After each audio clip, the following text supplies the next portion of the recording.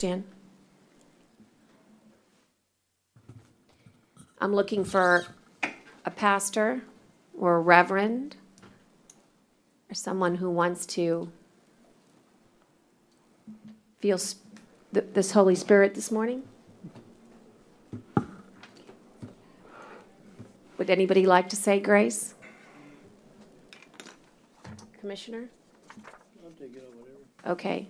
Well, we sure she's coming, Paul? Yeah, she walked in, put her purse down. Okay.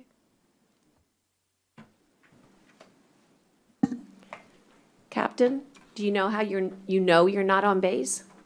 Because none of us are on time. No, I was also late as well. I was just laughing because military men and women, if you tell them something starts at 8, that means 7:45. That's what I've learned. They don't mean the time that you really say. Okay, we get you a chance to catch your breath. We're good, all good. And we are gonna rise for invocation at this time. I'd ask everybody to please rise and remain standing, please, for the Pledge of Allegiance to the United States of America and to our Texas flag. Would you lead us in prayer this morning, Commissioner? Let us pray.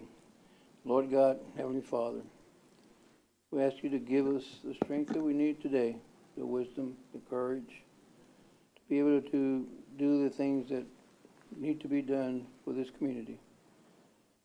Pray for this Commissioner's Court, that we can sit here and do the right things. And Lord God, we ask you to pray for those that need your prayers, those that are sick, those that are in the hospital because of this pandemic. We pray for those families that have lost loved ones and protect those that are in the hospital. Lord, we thank you for just giving us one blessing one day at a time. And today, it is a blessing that we're here. So we want to thank you, Lord, for being with us and to continue to be with us today as we work out this budget and help us at the end of the day. We're going to say that we actually did the right thing. In your name we pray. Amen. Amen. I pledge allegiance to the flag of the United States of America and to the republic for which it stands, one nation, under God, indivisible, with liberty and justice for all. Honor the Texas flag. I pledge allegiance to thee, Texas, one state, under God, one and indivisible.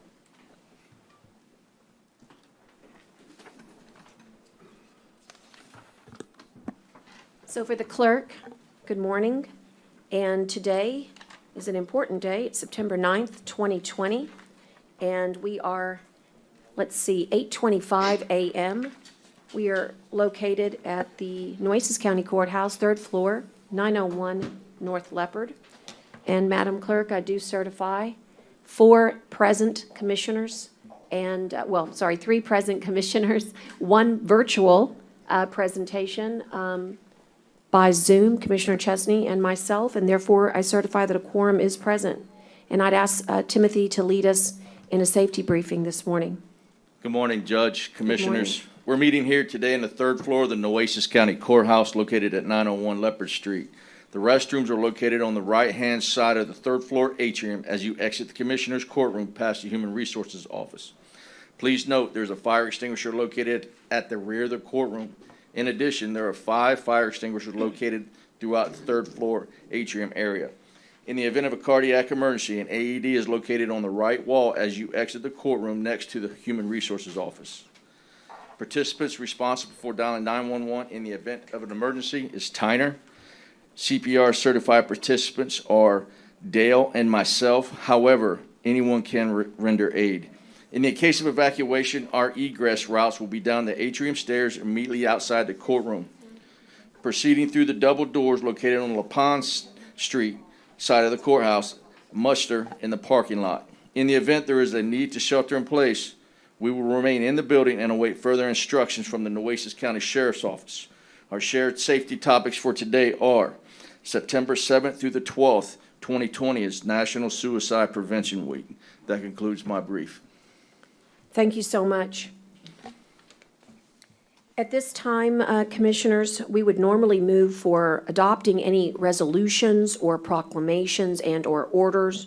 And although one does appear in your agenda today, I believe that we have asked Ms. Gilliam to come on another date, and I just want to check with Tyner to make sure that's accurate. That's correct, Judge. We handle that through our office. I would make a motion to table that to September 23rd, please. I'd like to second that. Can't wait to have her on the 23rd and for that special recognition. And is there any concern or comment? Hearing none, all those in favor signify by saying aye. Aye. Aye. Opposed, same sign. Okay, thank you. And so we'll move on to our priority items. They're listed in the letter F, 1 through 4, and we'll begin this morning with a presentation by Steve Bonner on a potential intergovernmental support agreement, affectionately known around these parts as IGSAs. And this IGSA is contemplated between Naval Air Station Corpus Christi and Nueces County. And there is a call to action here, Commissioners, and that would be to approve a letter of intent. Good morning, Steve. Welcome. Good morning, Judge. Good morning, Commissioners. Thank you very much for having me. Nice to be back with you again to report on some great progress that we've been making with the Naval Air Station. I'll note also that Captain Jason, the base commander, is here, as is Commander Eric Hess, the Public Works Officer. And I would encourage you to call on them for comments a little bit later in the presentation. Tyner, next slide, please. I'm going to move very quickly because I know you're got important stuff to work on today.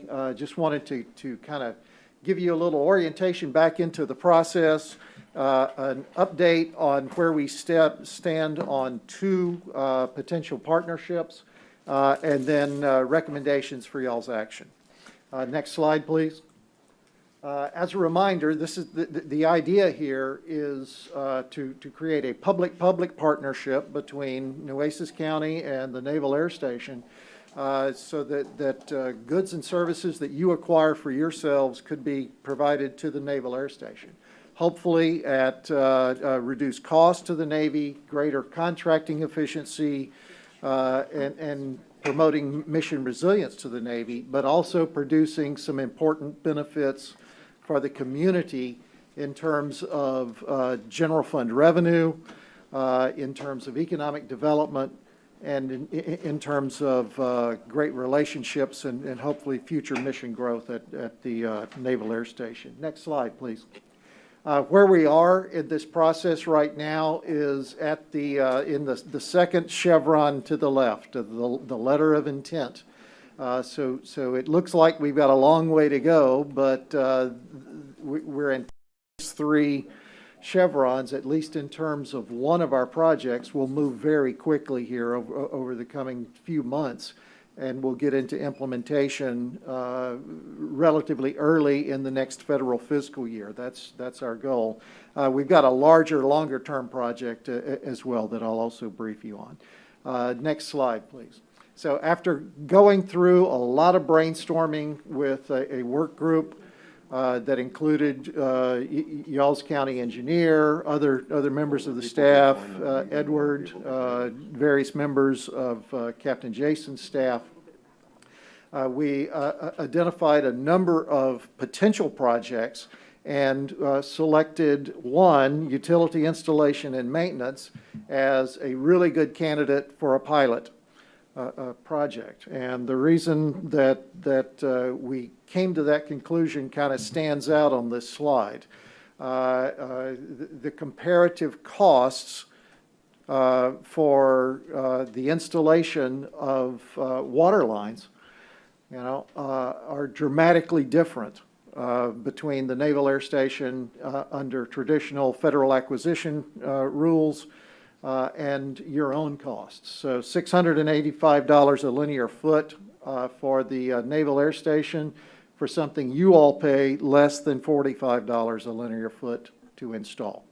And would you pardon the interruption? This really is an excellent time to point out, this is the nature of why Congress thought that an intergovernmental support agreement would be beneficial for both military installations and governments. Isn't that correct? They were Absolutely. hoping this analysis would exactly show what it is here, and that is we can do it a lot more cost efficient. We're finding that at projects all around the country right now.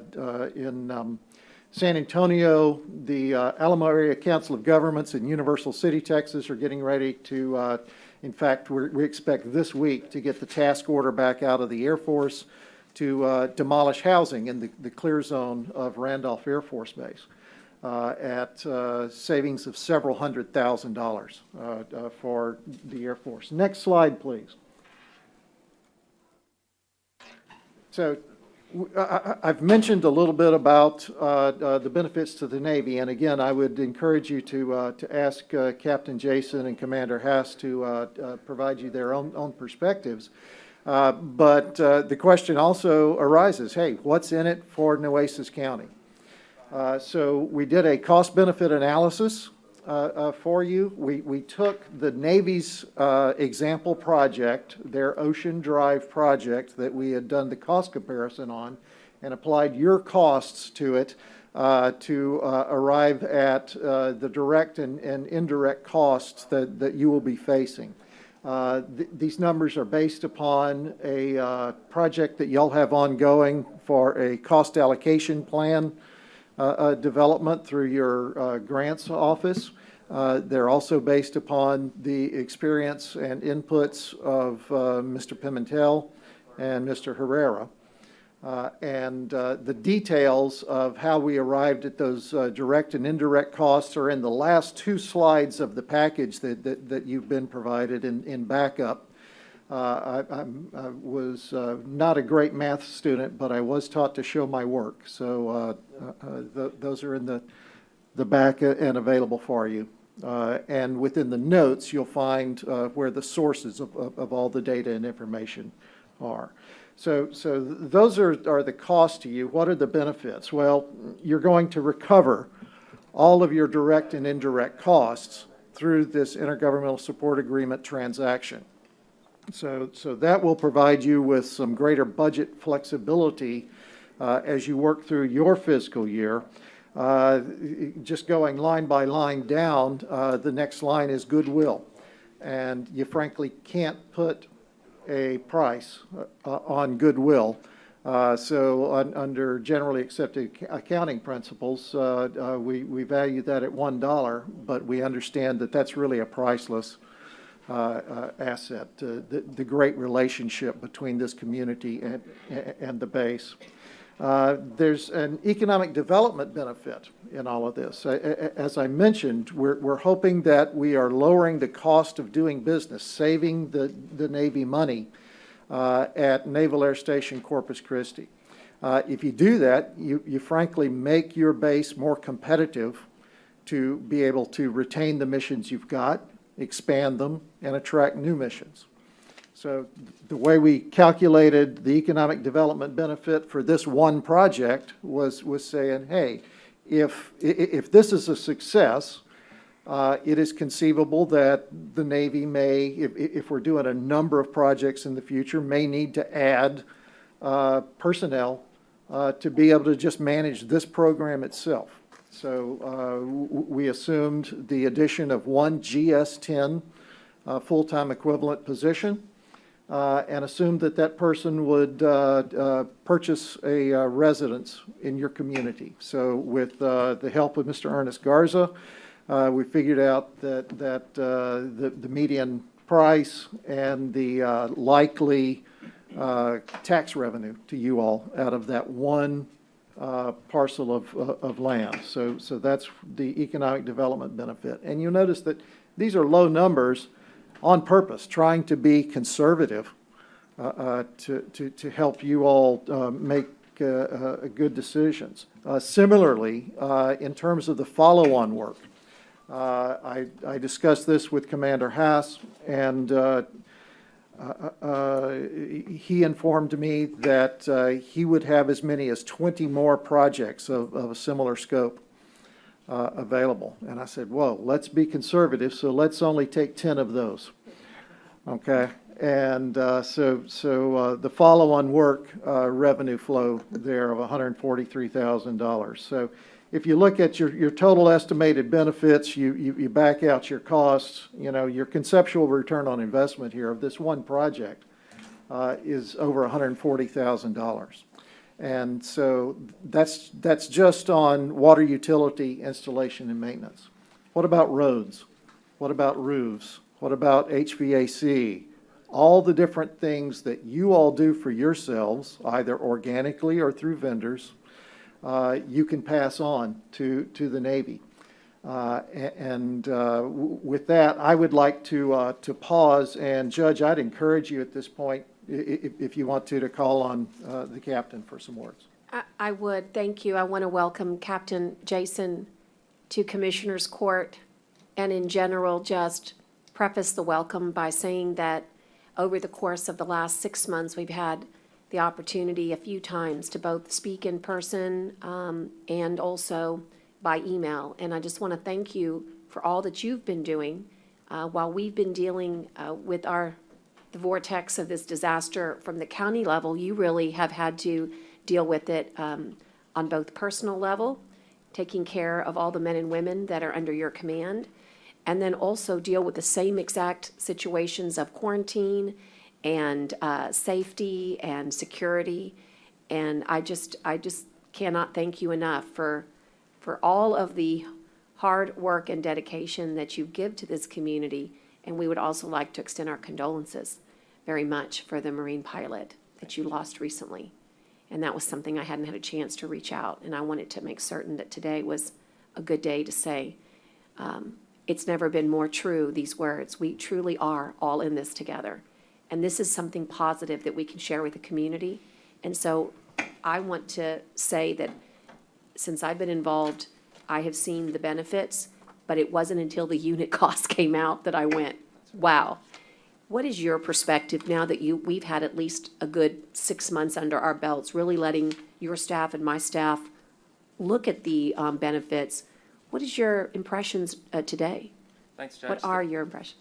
Thanks for welcoming me here. Thank you, commissioners, and thank you for all your kind remarks. It's been, my tenure here has been a tenure defined by crisis so far, and I look at this as how do I build something more than that?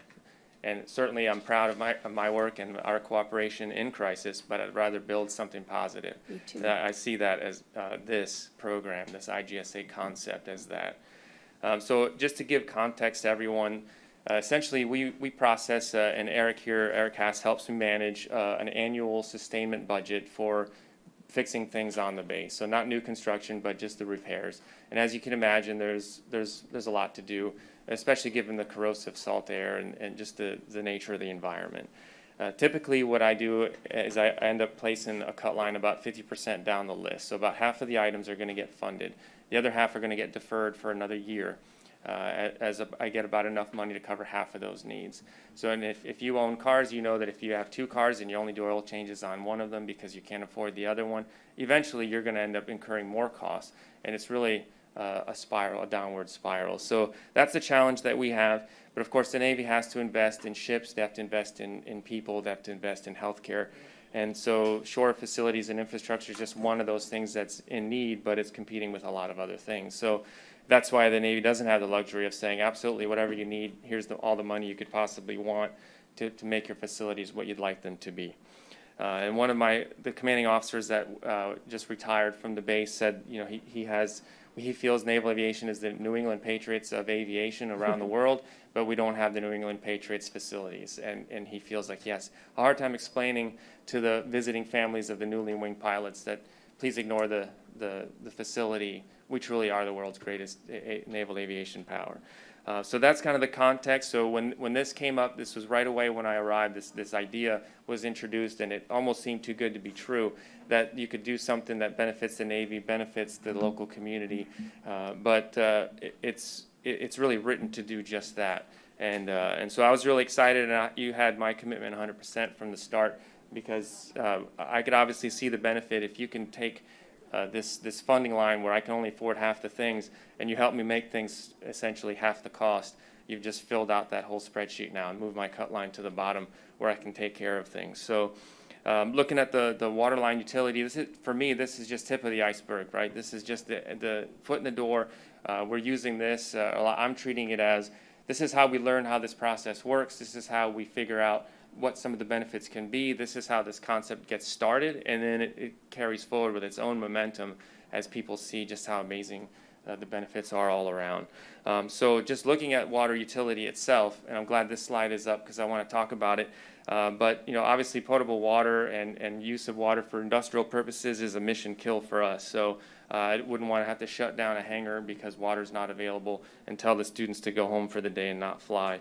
Any one lost day of production, both for CCAT or for the pilot training, is a great problem to be avoided, and I certainly wouldn't want to inflict it due to utilities. So the benefits are great, but I think you really have to step back a little bit here on the benefits. Or obviously the factor cost difference between what we would spend on something contracting it through federal regulations and what we can do leveraging this is eye-opening and probably sells the whole concept all by itself.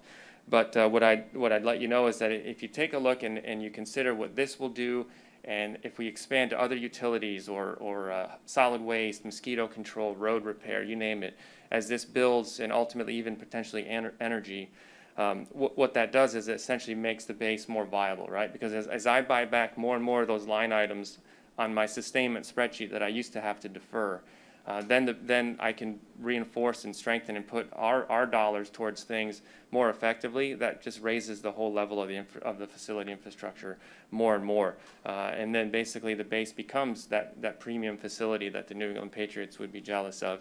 And starts to As long as you're Belichick, we are good. Right, and I'm not even a Patriots fan. I inherited that language from my predecessor, so I'm locked in, right? And they've had an undisputed dynasty, right? So Yeah, that's that's we want to true. look when you have excellence sustained at that level. That's a name that resonates. So even though I'm not a fan, I'll go with it. But so that's really the point. Is that we all want to make sure that this base has that long-term viability. That it's sustainable, and that I want to make sure that my relief, the next CO, and then the next CO after that, when they walk around like I do and meet people, and it's a smaller base. People know me by face and haircut, and so what they'll tell me they're not shy. They'll say, even yesterday I went to the PR shop to get flight suit rank sewn on, and one of the contractor ladies said, really want you to paint the roads at night when I come in. She does some night work. It's hard to see the lines, and so there's a roadway that's by our child youth center where the cars get really bumpy. So if you have a small child, it's rough. So things like that, they'll tell me those things. And I told the judge, I have to look these people in the eye and either explain to them why it's going to be next year. And they've almost gotten used to that kind of answer that, well, not right now. There's other priorities, and they understand, and they're good people. But it's really hard to have to say that sometimes. And I really would love to be able to have more wins where I could say, absolutely, we're going to do that. That's on the budget line. We're breaking ground tomorrow, and you're going to love it. So I really want to kind of reverse the trend of, we tell our PAO we really need a win on Facebook, so we open the dog park. It was a small investment, but it's kind of a big thing for the base to have a dog park now. And it took us a while to get that, and we had hurdles and barriers and all kinds of things, but we got our dog park.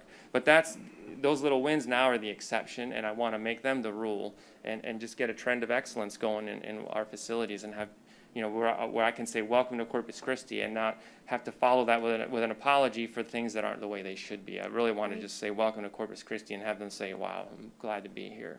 So really I'm passionate about this, and so I'm really grateful for the opportunity to speak about it in person to you. And just kind of share with you what this means to me. And I really do hope this is just the beginning of something big. Thank you, Captain. And I'm going to let anybody ask you any question. I think Commissioner? I have a question For Thank you, Steve? that was Okay, good. Yeah. excellent. All right, Steve? thank you.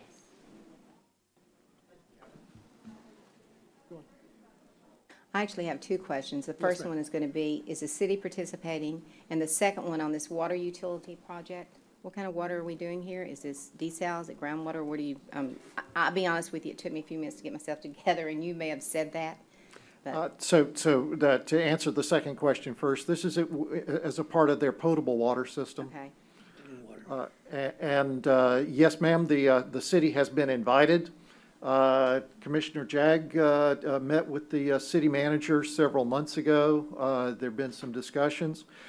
We've also extended invitations to Clayburgh County and the city of Kingsville to join in and extend these benefits to Naval Air Station Kingsville as well, because all of the contracting for Kingsville is handled through NAS Corpus Christi.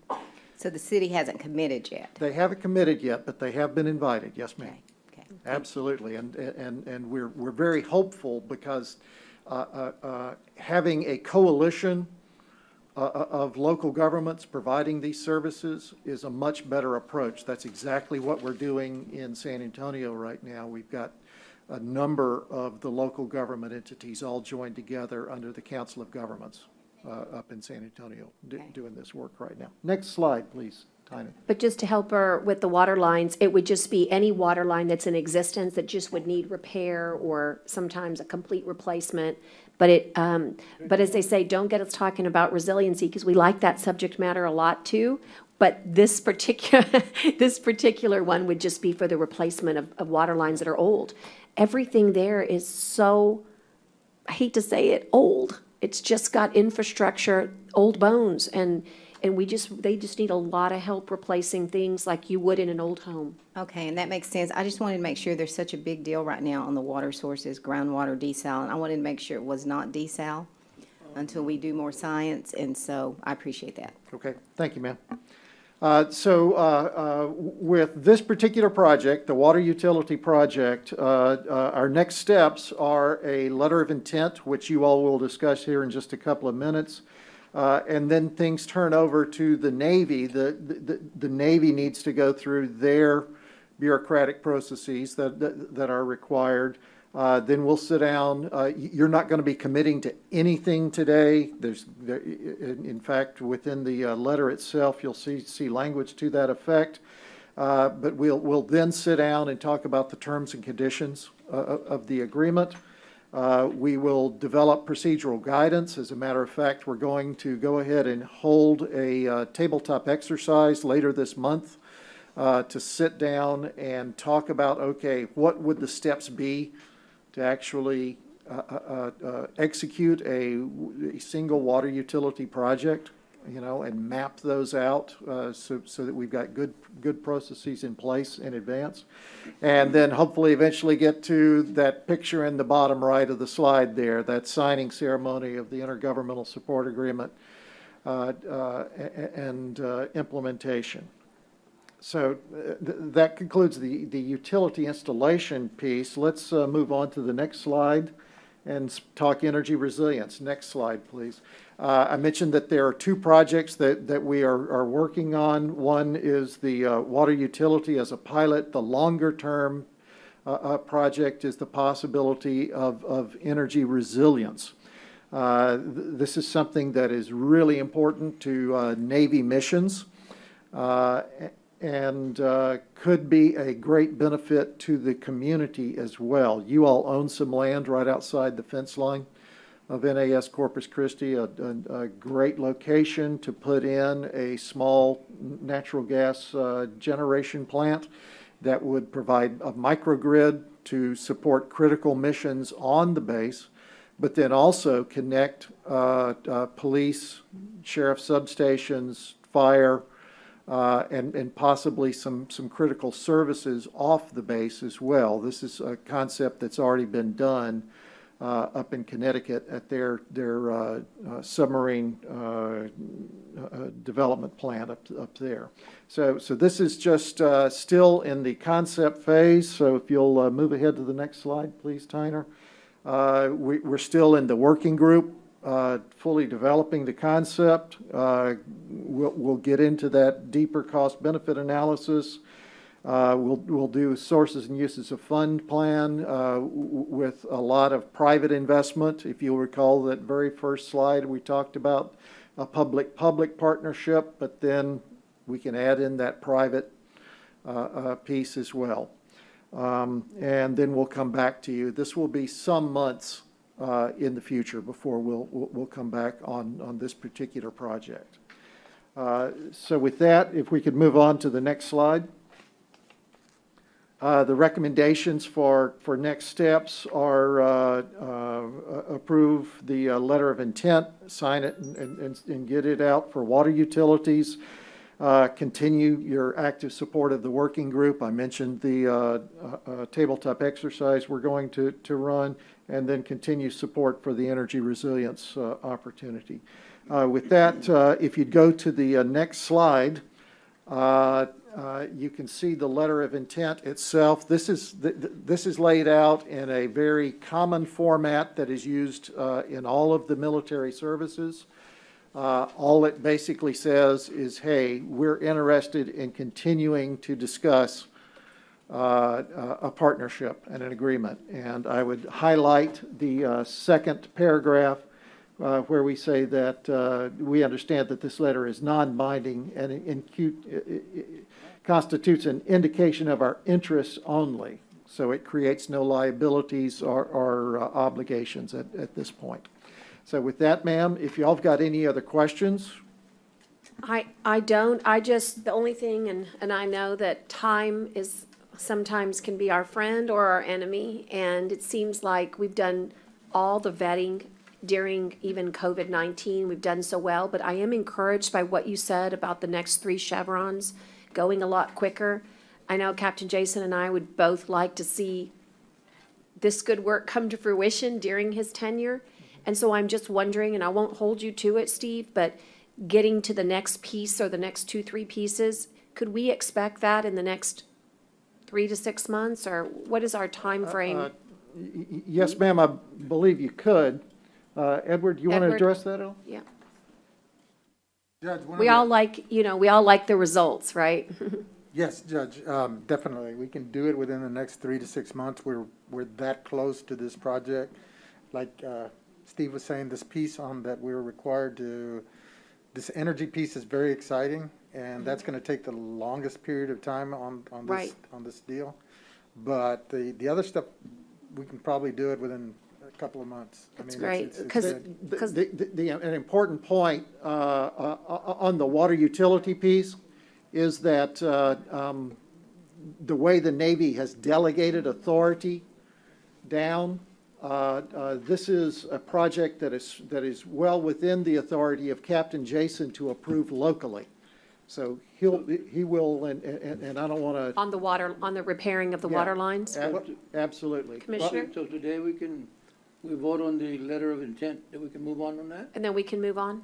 Because I'm with Lieutenant Commander Haas in our discussions, we talked about 10 to 20 other projects that they have that are available. I want to paint those lines. I move that we continue with letter of intent, so I don't know if it'd be a second or not, but. So I'll second, the motion for the clerk was Commissioner Gonzalez, and I'll second, but I'll open up for discussion. So the letter's going to basically solidify that we'd like to continue on, and all those I know we're all excited about the big stuff, but I agree with Captain Jason, when we can make the lives of the men and women that are sacrificing so much better, and they're asking for such little things. I mean, well, maybe they're not little, otherwise we'd get them done, but they're time-consuming, they're expensive, and our vendors and our folks being able to do this pass-through, it sounds like, Edward, it's a win-win. And just to make sure we're all clear, because there's people watching at home, that it's not just a win for the Navy, but it's a win for the county, because we will be able to not only recuperate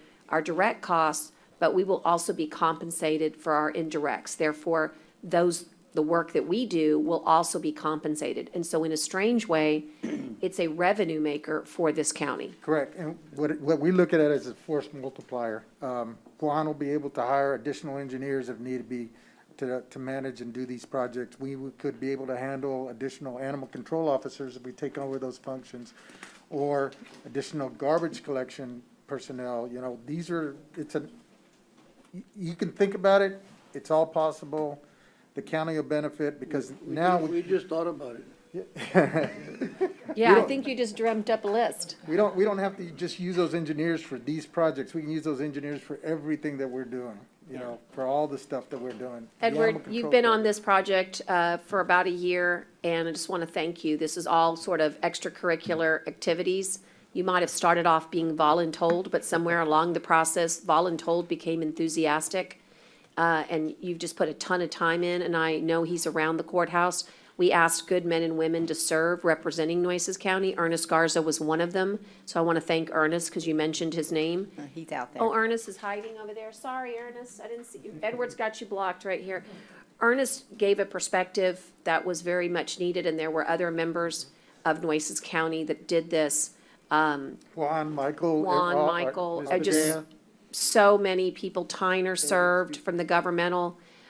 We did have some legal help outside, and that was made possible by Laura allowing us to have a specialist who came in. And so I just want you to know that we want to see this next round. We really want to paint the road, fix the potholes, fix the water lines, and then get to the big stuff that may not be evident to the average person working on base, but it will make a major difference in their, in the way the base operates if we can graduate to resiliency. I wish we could get the city involved, because I think there's things, Commissioner, that we do very well. Working on it. Yes, We do really well. and they have But the some. city does things that they do really Yeah. well. And that's what they specialize in. Yeah. And we really wouldn't want to cross. In other words, we'd want to stay in our lane and let them stay in theirs. Exactly.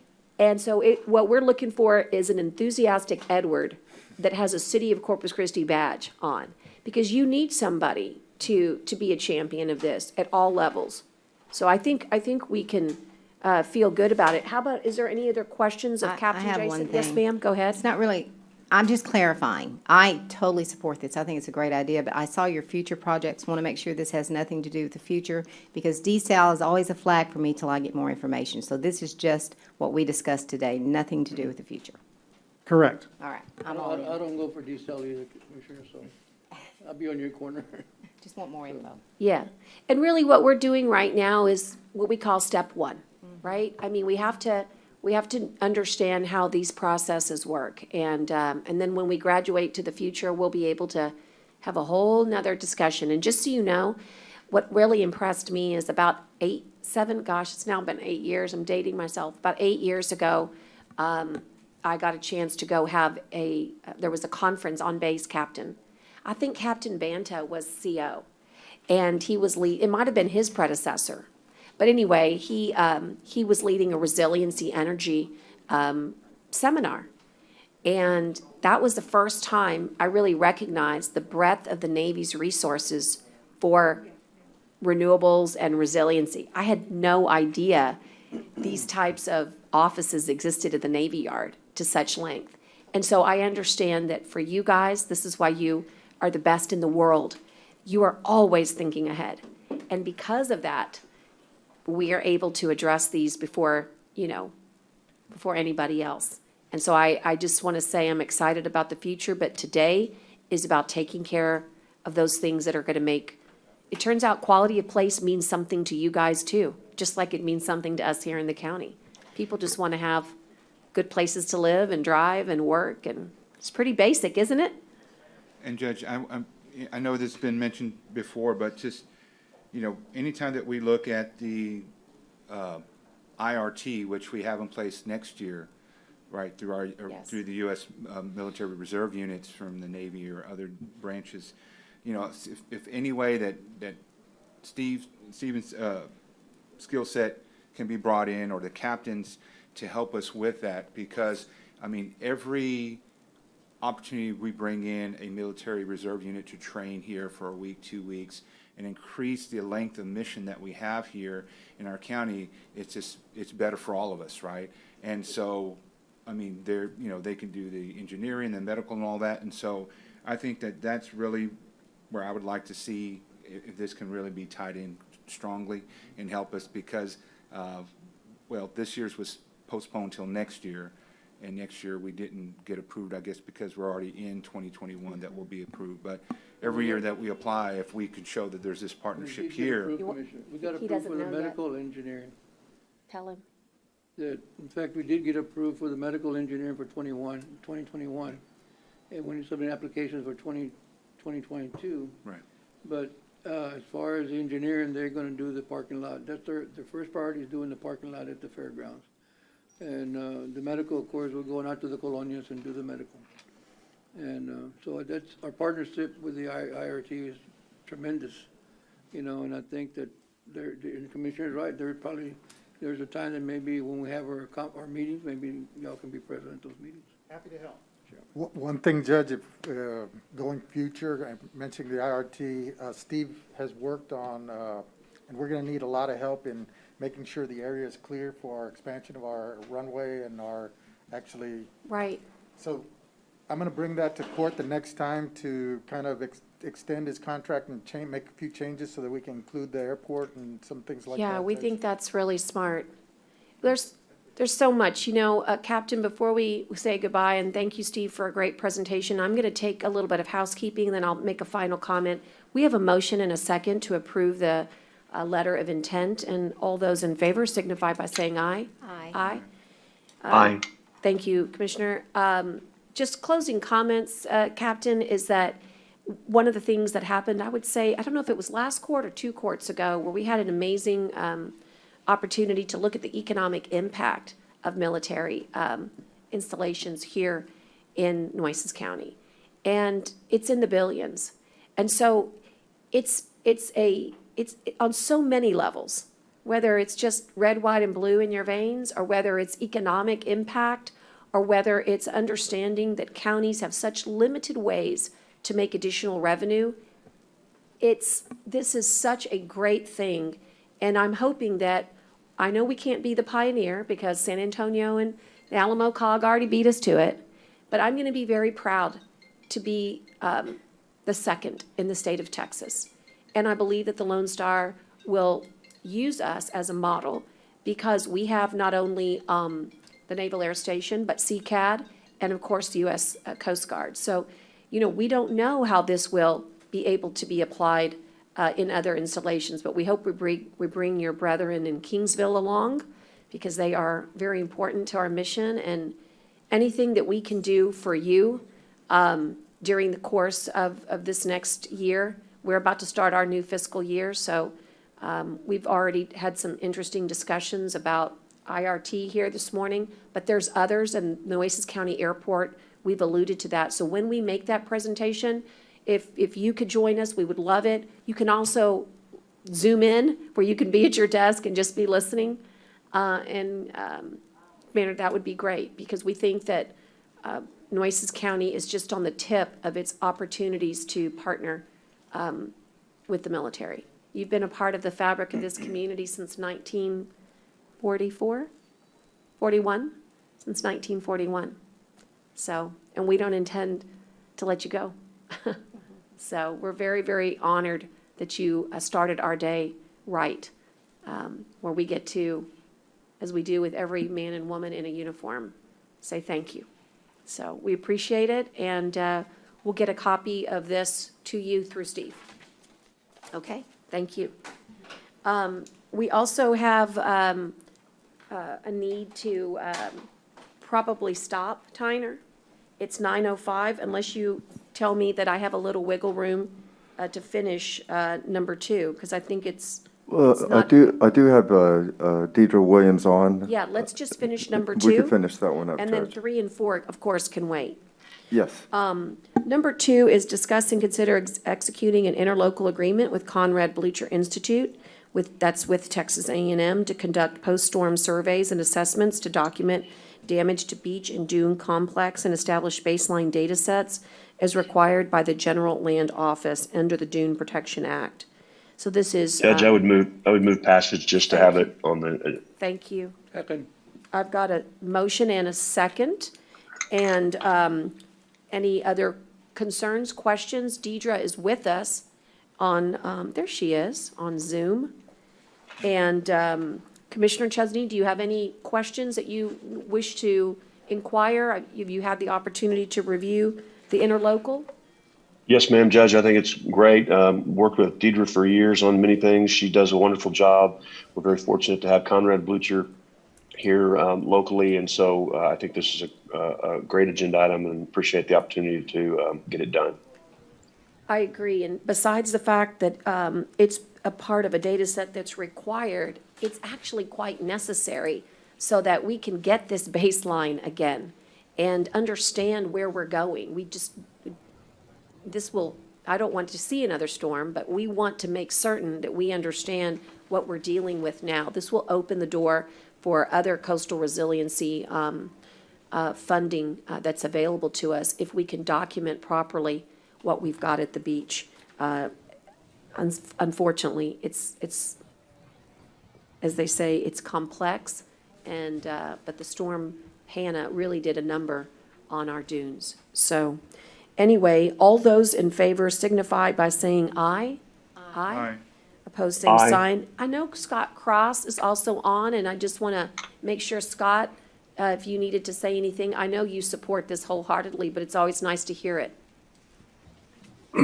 No, I mean, y'all got it through. I think this is a good idea. It's something I've been pushing for probably 7-8 years, working with Philippe and Deidre and Mike over there. This is something that we have been trying to get to for years. Deidre, I think at least 6 or 7 years, trying to put this together, because I think what's really important about this, especially for the commissioners, constituents, this is very critical to every landowner on that island, because all that private property that's adjacent to that dune and that beach depend on this kind of survey data, because what's going to come out of this, you're going to see a definitive change, and we have a long road ahead of us with the beach management plan, which also needs some serious updating, even before the lines have changed. So everything has moved more landward. Your line of vegetation is shifted about 45 feet landward, which pushes your 350 setback even more landward, which pushes your 1,000-foot setback even more landward. So this is going to be really, really necessary. There's a lot of heavy lifting in this initial survey. And if we can keep and another thing about this just popped in my head, without annual data on where your profiles are and where your dune structure is, if you ever had to go to FEMA under the Public Assistance Grant Program and say, hey, we've had a major storm, we need to do a dune restoration project, we need to renourish our beach, can you help us? They would say, no, you don't have any annual data.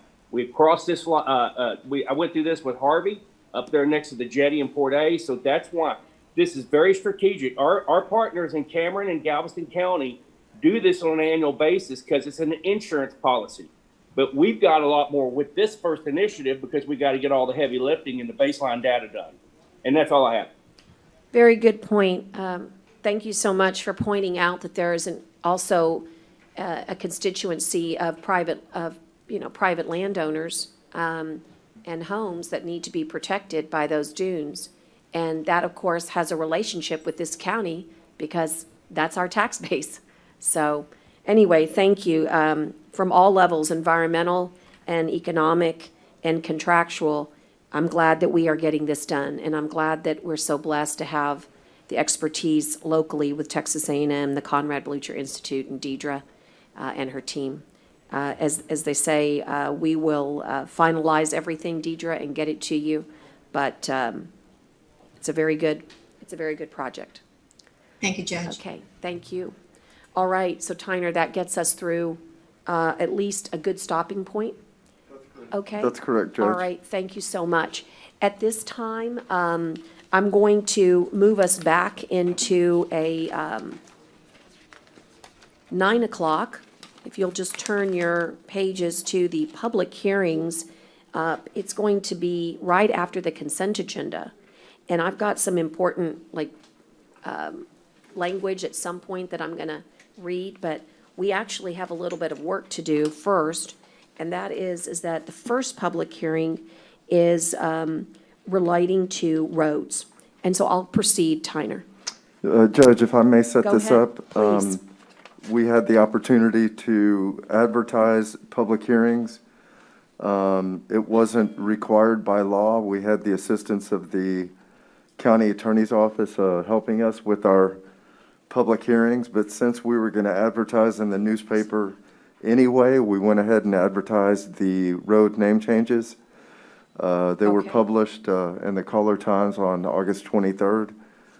We saved quite a bit of money by being able to publish everything in the same notice.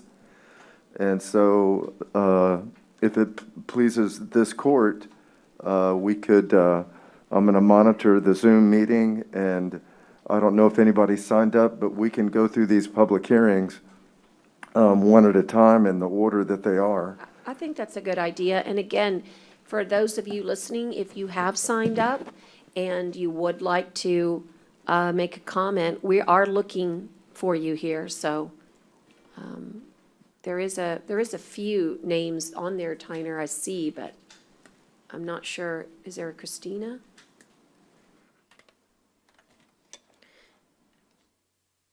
Tyner, I have one, but it's not on this. Okay, well, I recommend we get Juan Pimentel to open up the public hearing on Sounds good. County Road. changing the name of County Road 33, and we'll see if anybody wants to Chime in? comment on that. Okay, good morning, Juan. Yes, go ahead and open the changing of the name, and of course, this is all pursuant to the proper statute Texas Transportation Code offers. Judge, Commissioners, good morning. We're here today to do a public hearing for the road name change from County Road 33, from FM 43 to the dead end, to London Pirate Road in Corpus Christi, Texas. That's item number one. Item number two is changing the name of Carbon Plant Road from Joe Fulton Corridor to dead end to RTFC Road in Corpus Christi, Texas. And those are the two roads that were recommended a road change. So moved. I have a question. Yes, ma'am. On that Joe Fulton, that's just a little section, isn't it? Yes, ma'am. Yeah, it's just that one road, Yes, little ma'am. road. It's from Joe Fulton, I'm gonna say northwest. Just clarifying so they know that. Thanks. Yes, ma'am. Right, I'm going to go ahead and expand. I think I also wanted to make certain, there's still, the Joe Fulton corridor still exists. This is just for the audience listening, it's a very small portion that goes towards the dead end. Yes, ma'am. Approximately, I'm it's with you, about 'cause- it's about half a mile or so. Okay, we Yes, just ma'am. want to make sure. We keep Joe Fulton. Right, okay. These are actually items separate, 1 and 2. I think we need to take them separately. I did hear a motion and a second. You can do it later, Judge. This is just public hearing. Oh, okay, so you don't want to do it right now? Okay. You have to go out. Oh, we'll have to close and come back in. Okay, well then let's do them all and then close the hearing and then we'll be able to. So is there any comments then, since it is a public hearing? Have you noticed anybody on, There's a couple of names I do not recognize, Alex and Shala. okay. I just want to invite the public, since Ordino, and since you're there's a listening, Christina. if anybody has a comment on this particular item on County Road 33 or the Joe Fulton corridor, this would be the time to announce yourself. We're going to assume that you're here on another item, so we can move on, Tyner. I don't see any comment, Judge. Okay. All right. And just for the audience, we do post and we do welcome your comments in these public hearings, but commissioners, do you all have anything else with regards to County Road 33 or this other? I do not either. Commissioner Chesney, do you have any? I know 33 is in your neck of the woods. Judge, just briefly, if you remember, this was just basically because the city of Corpus Christi will be annexing this road now that we've completed our portion of the construction. And this was just to avoid any confusion that this will not be a county road once that happens. And naming it London Pirate Road was appropriate based on the school system being there. And I think it'll be something that everyone will appreciate in that area. So that's all that I have, and I appreciate the opportunity. Thank you. Okay. Well, thank you for that. I don't think there's anybody else, Tyner. No, I don't see anybody, Judge. So, shall we just go on then to the next one? Yes, Judge. Okay. The next item, and I can do this. The Commissioners Court last year approved the Nueces County District Clerk's Court Records Archives. As long as we're going to charge that fee, and there's an action item later as well, that we did advertise again in the paper in the same notice, and the law, and with the assistance of the county attorney's office again, if we're going to continue to charge that archive fee, we have to approve this plan annually. And it's required that we do it annually. We're actually doing the district clerks earlier than we did last year, but it's required to be done on an annual basis. It's in your agenda packet, and I would like to ask if there's anybody on that would like to comment about the district clerk plan. Again, this is for the district clerk. And this is the annual, correct? This is the annual. This would be the second year that we've had this particular thing come before Commissioners Court. And again, we have to do it annually. Dale has to budget for this in order for us to do that on an annual basis. And I would only ask if this is in fact budgeted, Dale. Look in your proposed budget book on page 181, you'll see the district clerk archive fees have been budgeted for many, many years. Okay. So I don't see any other public comment, Judge. And then we do have the county clerk present today. This is going to be the first time that we have done the Nueces County Clerk Record Archive fee. Again, this was published in the paper to have this public hearing. The plan is attached to the action item. It's part of your agenda backup. This is a new plan, and there's also an action item to charge a fee. And then again, Dale, we would ask that this also has to be budgeted on an annual basis. And we would ask if this, in fact, has been budgeted. As a previous county clerk did have this fee assessed and did have a plan. We do have a budget for this. It's under page 190 of your budget proposal under 0139 records archive fee for the county clerk. We were going to just ask you, go ahead, Tyner. I was just going to ask if the clerk had Yes, that's where I anything was gonna go to add. We had just finished with the district clerk when you walked in, and now we were just talking about the plan for the preservation and restoration. If you had any thoughts or comments that you wanted to. Yeah, I think we have a good plan. Y'all had passed Right. voted on August 5th for the $10. What actually we want to do is we have the money to do this year, which is great. Great. So, right, so it's going to be 1.2 million, and we already have that. Moving forward, we're going to be able to collect about 500,000. And obviously with COVID, we can't really do too much of a splash, but maybe when we get out of COVID, I think you have probably some of the most interesting records of the county. Will you show us, like, I mean, obviously you'll get to decide, hey, like I've always wondered, do you start with the oldest and go first, or do you like we to are. say, I want to go the newest and go backwards? Well, there are several actual books, and they have to be, and I think you've seen with CoFile, they're going to be doing it, and their method that they actually take the old tape off and they restore some of these pages that if you touch them, they would just disintegrate. disintegrate. Right. And so it's pretty, I think you visited. I did. I Judge, mean, it's I can't wait to see. fascinating. I mean, we have so many. I mean, again, right now is not the time, but when we can, I think it would be so wonderful to bring them back, let them do a little bit of a showcase of Yes, what we they're would going love to to. take, because I know it's a very expensive process. It is. But I do think that having a steady stream of revenue will get you where you want to be in the next few years. It I know takes it's going to time. be hard in the beginning, because you'll say, that didn't go very far, but at least we're starting. So That's appreciate y'all great. Supporting it. So is there anybody on the phone that has any comments, Tyner, here on this, or? Again, I would ask that The names that I don't recognize would be Alex and Shala Ordinono, and then Christina. Okay, so if you all have any comments on this one, and again, we don't know, I've decided that there is a way we can make this system better. There ought to be a way that if you want to be for public comment or public hearing, just like we sign up, maybe we can figure out that from IT's perspective.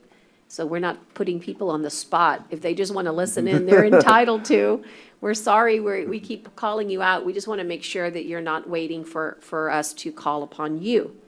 Okay, hearing no public comment or any questions at all, that actually, County Attorney, is all the public hearing 1 through 5 that we have. Well, there's number 5 is the. I'm sorry, you're absolutely right. 1 through 4 we've done. Now let's do the hospital. Go ahead. Johnny's should be on. This is both for the county and for the hospital district, so I'll be handling this at the Okay. moment, Your Honor. Shall we do Johnny first, or It's all together in one for all the public together in hearing. one? Go ahead, Dale. You should have received the display for, and I believe Tyner might have it on of our proposed budget for September 9th. This represents what was been proposed. This is still only a proposal amount. These numbers can and possibly may change once we go through our selections to this afternoon or this morning on the budget. But for right now, this is what has been proposed. Page 1 just shows you our item of discussions. You'll see that we're going to talk about the proposed tax rate, the historical rates that we've had, and the revenue, source of revenue, and personal highlights. We worked with the photographer that put some items in the courtroom. We purchased a few photos. You'll see one of the ones we've had. So we're going to start including some better views of the county to try to have a better selling point. And we felt that was a good point to start. We go to page 2. Page 2 shows you our proposed rate. It also shows our last year's current rate as well as our no new revenue tax rate that we have in our last hearing.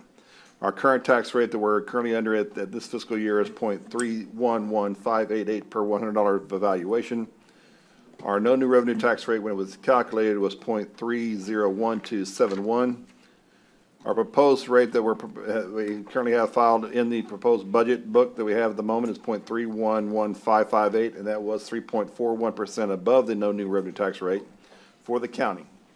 We have a proposed hospital district rate, and this is these are the amounts they plan to use, is .111824 per $100 valuation. And I believe Johnny will come up to you a little bit later and tell you that's a 3% increase above their no new revenue tax. Page 3 shows you our history of our tax rates from 2004, 2005 to current year. You'll see in 2004, 2005 fiscal year, we were at .430 tax rate. And you see we've gone down a little bit. We did have that little stop between 2010 and 2014. That's when we had the housing crisis that we've had that affected a lot of people throughout the county as well as the state and the nation. But since then, you see we have a slight decline. Last year, we did have a small little increase, but as you see again, we're going to be going down with what we're proposing. For page number 4, this is the hospital district that we're doing. Again, we're going from the balances of 2004-05 to 2021. For what they have, you see it was been a decrease, and now we started in 2013. You'll see a decrease going down to right there now is .112. If you go to page 5, page 5 shows you the combined tax rate for all entities, showing you the balances that we had for this. This includes Nueces County, which is our general fund, our debt service fund, and Farm to Market Road, as well as our hospital district, all combined together as one rate. You'll see in 2004, 2005, we were at .655. You see we've constantly going down with a small, again, in the 2010 range, but since 2014, it's been a continuing decline in rate, and right now with what we're proposing is still a decline rate from .426 to .423. So it's a .003 difference in rate. Page 6 shows you our revenue. This revenue is from all sources for taxes of the county. This includes our debt service, it includes our general fund, and includes our farm to market. For 2021, all total collections for taxes is $97 million. The key point on page 7 shows you what our trend history is for, this is our general fund balances, and it's the most important fund of our county. And we see the dotted line is our target value, and our target value is 25% of our budgeted revenue, including transfers. And the lines above it is where our fund balance currently resides. You see that in 2014, our reserves were above our target value, and we've gone down, and we have a little hit in 2017 with some stuff coming up, as well as stuff we had to purchase and other stuff that was required and needed to be done. And we've made an increase, and up to 2019, we're very close at 24 million to 25 million. So we're at I believe it's 24.3% to where the 25%. We are increasing, and we hope that continues in the future. Page 8 is a very important page that we want to look at. This is showing you the value of an average value house in the county. If you look at the average value of the property tax value is $140,917. That's the average of all homesteads in the county. Prior to the fiscal year was $136,434. And you see if we apply last year's rate to that amount for both the county and the hospital district, that would be $578.74. If we apply our proposed rates, again, these are still proposed until the court takes action on adopting a rate. If we do the proposed rate at the new average value house, that's $596.83, or a slight increase of $18.34. Now, page 9 kind of shows you the breakdown of where your money goes for when you pay the taxes. Yes, county is a portion of the taxes you pay, but as you see, the largest portion of the taxes that are paid go to the school districts, the city, and then the county, Delmar College, and the hospital district. Those that don't live in the city of Corpus Christi, you'll still probably be the same amount of percentages, whether you live in Robstown, Bishop, or Agua Dulce, might be the same, like with a little bit differences. And then you might have to add some specialty districts like a flood district or maybe an emergency service district. But those were the majority of the properties within the county. Now the question of where the money comes from on page 10. The money that we receive for the budget comes in from many sources. As we know, the taxes that we bring in are 49% of the total revenue we receive for operations of the county. As you see, we also have other taxes, and those are small taxes like bingo tax and other small items. Charges for services are basically that, whether the county clerk does a service or the sheriff's office does a filing service or whatever might service, that would be 16%. The biggest other one is intergovernmental revenue. What is intergovernmental revenue? That is revenue we receive from either the federal government, the state government in grants, or other counties or other cities that might bring money to us. We have several tax collection commissions. We have alcohol beverage commission stuff we have and other stuff there. That's where intergovernmental revenue comes from, and that's 27%. And that kind of just shows you where our money comes from the budget. Now, the big question on page 11 is where does the money go? As in most large organizations, your largest amount of expense is personnel cost, and that's $52 million of our costs go to that. The next largest is going to be maintenance and repairs with the buildings and equipment or whatever else we have, and you also see other costs and where the proper amounts go to. Now, page 12, we have some items that we're talking about in the budget. We saw that we do have a agreement with our sheriff's office and our constable's office for a collective bargaining agreement for them. And this year, it equates to a $505,333 increase in salaries for the officers there. Currently, our personnel policy has an agreement where if you work for 3 years, you get a continuous pay increase. Right now, that's approximately 164 employees, and that equates to $164,051. This year, our retirement contribution requirements has gone down from 14% to 13%. That shows a reduction of $182,535. During last fiscal year, we've had some minor adjustments in position changes or added positions that we had to have there. We now must budget for those items, and that's $193,845. We've proposed this, and these two items are definitely items that can be up for discussion and added, removed or modified as needed. Last year, we started phase one of a salary adjustment to try to bring those up to a living wage. This is phase two of the professional salary adjustments, approximately 125 employees at $542,330. We've got a few limited number of new positions in that we believe are needed to run this county, including a fire marshal, including some other spots, whether if we do take over a facility that we're looking into, we're going to need additional employees. Page 13 kind of goes over some more items, and there was a small error in there, and I'll explain that quite in a minute. Right now, this is where we're talking about we're doing a small salary increase to bring the purchasing agent another chief deputy for his offices. Our district clerk and jury administration, a small increase there. The jail ID division, we're moving a person from an ID clerk to a senior clerk. District clerk records management, this is a supplemental pay coming out of their records management fund. It doesn't really affect our general fund, but that is. The error is the next one on the court administrator that should not be there, so we need to remove the 8,879. Sorry, we had a lot of changes and this just got left in, and I apologize for that. Juvenile case manager, this is an item that's been going back and forth right now. This position is vacant, and then it was a higher pay group. We're going to reduce the pay group for this particular individual, as well as some small other adjustments for special revenue. So the total reclassification, instead of it being 15, it'll be closer to being 13. That's all I have at the moment. I want to thank you for the time we have here. I'll be glad to answer any questions you have on the public hearing. Thank you, Dale. And thank you for you and your team's hard work.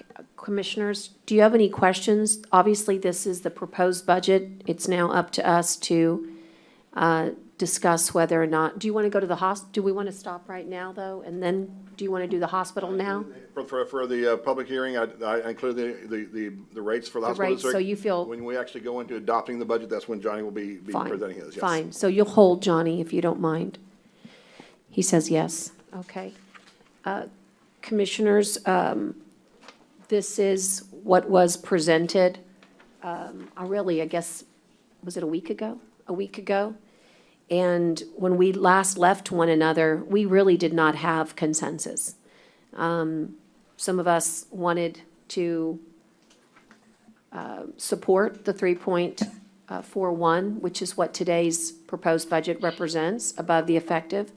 Others of us wanted to stay at the effective, and still one other wanted to see how much lower we could still lower that tax rate and find that perfect spot. And then there was still some additional questions as to whether or not other employees could benefit in a very difficult year where they also were in need.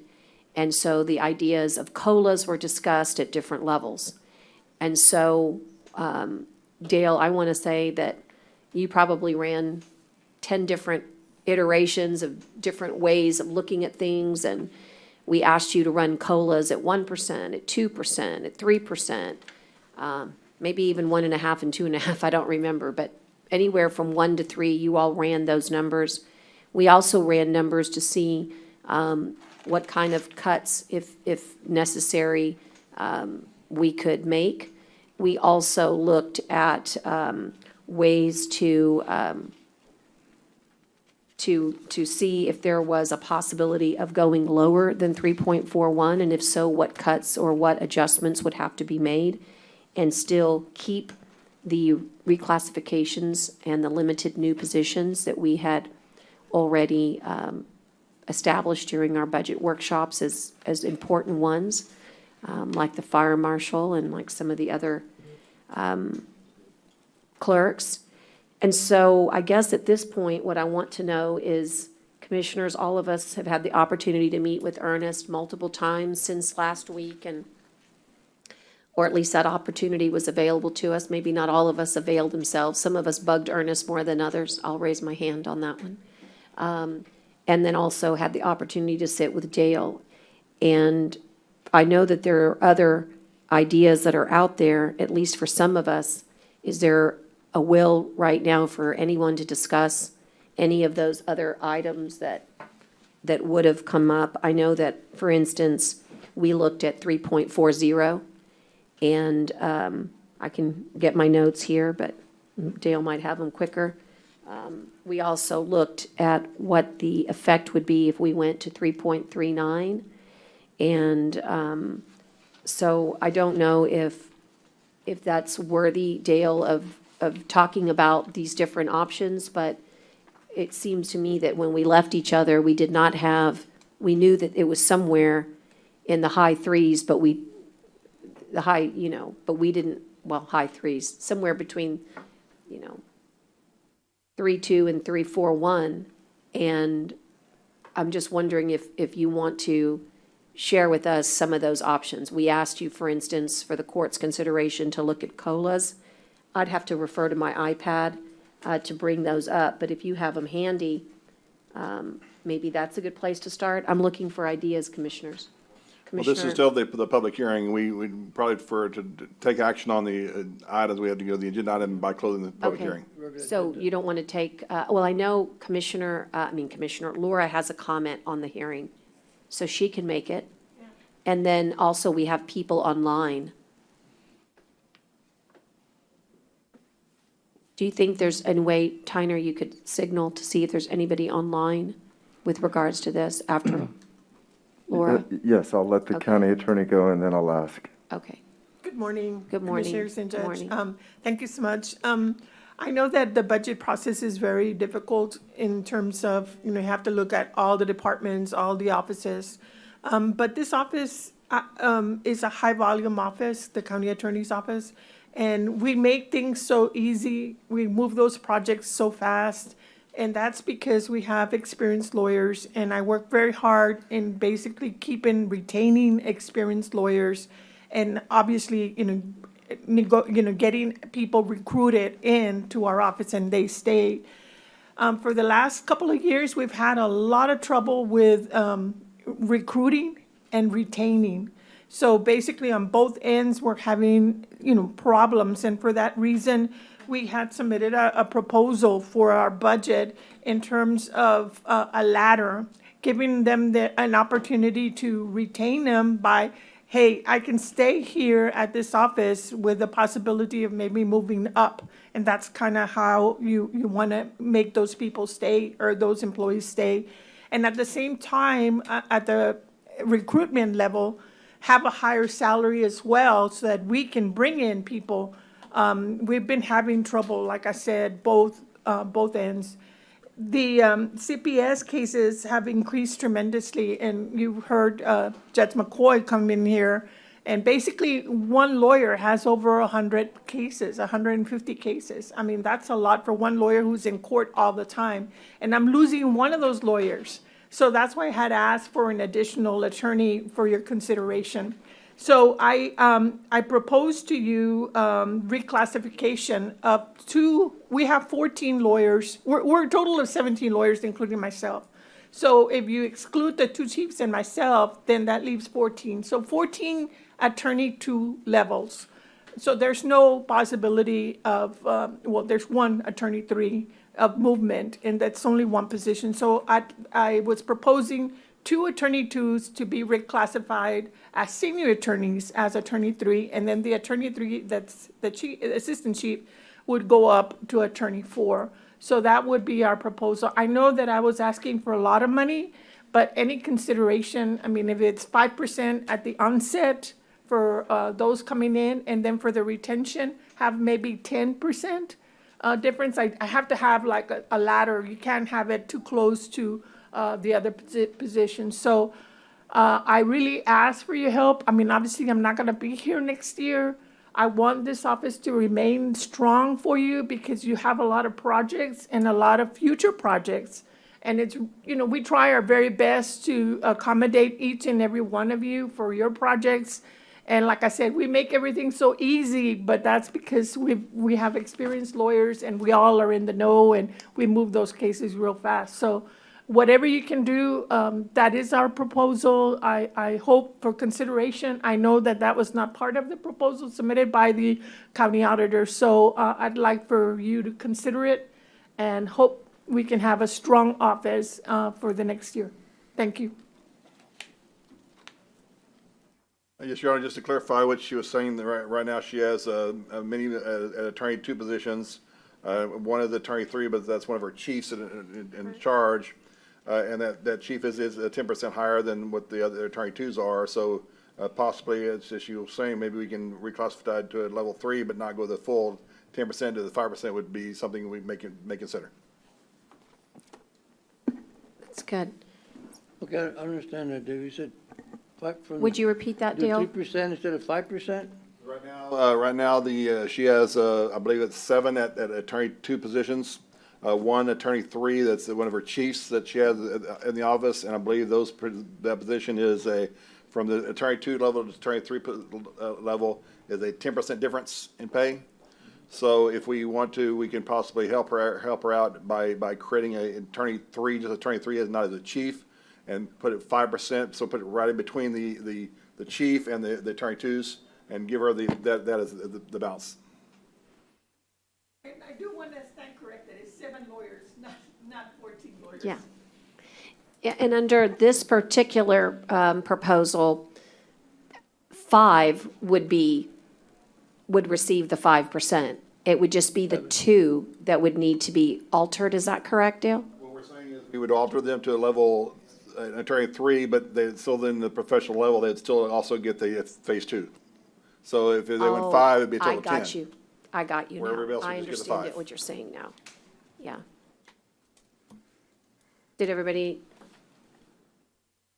understand that? Okay. How many 10s you talking about? 2? 2?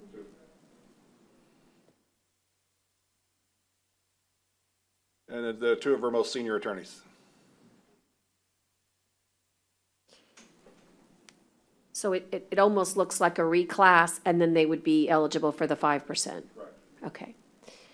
That is for our consideration.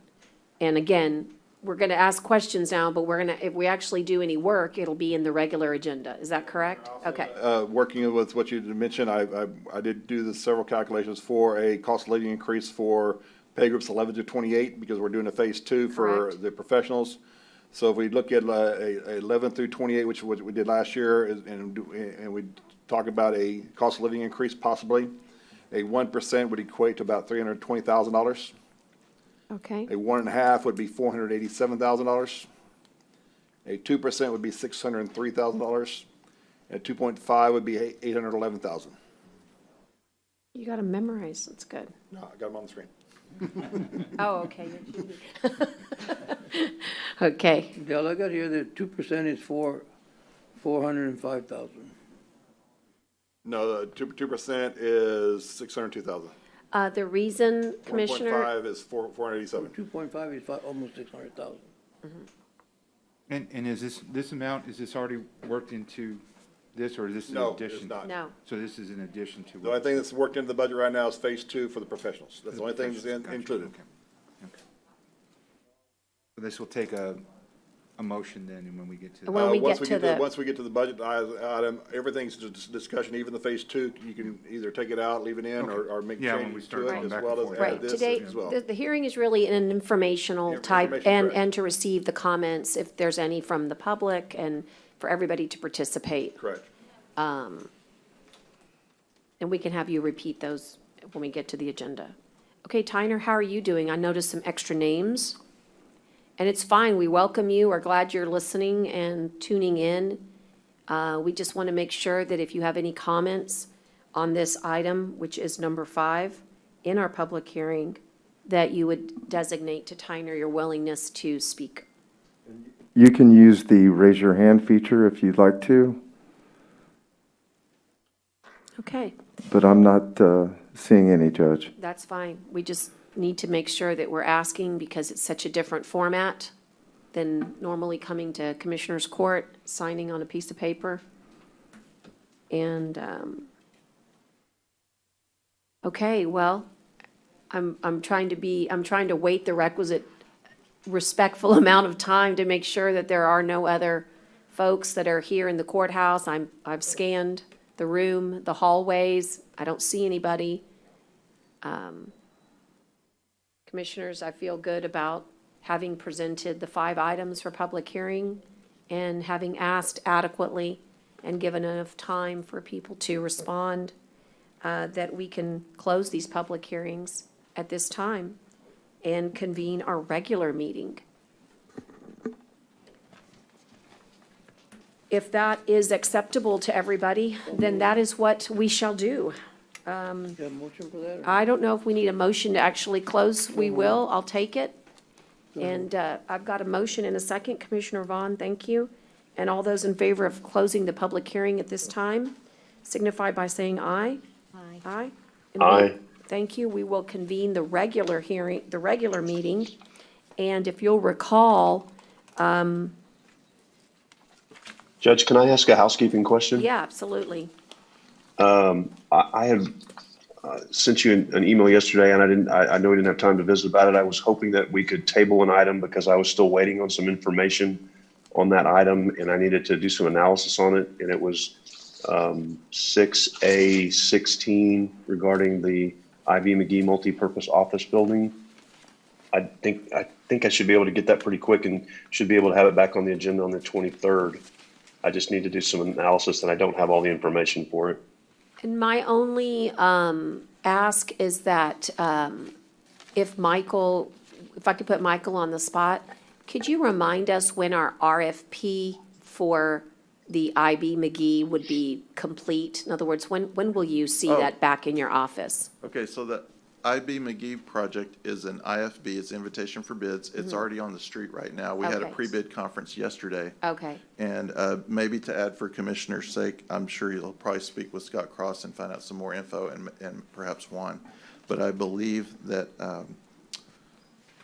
this is just to extend LAN so that they can provide some There- support to us throughout the project. right. This is construction phase services, and I just want to make sure, I always try to yield to the commissioners when they need to table. Sure. But I also wanted to make sure that you understood, Commissioner, that this is part of their normal contract to provide construction phase services when No, engineers. but that's my question. I'm not sure it is, and that's what I'm waiting on. It has Okay. it's not just an extension, it has another $93,000 request on it.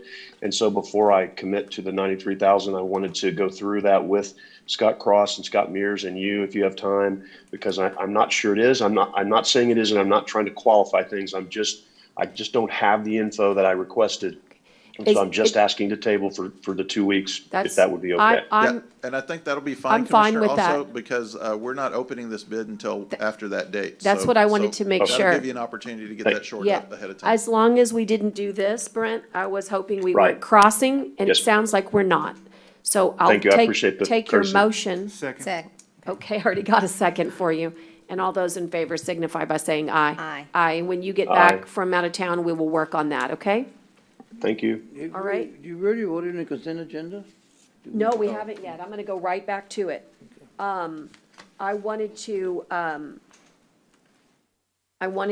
get there. If you go back to our priority items, we have kind of our steady discussions of COVID-19 and hurricane. And Melissa is out today. We table that one? And well, Kathy wrote an email for me just to read, and she's available for any questions.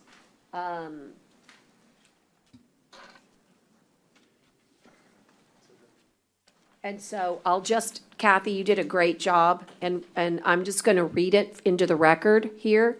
And then if anybody has any questions, they can ask you. There might be some on the Bob Hall Pier. I know there was some concern, and Commissioner Chesney and I both want to make sure that our record is crystal clear about where we are in the process of Bob Hall Pier. But I'll start with your letter here that basically, and I'm gonna give you guys the bullet points. So the first is on COVID-19. First, Department of, our Office of Emergency Management wants you to know that Governor Greg Abbott renewed the declaration stating that COVID-19 poses an imminent threat of disaster for all counties in Texas, and it became effective September 7th, 2020. What that really means is we're still under a local disaster declaration. This extends it, and that still puts us as emergency management to respond to this disaster. We have, because of the good work of Commissioners Court, engaged Haggerty, that's a disaster management company, to work with Nueces County regarding reimbursement for COVID-19. We had our big powwow yesterday with them, and they are going to assist us, especially in trying to leverage those FEMA public assistance dollars on personnel. And there'll be task orders, and Kathy's learning all about task orders, and I am too, thanks to her. And so we will be sharing that with you. In fact, it's been 6 months since this disaster, and I got asked a great question the other day by a reporter, and that was, it's a long time for a disaster, and it is, and it's going to be even longer, unfortunately, and that's what the governor's declaration is all about. And so I was going to invite all commissioners to do one-on-ones with emergency management. As you know, we can't meet together, but there's a lot that takes place that you get the highlights for, but I would welcome your involvement and just getting a complete up-to-date information as to where we are now, and things are still super dynamic. So you may think, gosh, well, don't we already know how to test, and don't we all know how to do these processes? But things are still very, very dynamic. So I'm going to just let you make an appointment with Kathy, and Kathy, if I can join, but I'm going to offer you guys upstairs to just do a complete one-on-one and show them everything we've got upstairs, because I think it's true. These disasters are not normally meant for a county judge to just be involved for 6 months at a time, but that's what's happened. And so now I think it's a great opportunity to bring everybody up and see some of the things that we're doing to recoup costs and also to assist other jurisdictions. So here's what you say about the numbers. We have 19,389 total cases so far logged in Nueces County, and the numbers are trending down for the past 7 days. Sadly, we had 3 deaths yesterday, and our total number of deaths for Nueces County is 381. Our burn rate, calculated by our auditor, is 2.295 million approximately, and the total burn rate for the entire Nueces County, this would include the city of Corpus Christi and all our smaller jurisdictions, and it even includes hospital district, and that's 7.595 million. And we are recommending flu shots as early as possible to combat influenza. And I will be bringing you more information about, just like you can test in the county, we're going to be able to get you flu shots here in the county. And that's going to be regardless of whether you all have health insurance with the county or not, okay? We're also promoting the COVID clinic. It's very important to understand that this clinic is available to all, and that we even have portable x-rays now on site, and they're managed. Every day at 10 o'clock, 1 day a week, we have a 10 a.m. meeting, and that's important. That's where your section chief briefs come available.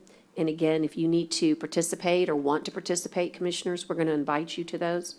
Additional meeting and individual contact, of course, is available to you at any time. We want to specifically recognize Edward for being the testing czar of the county, and also recognize HR, who allows employees to be able to really sign up as frequently as needed. And that's just a huge luxury. You know, we're one of the biggest employers in this county, and testing has become an important piece of what we do. So we're very happy about our continuity of COVID testing. And then it's very important to know that we have asked for support. You might remember that Melissa shared with us that she is needing some time off because of a terrible situation she has with her back.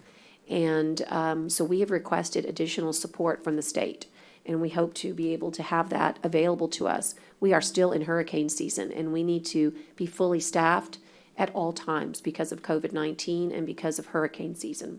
We'll keep you posted. I haven't heard anything, Kathy, but I will keep you posted. So that's our COVID-19 information, and I'd ask if you all have any questions. I'd allow Kathy to answer. I just kind of did the briefing to get us through the bullet points. Are there any questions at this time? I think by next court, we'll be able to demonstrate our brand-new product, which is basically a testing management tool that's really going to take us all the way through vaccine sign-up, which is pretty exciting. I think it was very, very close to being ready, but it wasn't ready for this particular court meeting, but it will be for next court. And so that'll be wonderful to see technology that we've invested in and our program management has invested in to get us through testing online, management, online analytics, all the way, like I said, through vaccine is the concept. So vaccine sign up. Okay, if there are no questions, I'll move on to Hurricane Hannah. And here are the highlights for Hurricane Hannah. We are currently working to assist in getting a finalized quote with Crowder Gulf. And really, Coastal Parks and Scott's done a great job working with Kathy and Melissa and the whole team. They're also still working with Tetra Tech. When we do the actual marine debris pickup out of the water, we have to have a monitoring company, and we're still negotiating with them on a finalized quote. By the way, we're learning a lot from Hagerty, like how not to just get a quote without getting a unit price. These are very important tools so that this county can save every dollar that it needs to. We also have requested a 30-day extension from FEMA, and it's been granted all the way to September 29th to get all these assessments in. That's this year, September 29th. The total burn rate for Hurricane Hannah is $16,542,000. I'm certain that that's not so much a burn rate as it is a damage assessment. It's both? Yes. So it's your damage assessment plus your burn rate. That's what we turn into the state. Basically, what we received from Hagerty are the following information. We're going to get 3 bids. 3 bids were recommended for Bob Hall Pier for debris removal. We are working with IT. There was a jail phone system that was taken as victim of the power outage from Hannah in our annex, and we're working to replace that. We're working on project worksheets for FEMA. We're identifying the maximum public assistance and aiding any department and offices that have any difficulties completing the documentation. Obviously, that includes HR, risk management, to quite a large extent. And of course, we are making sure that we do grant closeout services in case any funding is kept. I know that the transfer allocation form, I didn't mention this before, but this reminded me, the transfer allocation form has been sent to Tatum on COVID-19, just so you know, since we mentioned FEMA and Tatum. And Crowder Gulf is providing the assistance, the assessment, that's the word, the fancy word, of removing the deck panels. The amount that they are charging us is $189,050. They're going to be working in tandem, which means at the same time that Jacobs Engineering will be out there, and they start tomorrow, Thursday, September the 10th.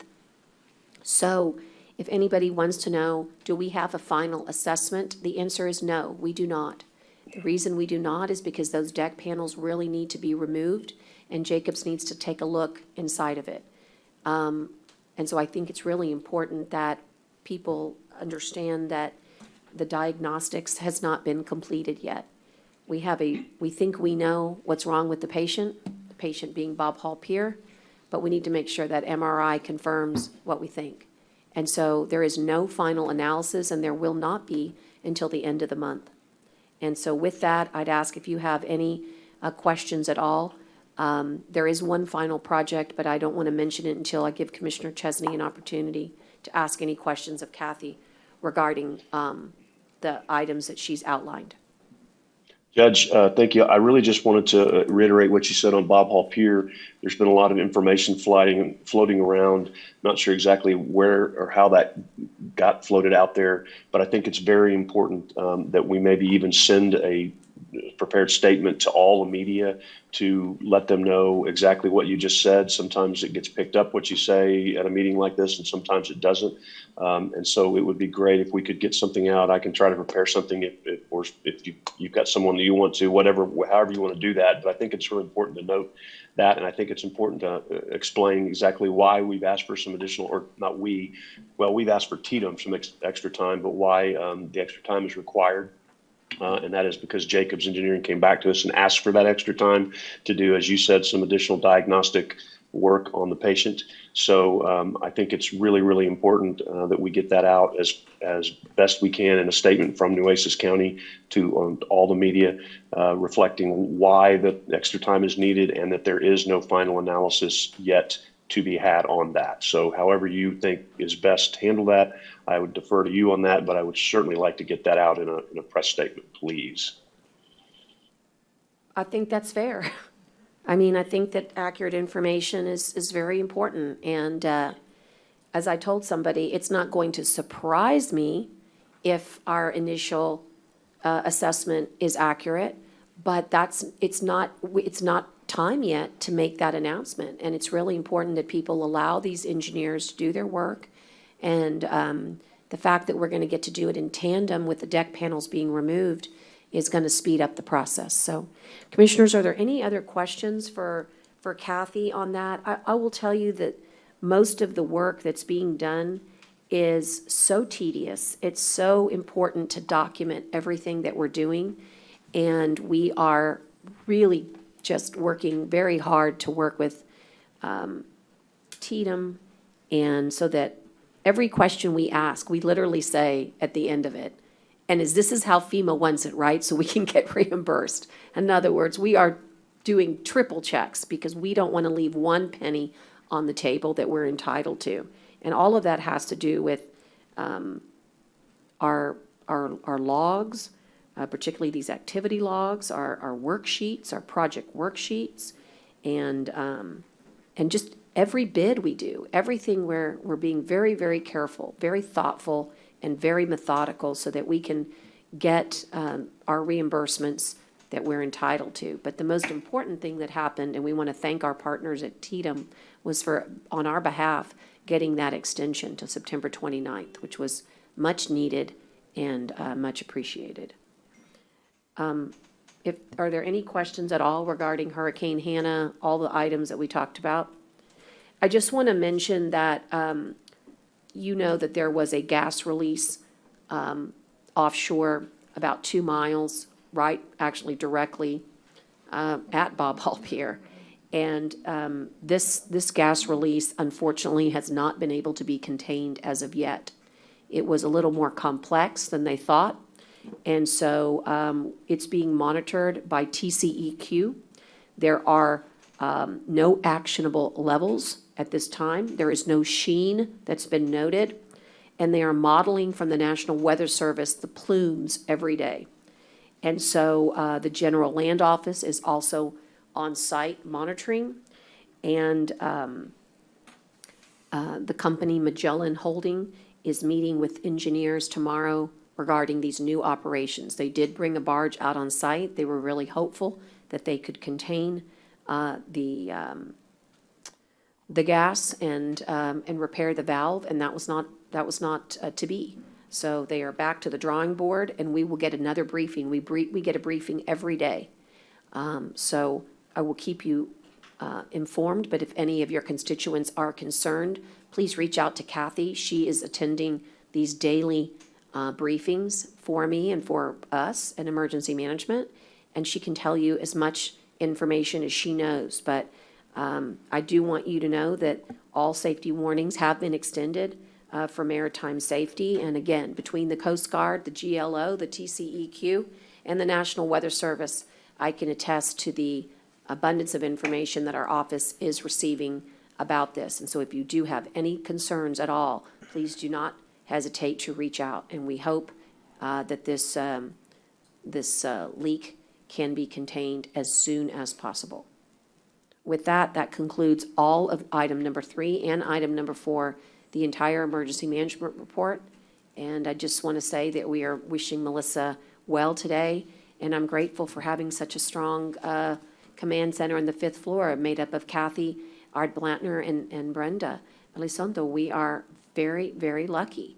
And they've got the helm. As they say, you know, you're the captain at the moment, and I'm here on the third floor if needed. And like I said, I want to make sure that we've got 3 major incidents going on at this time. And that's a handful. And we're doing, I think, incredible work, staying very late, and making sure that all 3 incidents, COVID-19 under a new state disaster, Hurricane Hannah under a current state disaster, and our incident, which is Mustang, it's classified Mustang Island 926 gas release. So we're dealing with 3 incidents all at the same time. And again, my compliments to fifth floor and Kathy, Brenda, and Melissa for tackling them all so well. Any other questions? Kathy? You might be off the hook here. Let's see. Okay. Okay, Kathy, keep us posted and let us know how we can how we can be a further assistance to you and your staff.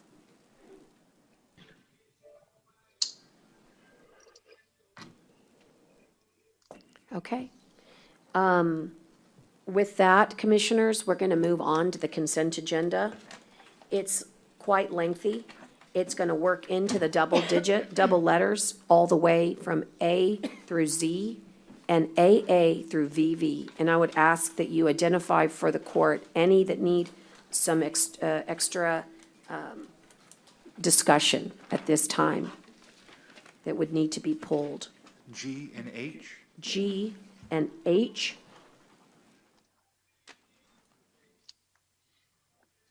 Commissioners, I will be tabled.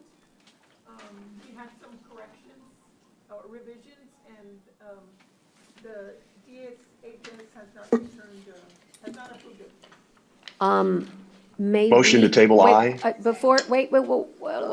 Before we table it, can I ask a question? Sorry. Why can't Sorry. we, Or you can we just do it approved subject to? Yeah, the revisions set out by the committee. that would be And wonderful. I can expand on that. It's actually 2 items, section 7.5 confidentiality and section 9.5 indemnity Yeah. that need to be corrected. So if it could be Subject to, contingent, subject to those 2 items, 7.5 and 9.5. yeah, I'd like to do that. I just want to tell the commissioners, give me a second, let's come back to it so that we can make that. I'm still pulling it, okay? So I, G, H, and I. Commissioners, any others on A? I don't have any. Okay. I'm going to give you guys just a chance, just because it's a monster. Lots of them. Okay. Commissioner, you said G? He said G and H. Yeah, I have G. You have G and H as well? Not H, but it's G. Okay. All right. And then in that case, please let me have a motion for A. I'm sorry, L. L coming in, all right? L. Oh, LL, sorry. Give me a second. LL. Got it. All right. Could I have a Ju- motion? Yes, sir. So moved, the rest of Thank you. the items. Thank you. And for the clerk, it's all items but G, H, I, and double L. And a motion and a second, and all those in favor signify by saying aye. Aye. Aye. Aye. Pose same sign. Okay, now, on G, I imagine you just would like to visit with the clerk about this? Or would the clerk address the question? It's the early voting locations. Commissioner. Yeah, no, I want to thank the clerk for bringing in additional voting locations that we've had previously. And at least, looking at precinct 3, I've looked at some of the other precincts, but really focusing on mine that has a good spread. Would obviously like to have every community represented in the early voting, but knowing that vote turnout and just the resources we have, that Banquete has one, so that helps the community of Agua Dulce be able to go and just drive a few miles down 44 to get to that point. And also to see New Life Church which is gonna be, I think, a lot of help for the Deaf Center Yes. right down McCardle. So I appreciate that, because that's always a overwhelming site to campaign through, but also just Right. if you put any time into waiting to actually go voting, it's nice to know there's something close by that can be diverted to the other location and go and vote. Thank you, You did a great job, Kara. Looks really good. thank you, And, thank you. and, I'll get one thing with G.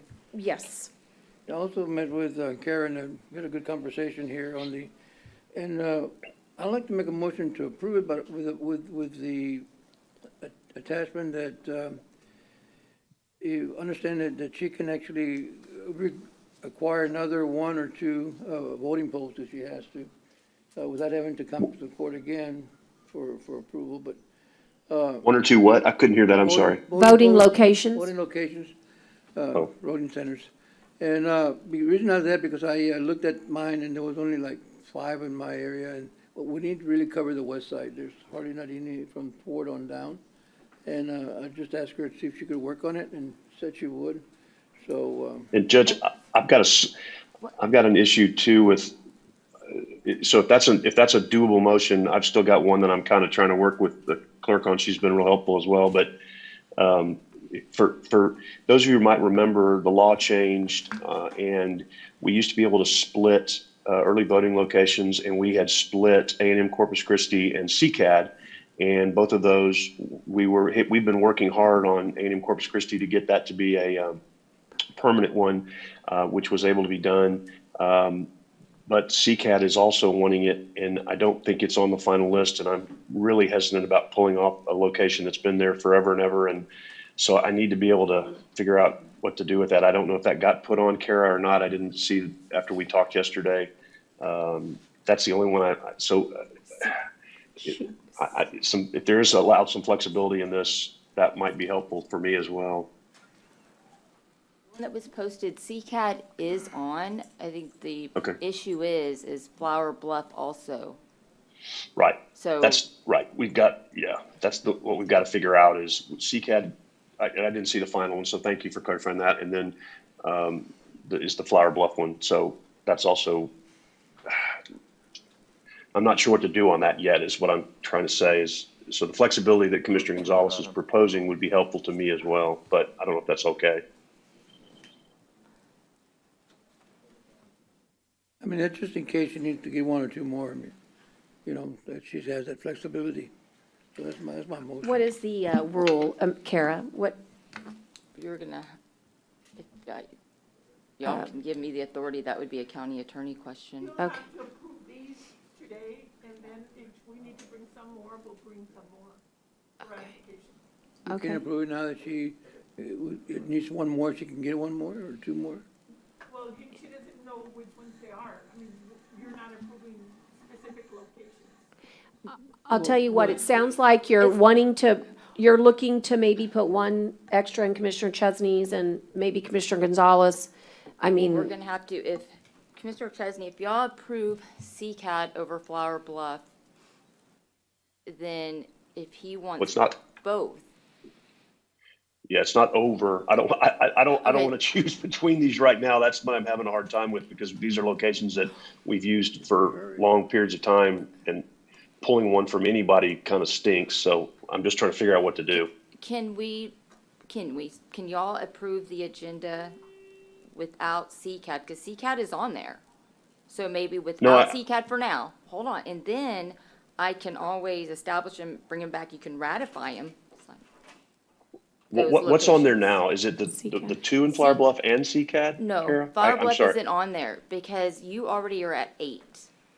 And you Right. can't go So- more than double than another commissioner, and Commissioner Vaughn is at 4. Yeah, I mean, Now, if we seriously, added Brent. another. I got 5. Right. Well, That's what that's just how his no, that's what I'm trying to precinct- deal with is but I'm that's trying how to his I'm trying precinct to is equalize drawn. and be fair and You have but also not 14,000 more yank voters from in his somebody that's precinct. had it He forever. does. Oh, yeah. But still, do I have enough, Kara? I mean, how many have we had in the past? Well, so we have American Bank Center, which is Yeah. great, which is new, and that's gonna hopefully take the load in more social distancing because we're not gonna have CCISD admin building or City Hall. Which is good, though, because you have it at the courthouse. It was Right. always so silly to do that, I thought. Well, you know what?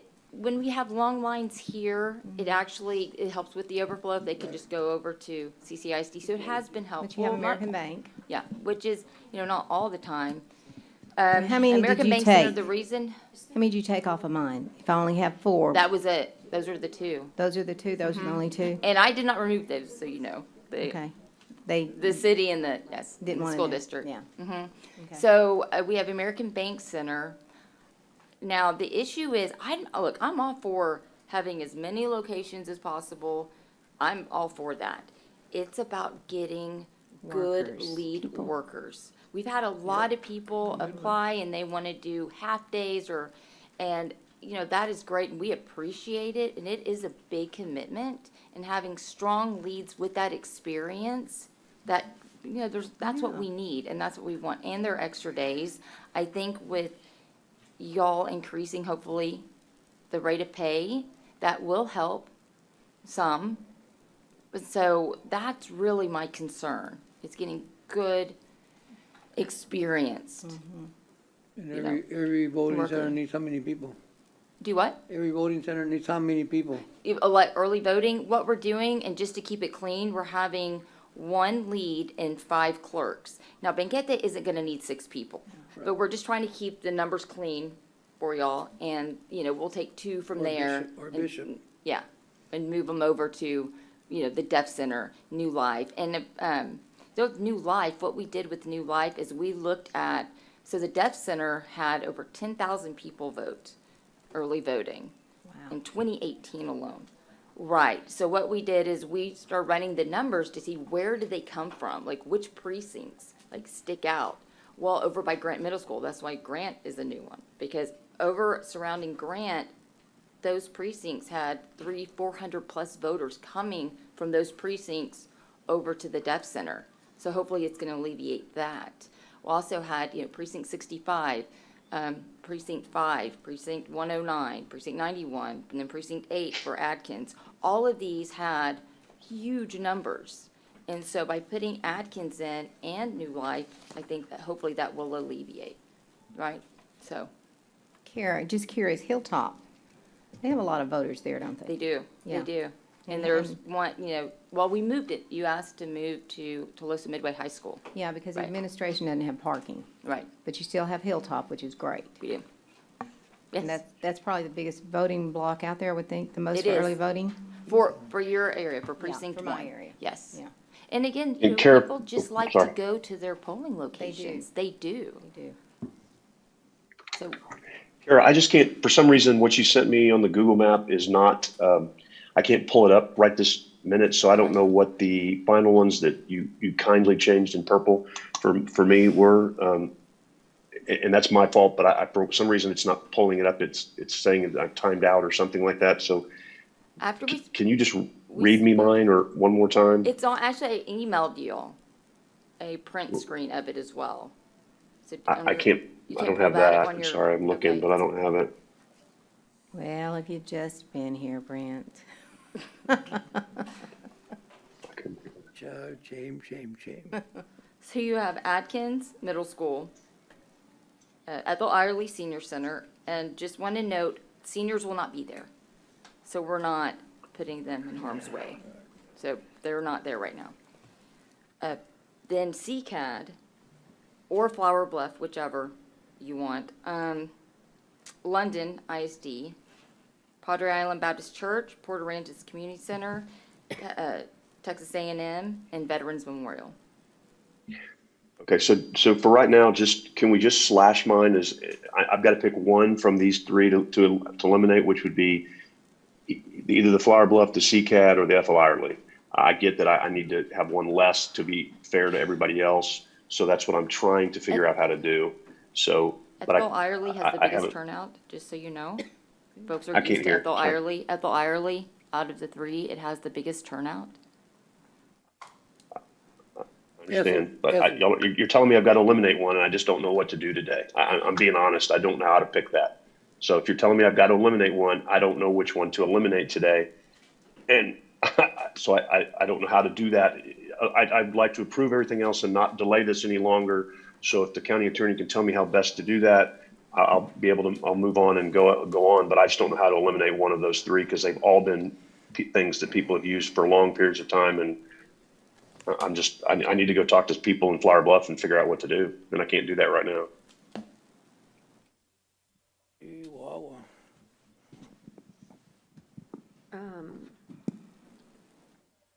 You have a timeline, right? You have a timeline, right? She's got to get them approved. You have to, I mean, you have to make the decision. What's the timeline? Well, your early voting starts October 13th. People are already asking. Yeah, I So- think we need to publish Yeah, the this. ballot should be- And I'm One hoping more the ballot- meeting, we still have one more meeting before early voting. The mail-out ballot should go out as soon as We- possible. what about y'all approving everything except for CCAD for now in Flower Bluff? And I don't know, Brent, if you want to add, Commissioner, if you want to add Ethel Irely. Because you know what, voters, I don't think voters are going to be upset if we add more. No. Now, they're going to be upset if we publish, you vote on something, we take it away, I right? agree. Sure. Right, okay, so what about if y'all approve everything? Struggling taking one away. Well, it's not taken away yet, because then y'all can come back Change it. and add to it. So right now, at least for right now, we can have 24 locations, we can start publicizing them, and then, oh, great, here's another one we'll add on. And how many, Kara, because you know, we always get asked this question. We think idea. that there's more this year than last year. Per minute, yes. Permanent. Do you want to Permanent. say that? Yes. That we've had, So we last can- year, we yeah. had, Well, we had about 24, 25, but they weren't permanent. They right. were half And and so half. these These are are all permanent. permanent. What, Well, one change. unless there's an we're- objection, unless there's if someone's got an objection, which I completely understand, I don't take it personally. If someone thinks I've got too many in my precinct, I understand that. I just don't, but if no one does, then if I can just keep the ones that are there, that these are ones we've always had, great. If someone's gonna make me take one away, then I don't know which one to take away today. I really don't, because you got Flower too Bluff many, wants Commissioner. what they want, and I people don't are used to think Ethel we're Irely, allowed and to have- CCAD wants it, and So- I don't know how to pick. Okay, I mean, I don't know how to pick which one. Commissioner, you have more because you actually have more voters. I know, but All the other commissioners, and maybe like over 10,000 more. And that's just where the growth is. The Population growth growth. is, yes, the population is the south side that way. It helps. So so if it's- everybody's and okay with just everything leaving we it the way look- it is, then I would be happy to Well- do that. I just don't know how to pick one to take away. Well, right now you are picking, if you vote on it like it is, you're taking Flower Bluff off. So my recommendation is just not vote on those today, but everything else, and then you can always come back and add. Because we have more Call permanent, tomorrow.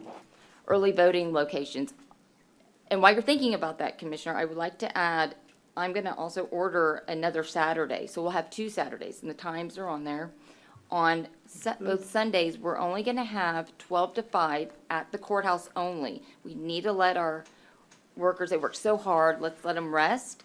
But what I'm gonna do on those days is have where people can drop off. The They mail can pull ballots. up their mail ballots, right. And we'll stand outside and they can pull in That's a good deal. on those 2 days only. It's just having someone out there all day, all the time, we can't It'd be do nice that. to have 2 locations to have a drop-off, the mail ballots, but Well, we're gonna do the courthouse on If you're those gonna 2 make, days, if for I gotta sure. pick today, I'm gonna pick the Flower Bluff Maintenance Building and CCAD, and I'll come back to Ethel Irely because the senior center is not open right now anyway.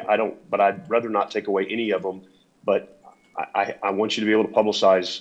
I don't want those to not get publicized while you're publicizing everything else while we're waiting for 2 weeks, because people need to know those too. So if I have to take away one, then I guess that's the one for right now. And if I need to come back and add it later, and if no one objects, then I would like to have all 3 of them. And if someone objects, I get it, but you get it? So wants to substitute, what's on the agenda would be substituting Flower Bluff. Ethel Irely, Flower Bluff into Ethel Irely. So just replacing Ethel Irely for Flower Bluff.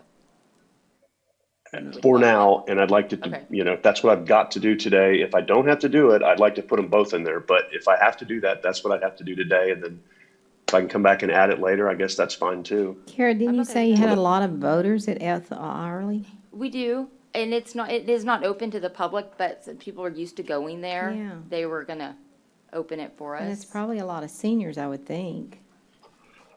I would just, Brent, I would just rethink that one if it was me because of that, but I don't object to any of this because I just think we ought to have places that people can go, and if you've got 10,000 more voters, I mean, it's not a problem with me, but I will tell you this, the last time we voted, I had to just pick right here out front just like that, and I did it, Brent. You're just behind me, and I'm telling you, you got to get it together. I'm just messing with you. I can't hear you. I didn't hear that last part, but Okay. that's fine. You can mess with me. Okay, well then if I can, I'd like to just leave them all in there. If no one has an objection, then I put Ethel Ireland, Flower Bluff Maintenance, and But I don't think CCAT. you're Can't not, legally. you're not able to, is what Kara's telling you. You'll have 9. You'll have more than double the amount. So you just have to take one away. Have to take one off, because you're not allowed to Okay. do double. But again, why don't we approve this? Take so- Ethel Ireland off. Take Ethel Ireland off for now, then, and I'll go back because Flower Bluff is saying they want one close to them, so they're requesting, and CCAD's requesting. So I've had specific requests for those two. So I guess for now, I'll take out Ethel Ireland. For now, I don't like it, but I'll do it, and I understand it. I'm not mad. I just Flower Bluff has made a specific request, and so has CCAD. So I'll stick with those two. And then you're gonna work on working with the county clerk. Okay. All right, so let's move, let's actually get a motion to I've got approve. one more All right. recommendation, if it's possible. I know we're gonna do a dropout at the courthouse, right, on the Sundays, 2 Sundays? Oh, well, you can come into my office, come up to my office anytime after, ballots will start going out at the end of September and early October, and any time after the voter votes, marks their ballot, they vote, they can hand deliver it So they can? to it, anytime. We're just gonna do, on those 2 Sundays, we're gonna publicize it, and, hey, you can drive up instead of having to get out and drop it off. So we're gonna advertise that they can deliver it? Well, they can always hand deliver it. This is just Extra. an extra. On the Saturday, on the Sundays, sorry. All right, thanks. That's nice. That's good. Okay, don't move. With, instead of Ethel, you want Flower Bluff, right? Correct. Okay, So making Okay. that change. At the moment. okay. Don't move. Second. I've got a motion and a second with the one change that the clerk will be making Okay. to insert Flower Bluff Maintenance Building in lieu of Ethel. Ethel Ireland Senior Center. Okay. All those in favor signify by saying aye. Aye. Aye. Opposed, same sign. Aye. Okay, all righty. Now, we're gonna move on to the next one, which is H. And you alluded to it, but now you can really talk about it, which is the approve the setting for the compensation. And Commissioner Modis. Yeah, no, I just wanted to bring attention to the fact of the pay. I know it's always a challenge to recruit, and also just take this opportunity to mention about the $14 an hour for the early voting lead clerk and election day presiding judge, and $12 for the supporting clerks or the additional clerks that are part of that. So just wanted to bring that to attention. I actually had somebody ask me that 2 days ago, what was going to be the pay for that. And so hopefully this does attract people. I know there were some challenges, especially in the heat of dealing with COVID, even though we Right. still are, but at the peak of it really during around the July runoffs. Right, we Right. peaked, right, when Right, early and so voting. I know that was a challenge for you, and, people were showing up or not showing up, or were they, Right. diagnosed with having COVID, and so there was a lot of issues, but now hopefully, as we're doing better, even though we have to be careful, but that this will just entice people to want to help participate. Yes, and I agree, and I will say that we did not have one case election that I know of, and I know we would have heard about it. Yeah. Absolutely. The judges and the clerks, everyone working the election did such a great job of keeping everything clean. We provide all the PPE, which we will again, face shields, masks, all the cleaning supplies. Judge, you were great. Anything we needed, cleaning supplies, you made sure that we got it. We were able to give it to all the workers, so thank you for that. I mean, it was everyone working together, Well, and and so thank you. And it makes you feel good to be able to tell people it's very safe to go and vote. Yes, yeah. And one of the things that we've done, although obviously we're still going to continue to pursue, is to pursue all the grants that are available out there to help be able to make this possible. When Kara said more money would really attract a judge, we said yes. And she said, and do you think that this can be utilized? We can use some of our dollars to do this, because in essence, they are, they're having to have more interactions and more contacts in COVID-19. And we think it's a good idea regardless, but we're going to be pursuing that with our experts, right? So Yes. Haggerty is our disaster management expert, and we've asked him, hey, would this pass muster at Tatum? And we think that it will, but we haven't received the response. But so it's possible that the delta, the extra, due to COVID-19. I do. So the It's a difference plus, would it's a be, plus, it can help. right, so the difference between, if we paid them what we have always paid them and increasing, the difference would be a $94,425 difference.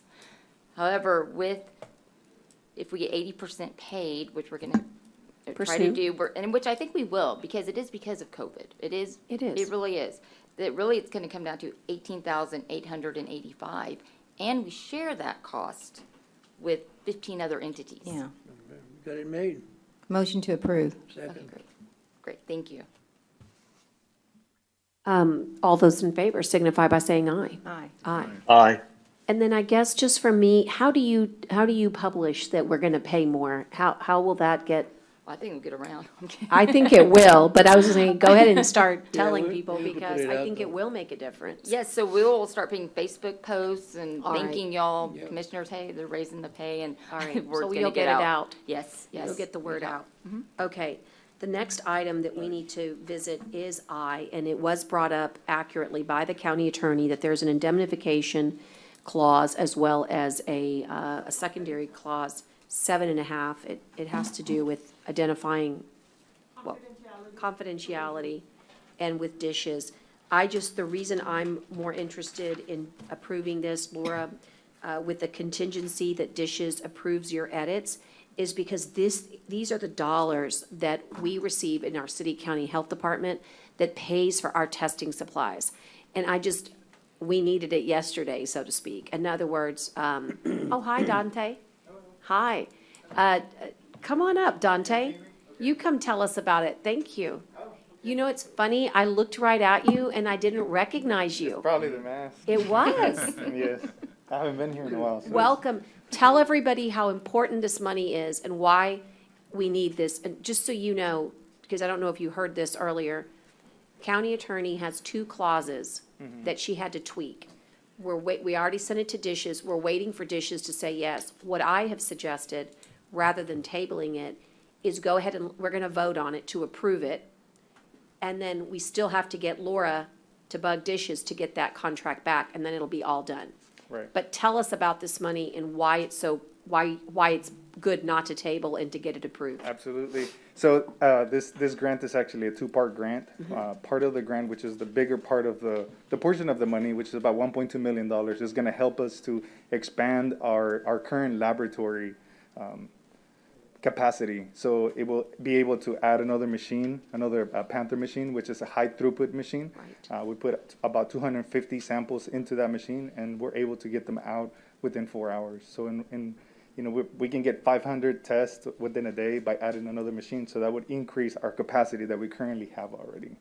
It would also pay for the kits that are required for this particular machine.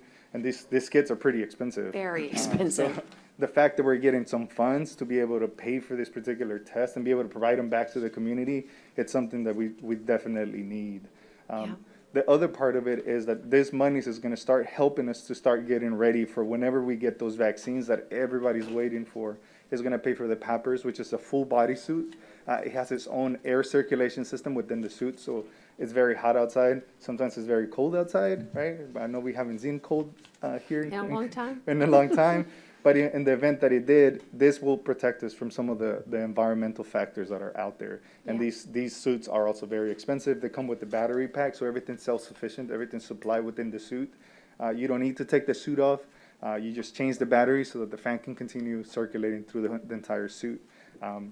The second part of this, and it's going to pay for some of the personnel, and this are temporary personnel that we need to, again, be able to provide mass vaccinations throughout the entire county. Yes. So yes, it's important for us to have it, because then if we have it now, or if we can pass it now, we can start training these individuals, we can hire them, so that we can have them ready when we get that green light, hey, we have a vaccine. Right. Here is thousands of them. It's so great. And it used to be, when we started with COVID-19, the state supplied everything, and they wouldn't bill you. And then sometime in the summer, they said, you know what? You're going to pay for it. And then they said, but you know what? We're going to help you. Right. And this is part of this help. And so we really need to get these dollars in. They take forever, all the rigmarole, and that's why today's action is important. But also the county attorney is always there to protect us. And confidentiality and indemnification are just part of the clauses in these contracts that need a little bit of revamping. And I'm sure Dishes is going to be real appreciative that you changed their contract, and maybe they'll use it in other counties too, because we catch things nobody else catches. So that's what good lawyering does. Yeah. So anyway, anybody have any other questions? We get to tell Dr. Dante, thank you very for all the much. work that you're doing. So moved, though. So moved. How about a second? Second. Okay, got a second. And all those in favor? Again, this is contingent upon Dishes approving paragraph 7.5 and 9.5, and as set forth by the county attorney. All those in favor signify by saying aye. Aye. Good work. Okay, you got it. Aye. Go tell your boss, we got it. Good work. Okay, number LL, not number, sorry, letters. LL, it's a hangar lease for John Reed. I know the price on that hangar lease. Okay, who can help us there? Michael? $250 per month 250? on this one. It must be a small one? It's a T20, yeah. Little one. These come up for expiration every year in September, and so John Reed actually pays us the whole year in advance. And so his time came up for renewal, and that's all this is. When's the last time you raised it? Long time ago. Yeah, that's what I'm saying. You know, that was one of the things that we asked, and Jack, I appreciate you pulling it. I'd just about given up, that they changed those, that you have to raise your rates. You say this every time. No, it's You not say it every you. time. Yeah. And they come and they do nothing. They do nothing. We've been screaming about this since I got on the court. And how big an area is this? Do you know? I think this one's really small. It's the shape of a T, so it's designed for one plane. That really helped me. Like the That wings really, and the- thanks, Tyner. It's a T. Well, yeah, it's shaped like I a know. T, so I they know. pull in different directions. So we don't know, I've seen them. Okay. So we don't know square footage. My point is just this, there comes a point, you have to start raising things. I mean, it's expensive to run that place out there. Right. And even if you raise it a little bit, those people that own a plane, I mean, you don't own a plane because you don't have a penny, I'm telling you. Yeah. I'll make a point of visiting with John again this year and see if we can't get on some type of, like a cost of living adjustment at least. Yeah, So something. that there's something kind of built in. And also as maybe long as- by sharing it with the public early enough, they'll be prepared, so they're not, that we say that we're gonna be doing this, so that they'll know, hey, this is coming. And you're Well, right. It's like, You know? it's like when you're renting an apartment, and you finish your lease term, when you have that renewal, that's when you're subject to, a Right. potential rate increase. And so Right. similar nature, I think, is what might take place here. And then I'll also visit with John some more just to find out what the competition is like for this size hangar, and make sure that if we are increasing, that we don't. You're in line. Put us out of line with what we could lend. Got it. lease This it is the out for. smallest ones we have at the airport. And I think it's good every year just to show your sheet, your rates. I mean, just to show them, put them online. Sure. Okay. Thank But you. recommend approval. So moved. Second. All those in favor, I'm so sorry, all those in favor signify by saying aye. Aye. Aye. Okay, I'm just double checking here, everything.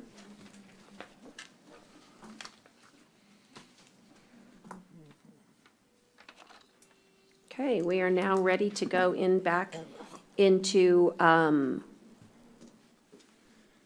the item number 5, which is, we hadn't even approved minutes yet, so we can do that next. That's item number 5A1. And just so you know, Commissioners, I did look, there are no other public comments, people to sign up on our regular agenda, okay? So I don't see anybody. But Motion to approve, Judge, both sets of minutes? thank you. That would be August 12th and August 19th, and I'll take a second. Second. All those in favor signify by saying aye. Aye. Aye. All right, now let's move on to B1, which are board appointments. We have the Special Task Unit of Adult Protection Services. Motion to approve, or reapprove. Reapprove. Detective Reappoint. Torres. Second. Okay, this motion and a second for Detective Torres. All those in favor signify by saying aye. Aye. Post Aye. same sign. Okay, and then also we have on B2, Nueces County Animal Services Advisory Committee. And I'll take a motion as well. So moved. Second. Okay, and that would be Miss Lisa Buckalt, correctly? Do you want to identify the names, Tyner? You've got And Matt? Cynthia Winkley, letter of interest, Matt Stevens, Stevens? letter of interest, Correct. and Kimberly Kemp, new application. So apparently Cynthia and Matt Stevens are reappointments. incumbents. Yeah, they're reappointments. Okay, can we do them as a slate, or would you like them individually? A slate is fine to approve all? Motion to approve. Yes. All right. I've got a motion and a second. All those in favor signify by saying aye. Aye. Aye. And Aye. I do want to thank all of the applicants for sending us personal emails and saying that they have a continued interest in serving. I feel like that's very important besides filling out the application. Of course, letter of interest is required, but these applicants, I went kind of above and beyond and talked about their love of service for animals in our community. And so, anyway, I just want to say thank you. Did Matt Stevens, was he filling out an unexpired term? Because it seemed like we just voted on him He pretty was, he recent. must have, because we Okay. just put him on. And I don't know, Tyner, is that correct? I believe you're correct, yes. I was just curious, because I remember him being here, and so, within the year, I guess. Yes. Okay, so we have now, we're going to move into our regular agenda. And item number A1 is discuss and consider adopting an order rescinding the prior year budget resolutions and orders. So moved. I've got a motion and a second. And this is kind of part of our housekeeping and protocol, everybody who's listening at home. All those in favor signify by saying aye. Aye. Aye. So we rescind prior years, and now we're going to move on to the new fiscal year. And so number 2 is discuss and consider adoption of orders and resolutions related to the proposed 2020-2021 Nueces County budget. Judge, I'm just, ahead. should we not do the tax rate first so we can see what money we've got before So- we do the budget? You know, the order No, you have here, Tyner, do you want to take this one on the ordering of things? Technically, and this gets discussed every year frequently, but I discussed the order of things with the county attorney in Belinda, and typically, the budget comes first, and you approve the budget, and then you adopt a tax rate that satisfies that budget. So, I agree with you. It seems opposite. Yeah, that doesn't make a lick of sense to me. But it just doesn't make sense.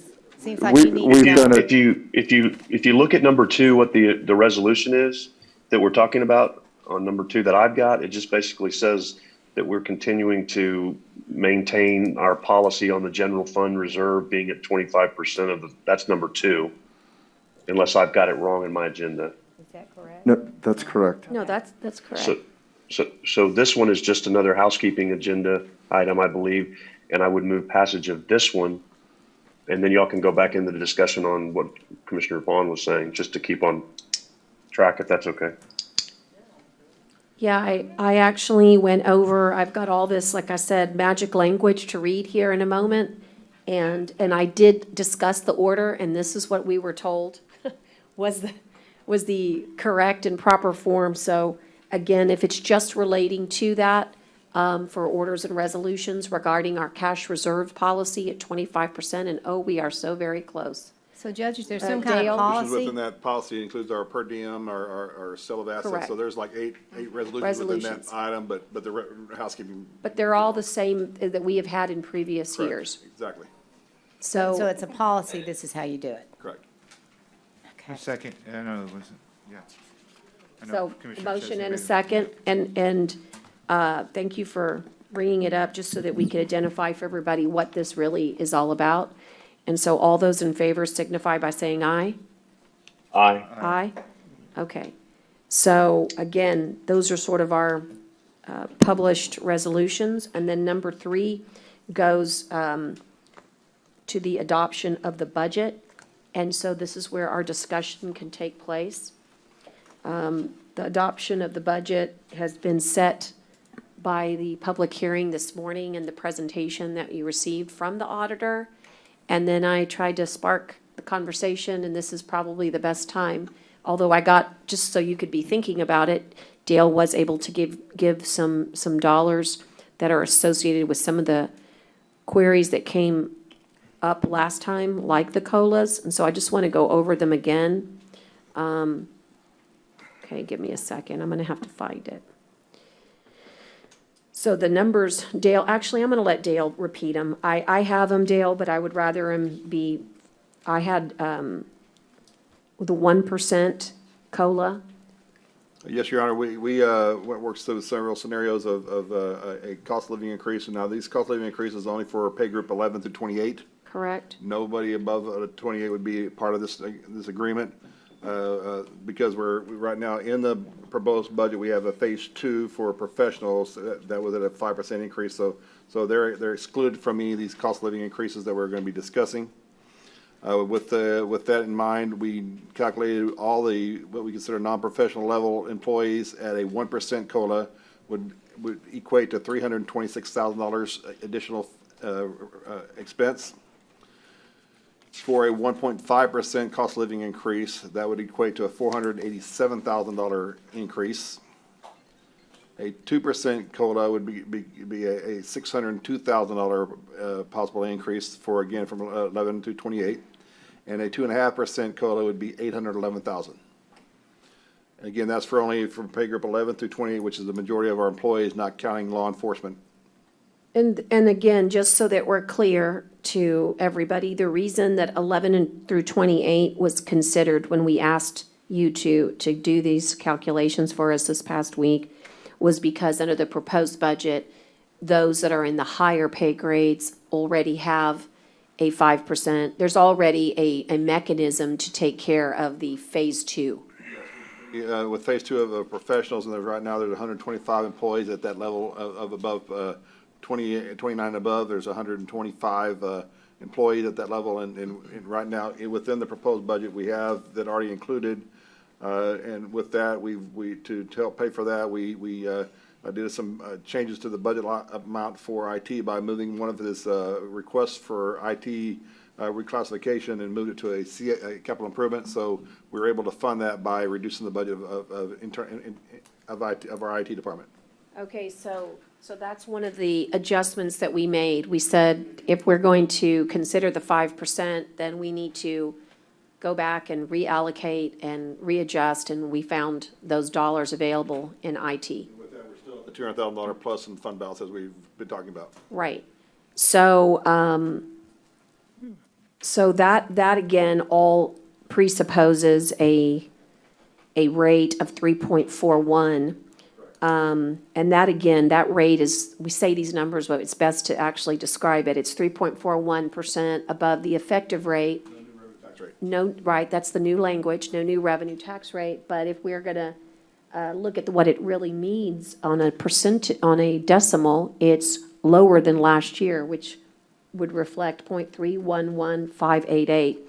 And then what we did is we also said, Dale, would you tell us what that what that rate would be. If 3.41 is 0.311588, then what is 3.40 and what is 3.39 to see if there was any possibility, knowing that anything below 3.41 does take that $200,000 plus and shrink it.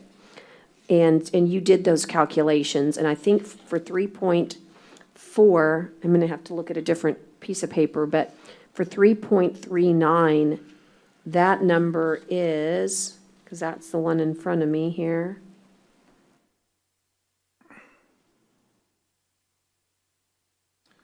Oh, I'm actually right here. It's 0.311483, so I'm gonna write that down, 0.311483. Does anybody have 3.4 handy? I've got so many papers they sent me to sign that I made a mess here. Let me grab it. I have it over. The same rate of 44752 on the tax rate.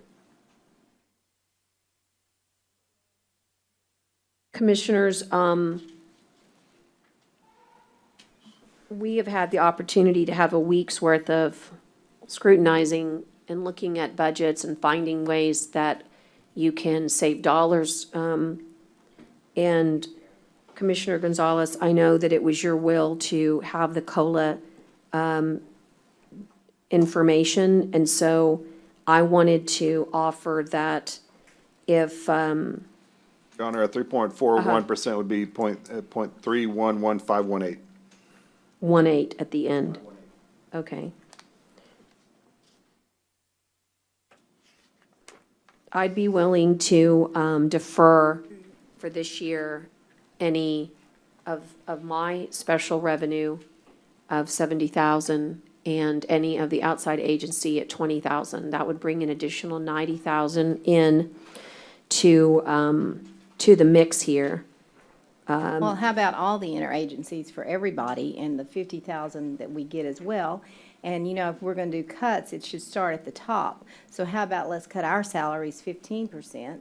And let me just say this. We have been in the middle of a pandemic. We have got people that have lost their jobs, businesses have closed, and we dare to give raises here. And I want to give raises, but if we're going to do it, let's cut somewhere so the very people that are paying for this are the ones suffering out there right now. So there's some hard decisions that we have to make, but I just think we need to look at our own selves first. I think we always do. I mean, every year that I've been on this court, we've come to the, we've risen to the occasion of making cuts when, other positions in this county are mandated by state, that we give pay raises to judges or other positions. We're always the ones that make cuts, and yet, if you look at our budget, it's just a much smaller fraction of the overall cost of government here in the county. But I agree with you. I mean, if there's ever a time to look at making, sacrifices, we always do that. I think we've always looked at making cuts. We've always uniformly, us, and I know the county clerk as well, always make it a point when if there's been a COLA across the board, we legally have to go in and send a letter into to the auditor waiving that request. So we've always done that, and so I don't think that's anything different now. I mean, these funds obviously help different organizations, in the outside agency fund and the other special revenue. So I mean, that's on the table for me as well. Yeah. And I don't mind the 90,000 either. I mean, give back the 90,000. In fact, I mentioned it to the judge yesterday. I said, because I'd rather make sure we take care of employees. Exactly. But I'm not, and and I've thought about it too, and I think that although we've been doing on 341, I'm really at this point to look at 339, still come down a little bit more, and give the 2% COLA to those 11 to 28 because they're the bottom echelon. And, I guess, I don't mind throwing in my 90,000. That's not, Yeah. I mean, it's if just, it's it's for gonna this help the year. employees, that's gonna, I'm not in favor of the 5%. I wasn't in favor of the 7 or 10, but, if it gets us close, I guess it gets us close. But, it's just, Well, Maybe if three of us threw in the 90, then that would pay for,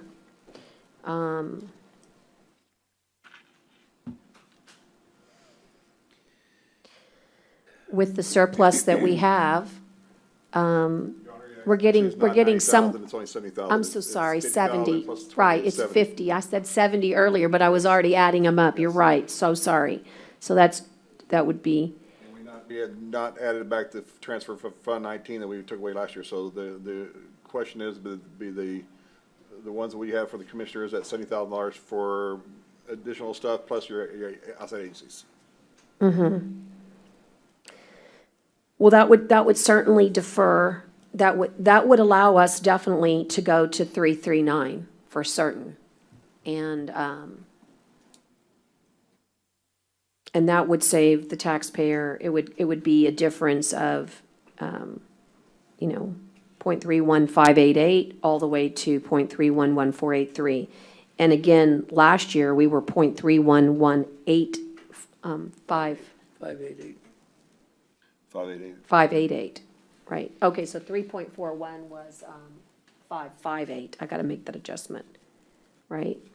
So we're moving, the proposition here is to move from 0.311588 down to 483 at the end. And Dale, when we do that, we would, if you did the IT adjustment, then we would still have, I'm not talking COLA just yet, I'm just talking the way it is. We would have a plus 200. And then if we put another plus 200 from 3 commissioners at least, then that's plus 400. Correct. And then you're only short, basically 150,000 to get to the 2% COLA if we give up all that. And I'm betting that,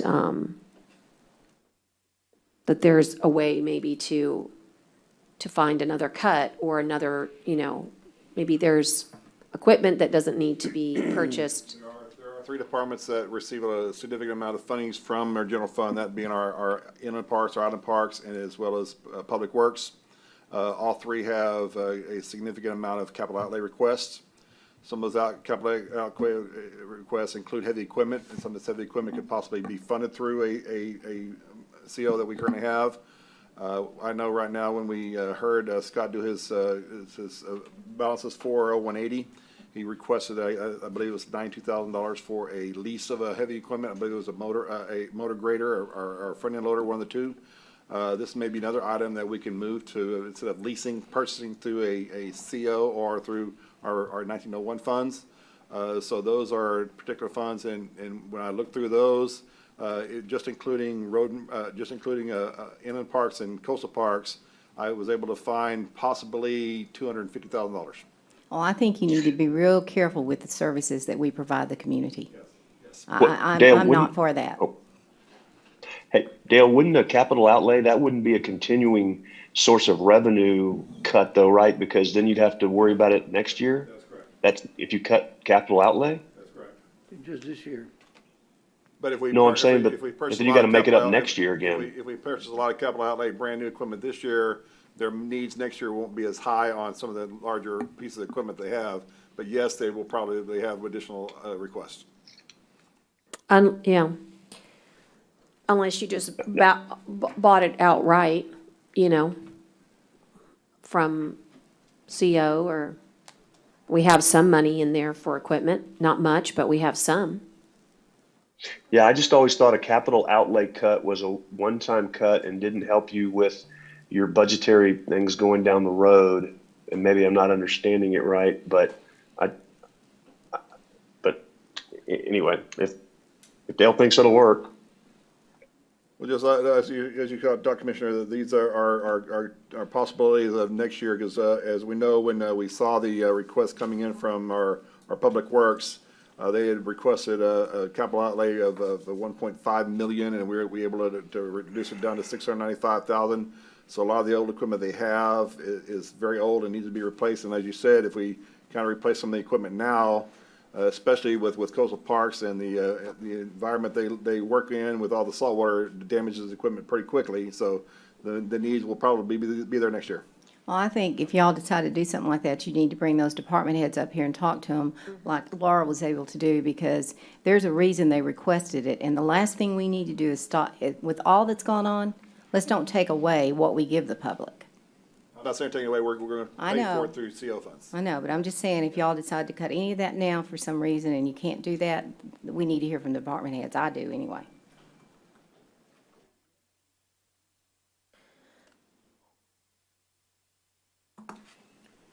I think the will it sounds like the will has always been for the court, and it doesn't belong to one commissioner, it belongs to all of us, is to provide the lowest tax rate while delivering the services for the county. One of the things that I wish we could do again is gather, because we would have had a good state of the county, and maybe we'll have, I don't know, maybe we'll have one very soon. Maybe all of this will be over very soon. But one of the things that I'm always reminded of is how many unfunded mandates we actually have here in this county, and how very little is discussed. People say, don't spend so much. I'd like to say, tell that to the state of Texas, because the truth is that whether it's indigent defense or indigent burials, indigent healthcare, all of the social services, all of the things that we provide, we do so because it's our mandate to do so. It's part of who we are in county government. And yet from the dollar bill, remember your dollar bill? I love that slide, because it illustrates that not even half the money we get is from ad valorem. Not even half, 49%. And so when you're really looking to figure out what it is that we do, we take care of the courthouse, all the courts, the jails, the juvenile detention center, our inland parks, our coastal parks. And we do things that people just forget about. And I think that what you're saying is very right, Commissioner, is that we've got to make sure that we don't do anything that cuts services, because it's not just expected, it's required. And so, but there's sort of a cost of deferring all these things. And so I think that maybe buying some of the equipment might be a better solution, because it does help us when you say to someone, okay, not this year, Edward, no John Deere for you. You keep working on that old John Deere, and then that John Deere breaks on you 5 times. And that 5 times in the shop is really hurting us. And so we need to hear from department heads to make sure that when we say we can't help you this year with equipment, that you really help identify, okay, this one, this piece, okay, we've got to buy it. This is the one that must be bought. Otherwise, it's going to cost this county more. And when we say cost the county more, that means cost the taxpayer more. We need to make sure that there's a equal sign there, because it's not like it's our money. We're just the stewards of the money. So I think that we all want to go as low as we can. And I wanted to be at 3.41, but if 3.39 with us giving up some things gets us a lower tax rate, I can live with that. I want to be as low as we can. And, but I want to make sure everybody's clear. The only reason that 3.39 is available is because we did cut. We were able to make some shifts and say, we wouldn't be able to do this much in your budget this year, but this is what we can do for the taxpayer, and it brings it down again. And even though I'm going to have to read magic language in a minute, that's going to talk about things that the law statutorily requires us to read, make no mistake, in the last decade, the price of your taxes has gone down every year with the exception of 1 year, and that was your Hurricane Harvey year. They've gone down. And your cumulative tax rate, that's your hospital district and us, has gone down. And when you're going down, down, down, down, down, down, down, and only 49% of your money to run everything comes from taxes, you might be scratching your head and going, how the heck are they able to do as much as they are? And that's the magic of exactly what we do every commissioner's court. We are doing more with less all the time. And so I just want to point that out, that the 3.39, it will be tough. I also want to point out that it assumes budget cuts in a strange way. We're going to run budget on a 92% expenses. That means that we've asked every department across the board to go with a 3% less than what they normally do, because we normally ask everyone to run 95% budget expenses. This year, we're saying we would do 92. So you can rest assured that the taxpayer is not only getting a lower rate than last year, but they're getting the services they need, plus we're asking all of us to do the hard thing. But on the other side, Commissioner Gonzalez, if you're going to ask everyone to be that tough, then giving them a cost of living is also important, because they are suffering too. Maybe they have people in their community of circle of life that has had a tough time with this pandemic. And the reason our government gave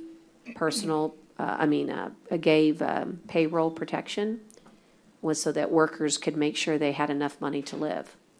So I think that's what a COLA is almost all about. It's making sure that you have the right amount of money to adjust for the cost of living. And 2% is not a lot, just, but it's not, I mean, it gives them something, other than nothing, and at least they feel like, well, you know what? They thought about it, we got another little move, another little move going forward. And, I just want to bring something up, Commissioner Montes brought up a while ago, and I know that we always give back from our budget to make sure things operate. I think we've done it like, I don't know how many times, almost every year just about. And then we also give them back from our own salaries, our own raises that we denied, but we're elected officials, just like everybody else is elected officials. I've never had another elected official call me and say, hey, you know what, you want my raise back? So we can help my staff, or we can help. I think it is important, they need to understand that we're here, elected officials, and deny your raises so we can make ends meet, and hopefully somebody else will catch on and say, you know what, maybe we need to do the same thing at least one time, right? Because if everybody was to do that at least one time, that's a lot of money.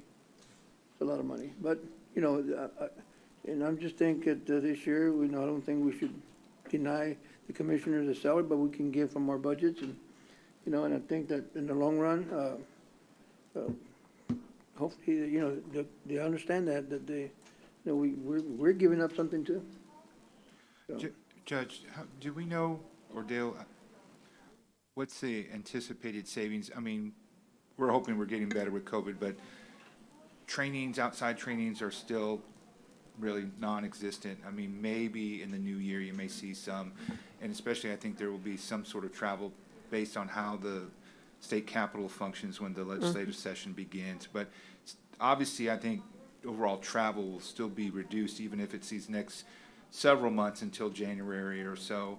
I mean, do we have an idea or number of what's captured of savings from that? And does that help with between the 92 to 95% that the judge is talking about? If you look at the entire travel budget we have, I didn't do a complete thorough analysis, but it's probably a $250,000 if the entire countywide travel. We probably maybe use 60% of it this year, maybe less. Right now, a lot of departments know maybe some trainings are coming up, but a lot of them are offering it through Zoom or through other stuff. So there may not need a training. And for me and my staff, we pretty much said we're not going to travel until we're 100% sure that this event doesn't, even though it'd be a hardship on some of us that needs CPE to either do it online or do it through Zoom. But those are the avenues we're gaining. Again, for savings-wise, even though it is a good position, it's not a real significant number of savings-wise that would help, but it's definitely something we look into. Yes, sir. Okay. Just curious. Thank you. Judge, one other item Go ahead. When the county attorney brought up the position she was talking about, I'm recommending possibly doing a small amendment to our reclassification because right now we found that the 7 attorneys she has at attorney 2 positions are at a pay group 32. Okay. And the current Attorney 3, even though it says Attorney 3, it's Chief of Admin, that's at a pay group 35. I would be recommending that we reclassify two of them, senior levels, from a 32 to the 33. That'd be a 5% increase. That would only equate to about $8,000 total increase. Okay, Also, with that, I've been talking with the district judges. As y'all know, Mary Lee's being retiring very soon. yes, They went through HR to try to get some applicants for the position she has. And what I've been hearing from Judge Hassett and some of the other judges, the applicant that they received were very underqualified for the positions. And they're thinking about that possibly because of the pay for this. And that one's at a pay group 34. And I would recommend just going up to 5% on that one as well. And that would only be a $3,000 total. So adding these three positions as a reclassification would only be about $12,000 additional cost. And I think that's what give the Board of Judges a little bit more room to be able to have a higher salary, because that would also be part of the phase two would now make it a 10% increase than a 5. So right. that would be my recommendation And to a small amendment to those. I know would be appreciated by the Board of Judges. Because I sit on the Board of Judges, so I would have to agree with you on that. Now, I'm sure they'd probably be coming down sooner to request this anyway. Right. And I want you to know, because I don't want you to say, why didn't you say it before? But this past week, we got notified that next year, in January, we are going to there'll be a change in the CJIS process on how we report felony judgments. And because of this change that the governor has just given us, it really does require a lot of manpower. And this is, again, nobody asks us, right? I mean, this is just part of some of the things that we have to do and prepare for. And so I'm going to be working with Dale, the district clerk, and the DA's office. I would be not truthful with you if I told you it's not going to cost money. It is going to cost the county money. And I just don't know exactly. I know what they've told me they need. One's going to need a clerk and the other one's going to need a legal secretary. Maybe two, right? And I think it was two. It was two legal and one clerk. And what I want you to know is that, I just don't know what to say just yet about how we would make all that work, and whether it's needed immediately or whether we could phase them in, whether we could do part-time maybe. There's going to be a lot of discussion that has not taken place yet. This court will have to deal with it in the next few months, okay? So I just want you guys to know that that's on the horizon, and I just want, this is for your information. Because I know that none of us like to say, well, why didn't you deal with this in budget? Well, because this came up after we had already published everything, okay? And that's what happens in county government. Surprises, surprises. And that's kind of why we do always build in a contingency within the general fund to cover some of these issues. To cover those. And Dale and I are going to work really hard with these groups. I mean, I think next year we probably will have to have full-time, on that, but there might be some opportunities there. We're just going to have to see. This is brand new, and I'm not familiar enough with how they do it. You can always start with three part-time, start Yeah, with that's that, right. That's what I'm saying. Well, there might be some ways we just need to visit with these department heads and say, how do you plan on doing this? And One full-time. Maybe we can work with Maria to see if there's a grant possibility for it. maybe there's a grant possibility. That's what we were hoping. And so anyway, I think that if you did the, Commissioner Chesney, you're awful quiet. Don't you want to give up your 90,000 too? I'm sorry, you're 70. I keep saying it's 90. Sorry. Judge, I would if we were, I would if we were heading towards the effective tax rate. My problem on this year, and it's very difficult because based on what I'm hearing now, we are looking at proposing during a year that I'm struggling to even, to do these tax increases. We're looking at, if I'm reading this right, a lot of raises during a pandemic. if I'm reading this right, it's 542,000 for phase two. It's 164,000 for continuance pay, and then plus whatever else you're fixing to add in.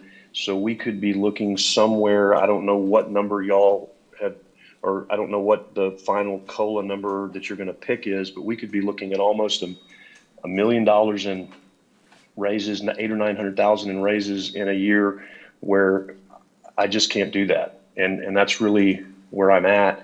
And I mean, I'm not trying to cause a fight. I've been trying to be as, respectful of all this, because we've hashed all this out.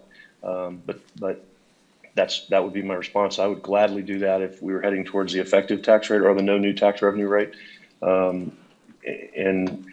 But just to do it, to give more raises, to continue to raise the tax rate, is very hard for me to do. So that's my honest and candid answer, and that's my explanation. And I was very proud to be a part of that budget where we gave raises last year, and I look forward to jumping in and working with you again next year when we're out of this pandemic, because I feel like we're heading in the right direction. I can't do it this year, and I'm sorry if that offends anyone. It is where I'm at. So thank you for the opportunity to speak. Sure. Well, Judge, my purpose of trying to do this and cut was to make up for whatever raises. If that's what y'all wanting to do the raises, and find all the cuts you needed to do them. And to me, everybody's in this game. Not one of us, but everybody's in this game. And the other thing, because I just don't think we should be doing raises right now. I just don't. So if y'all are at that will, and I don't think you're at the will for do the effective rate, then look in other departments. I mean, cut 5% across the board on the budgets for everybody. It's tough, but the real world's doing that. So I just think we need to not raise it a smidgen. I think we ought to stay with the effective rate, and I don't think that's going to happen up here. But I'm just real concerned about the public. I mean, that's always been a concern, I think, for all of us. We always are concerned about how much should we increase, if ever, the tax rate.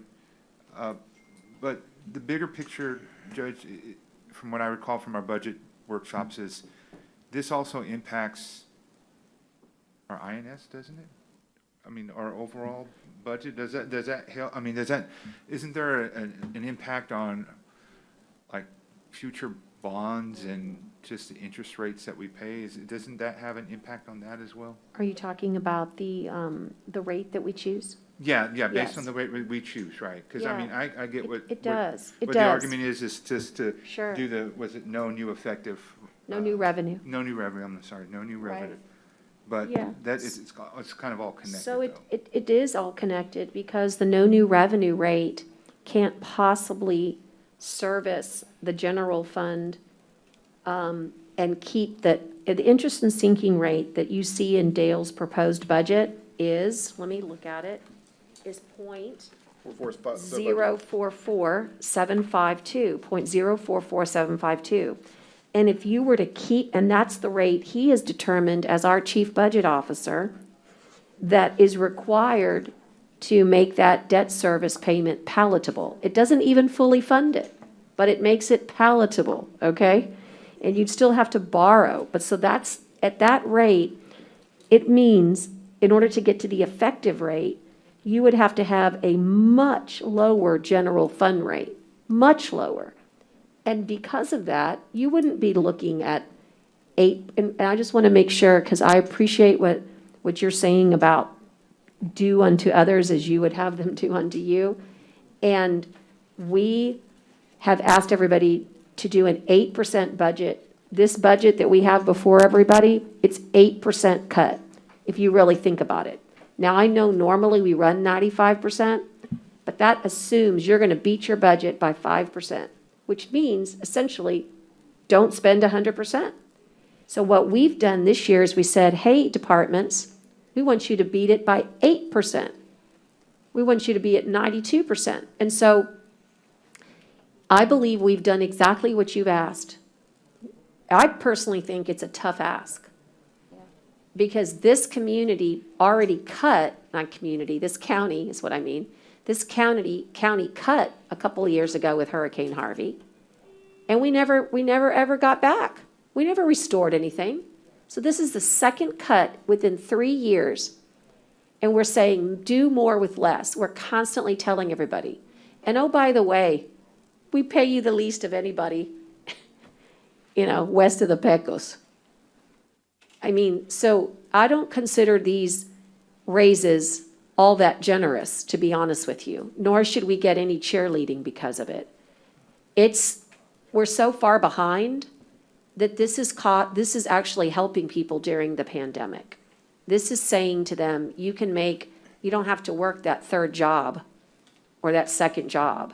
And last year, we made a promise to do it in phases.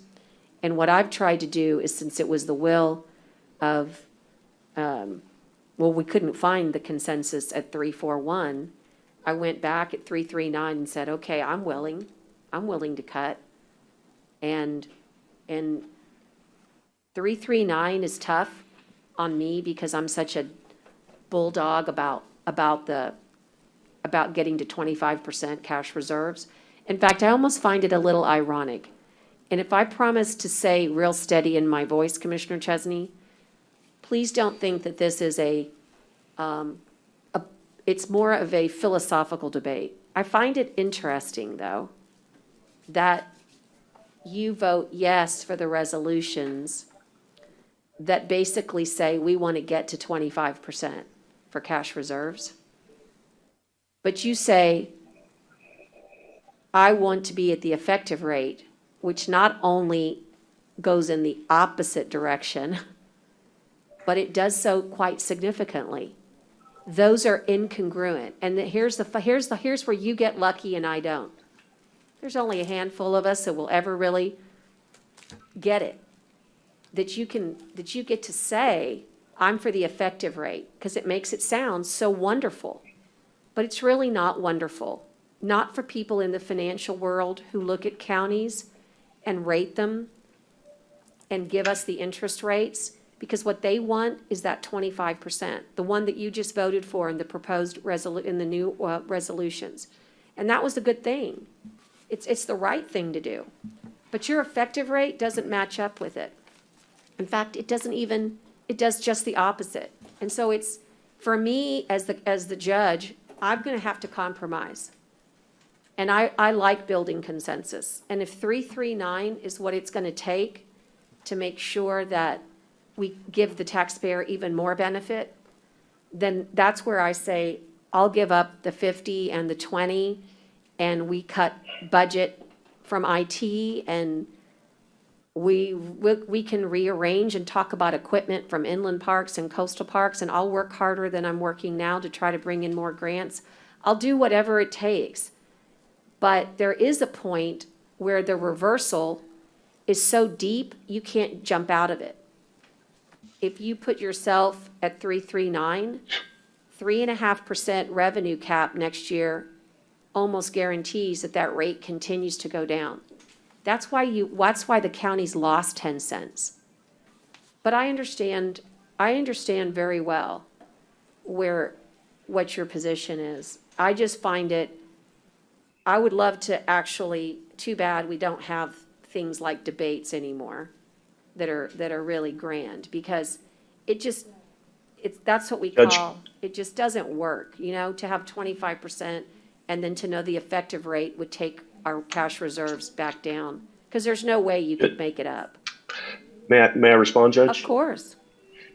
Well, thank you, and I appreciate it. I don't know why Commissioner Vaughn's been the one saying most of it today, but I appreciate that you're addressing me, and let me respond. What I asked Dale this week was, how could we hit the effective tax rate without damaging the reserves, without digging into the reserves? And I said, if we took away all of the reclassifications and the raises and anything that was not contractually obligated to, what would that mean we would have to cut out of the remaining budget to not affect our reserves? Because you're right, I fully agree that we need to continue to build those reserves, and I've helped to do that over the years and tried to do that. But sometimes it's harder to build reserves because of pandemics and things of that nature. So that was the way I approached it. just to stay neutral. And he said, basically, I would have to cut, and I'm sorry, I don't have the email in front of me, another, I think it was 500 and something $1,000 from the budget, of which that would be, I believe, and Dale can correct me, about a 0.6 across the board cut for every department in Nueces County. That would get to the no new tax revenue rate. That would not cut into the fund balance at all. And that would balance our budget for the year. So that was the approach that I asked for from Dale. And that would be where I would try to go this year only. And I've stressed that repeatedly. I do think you can hit the effective tax rate, make some hard cuts, don't give some raises in years. And it's not easy, and I don't like it. And I don't like that the employees aren't going to like that I've put this forward, but I'm doing what I believe is best for Nueces County. And that's why there's 5 of us. And if I get outvoted, then I go to my next issue, and I'm okay with that. I don't want to, I'm tired of fighting with you, Judge. I really don't want to. I don't mind disagreeing, and I love civil discourse. I think it's fun. I enjoy the intellectual debate and the stimulation, and you stimulate and intellectually make me work hard all the time, and I appreciate that. But I've resigned myself to continuing to do this in an even-keeled manner, and I'm not trying to pick a fight. I wasn't going to say much today, but you've asked, so I responded, and that would be how I would approach it if given the opportunity. That doesn't seem to be the will of the court, and I'm okay with that. I'm okay with that. But and last year I did work really hard with you to find consensus, and it wasn't what I wanted, and it wasn't what you wanted. This year I just can't get there because of the pandemic and of the people losing jobs, and that's all I'm saying. And so I appreciate that, and that's just kind of where I stand on this. And Understood. I respect everybody else's opinion. Okay, thank you. Thank you for your response. I'm always happy to continue the dialogue, and I'm also learning. It's a hard lesson, but you also have to learn when to stop. You know what I mean? Right. It's one of the hardest things to learn. Yep. Is because you just want to get, you wish, like, I have to tell you, there's a lot of good things I've learned in 2020 and a lot of things that I love about 2020. And there's so many things that I can't wait to have 2020 in our rearview mirror. But one of the things that's really come out is you really do just have to let people express their opinion, take their vote. And then what I really do appreciate is that if it becomes the will of the court, that we continue to work together. Because once the budget is set, it doesn't mean that we can't find ways to make savings, figure out new ways to help people when people need help, like the county attorney came to us today and said, I need your help. We've got to commit ourselves to allowing the debate to end and to move forward, making certain that we can find every way possible to get our reimbursements, which will make us healthier, to fight for every grant that's out there. And boy, there are more grants than you can shake a stick at right now. And just commit ourselves that if there's savings out there, or if we can give up something, if this isn't the year to do something, maybe it's a year to do design and not construction, that we do that. And we're going to have a chance. We haven't gotten there, but you'll see in the regular agenda items that there's some chances to kind of be smarter. And I think you'll see that whether it's Michael in procurement or anybody dealing with the money piece of it, they're looking how to make it smarter. I mean, saving, even, I hate to say this, Tyner, but thanks for posting the way you did. That saves money. The way you did it saves money. Every time we can save money, we need to. And so I think that that's important. So I'm going to ask you that it's probably time, Dale, to at least get a feel for what the will of the court is so that we can put together this agenda item that's requiring us to put the budget first, and then, is that correct?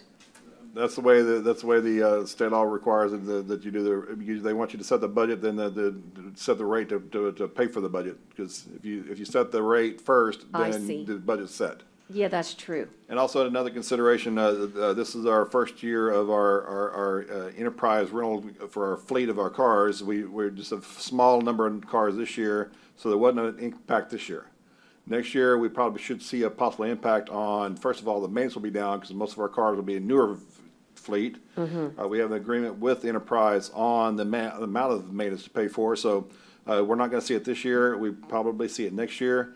This year, we were able to reduce our capital outlay, so we're not buying any fleet vehicles anymore. We're all going to be leased, so that was able to take that away from a capital outlay. So, but yeah, there'll be some savings in the near future. It's not this year because we just started this year, and the court saw that it was wise to try to do this. So hopefully, in the next few years, we can see a definite savings in the way we use our fleet. Right.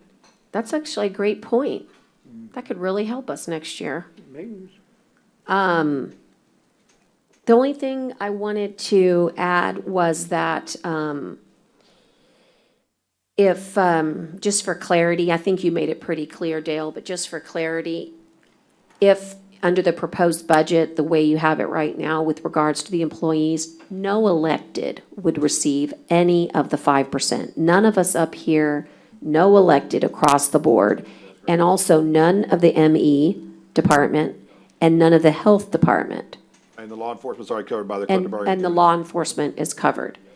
And just so you know, not that, and I understand the difference between contractual and making choices, but it seems a little bit unfair sometimes that because somebody has a union and they get to contract for taking care of their raises, right? And the rest of these employees have to require us to be able to take care of them. It just seems like there is a little bit of inequity there. And I just want to point out that, yes, the continuing pay is part of our liabilities this year. And yes, the contractual contract with law enforcement is part of our liability. But those are the systems and processes we have in place to make sure that we can retain people. And I wish the sheriff had stuck around. He kind of poked his nose in and then went back out. And I know he'll come back later for another agenda item, but he'll tell you that it's hard to keep his personnel in place, more so now than ever, because of the pay that we have. And we try to make that better when we do these negotiated labor contract agreements.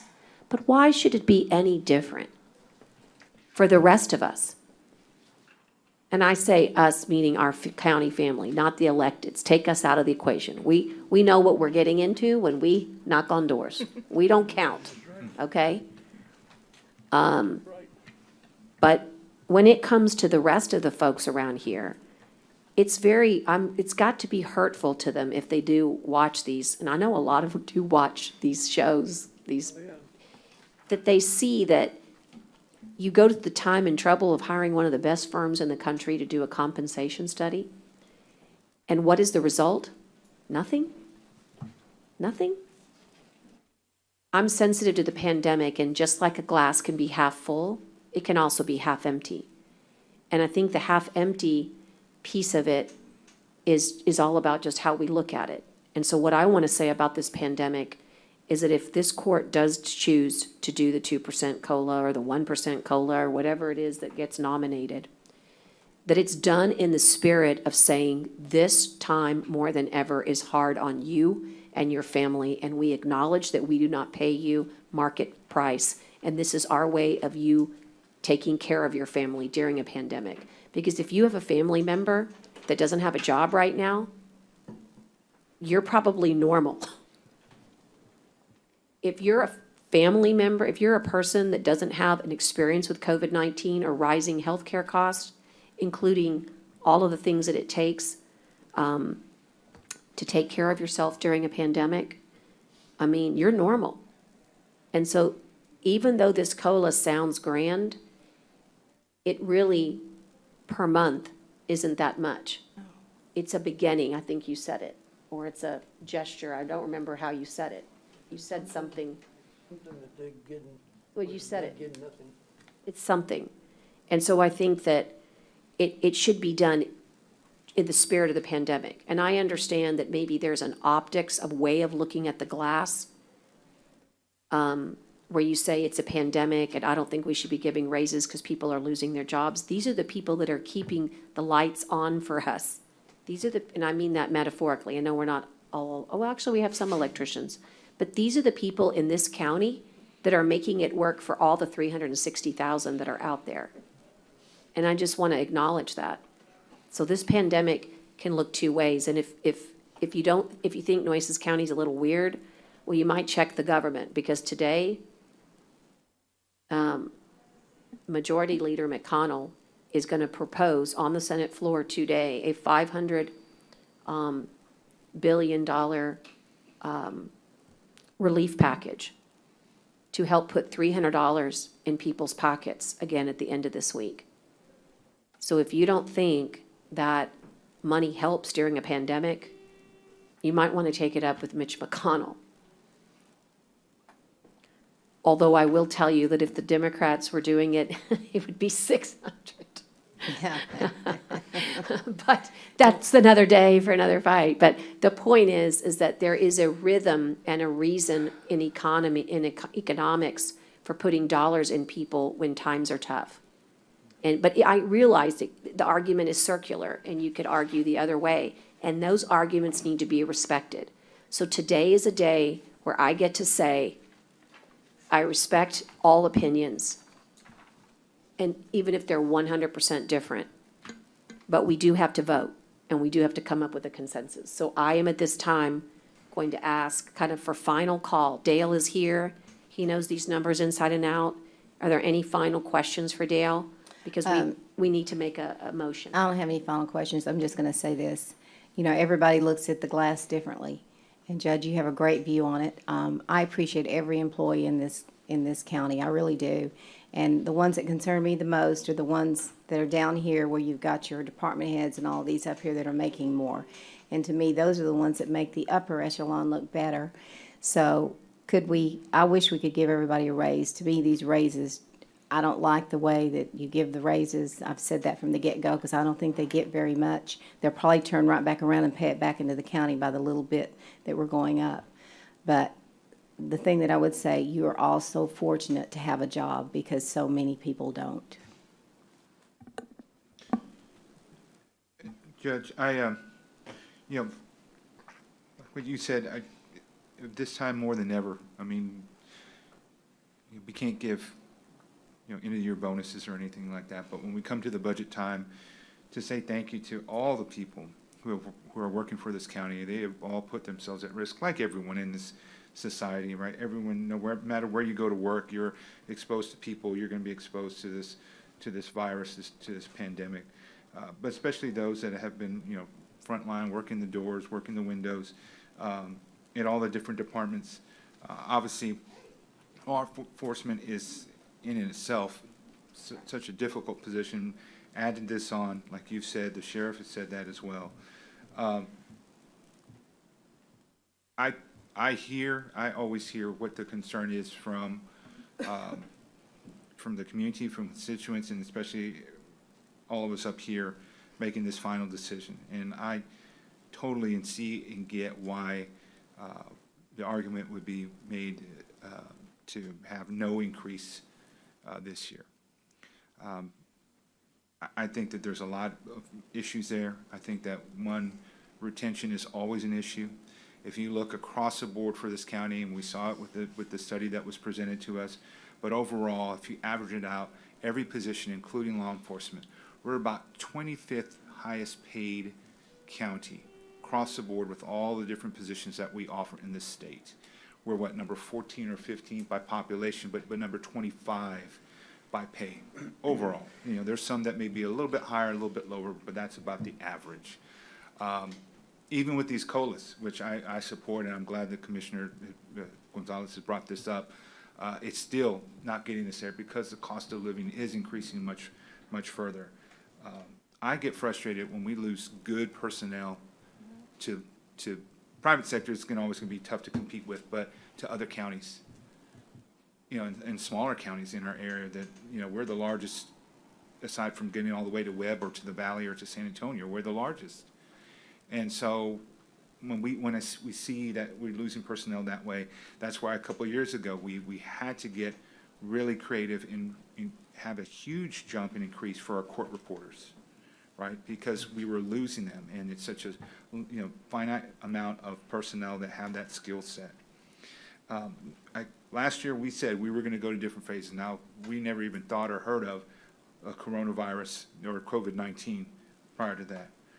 But we talk about longevity, stability, the ability to reach out.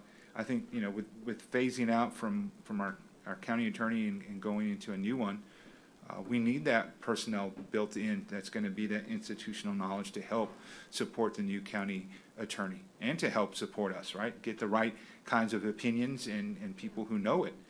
And the way to do that is by trying to make it as attractive as possible for them to stay. People will stay here because of loyalty. I still believe in loyalty.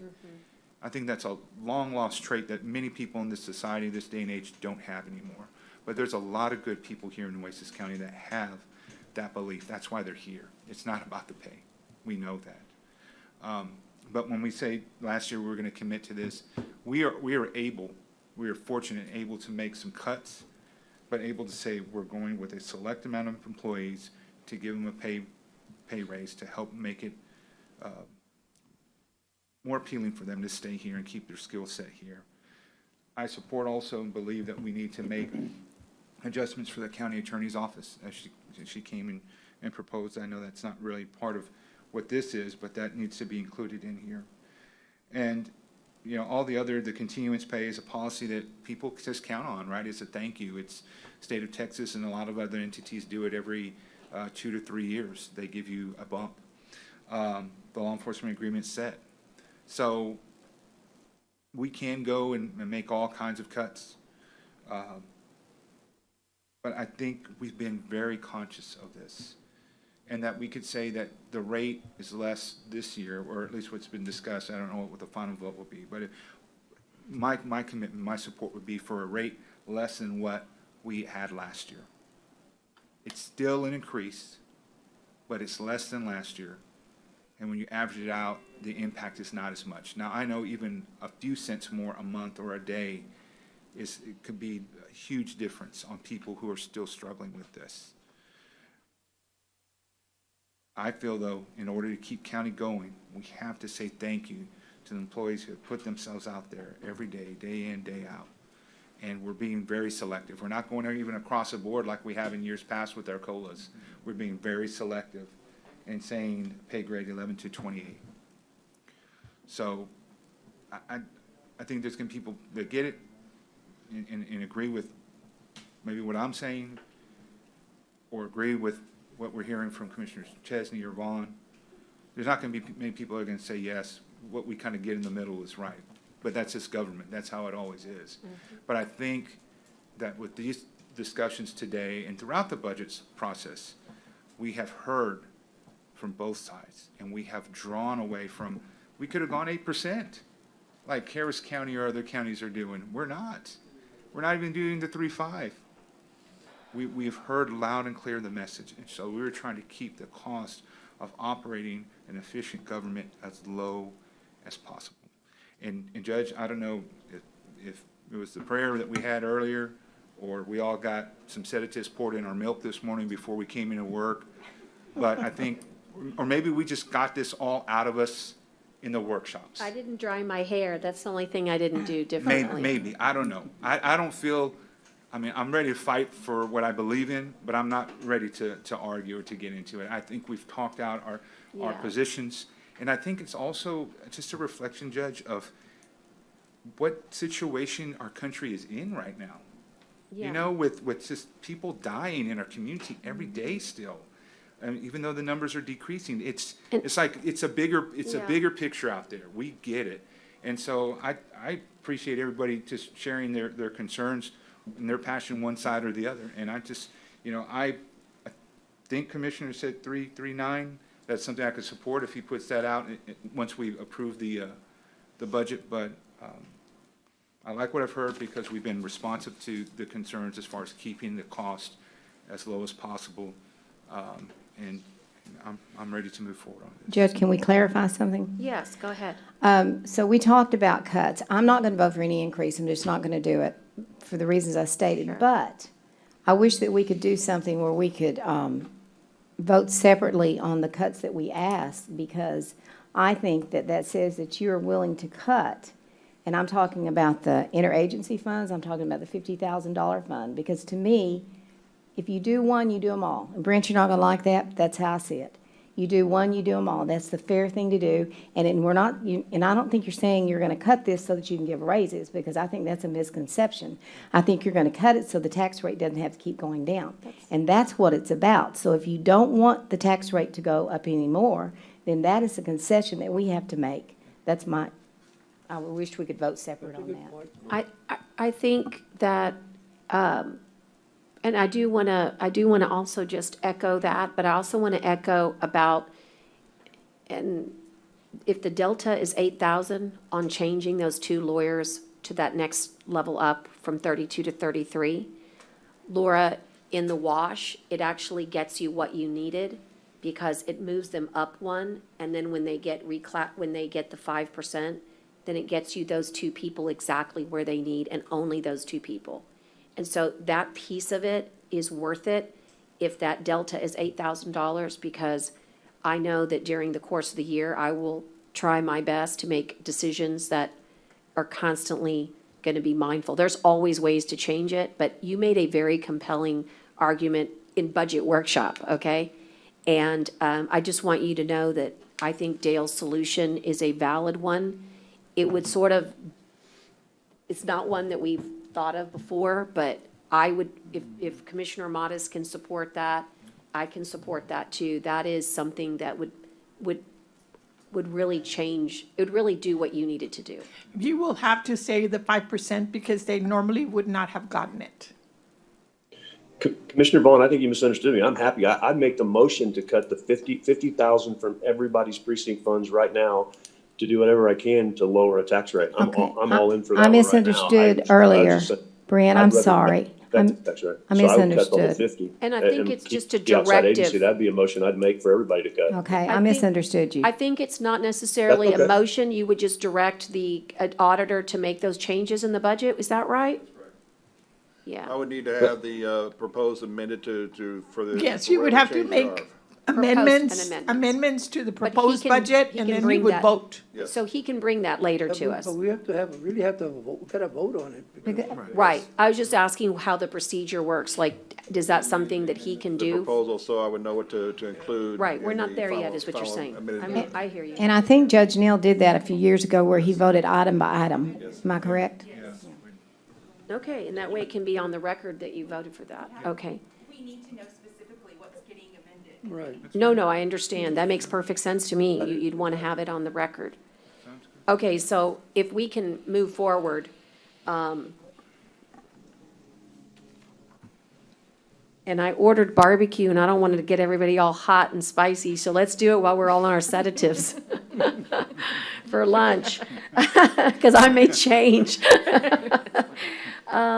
So on the item truly is number 3. It's the adoption of the 2020-2021 Nueces County budget. And I think there's going to be some amendments, Dale, based to your proposals, because it doesn't include all the things we've talked about.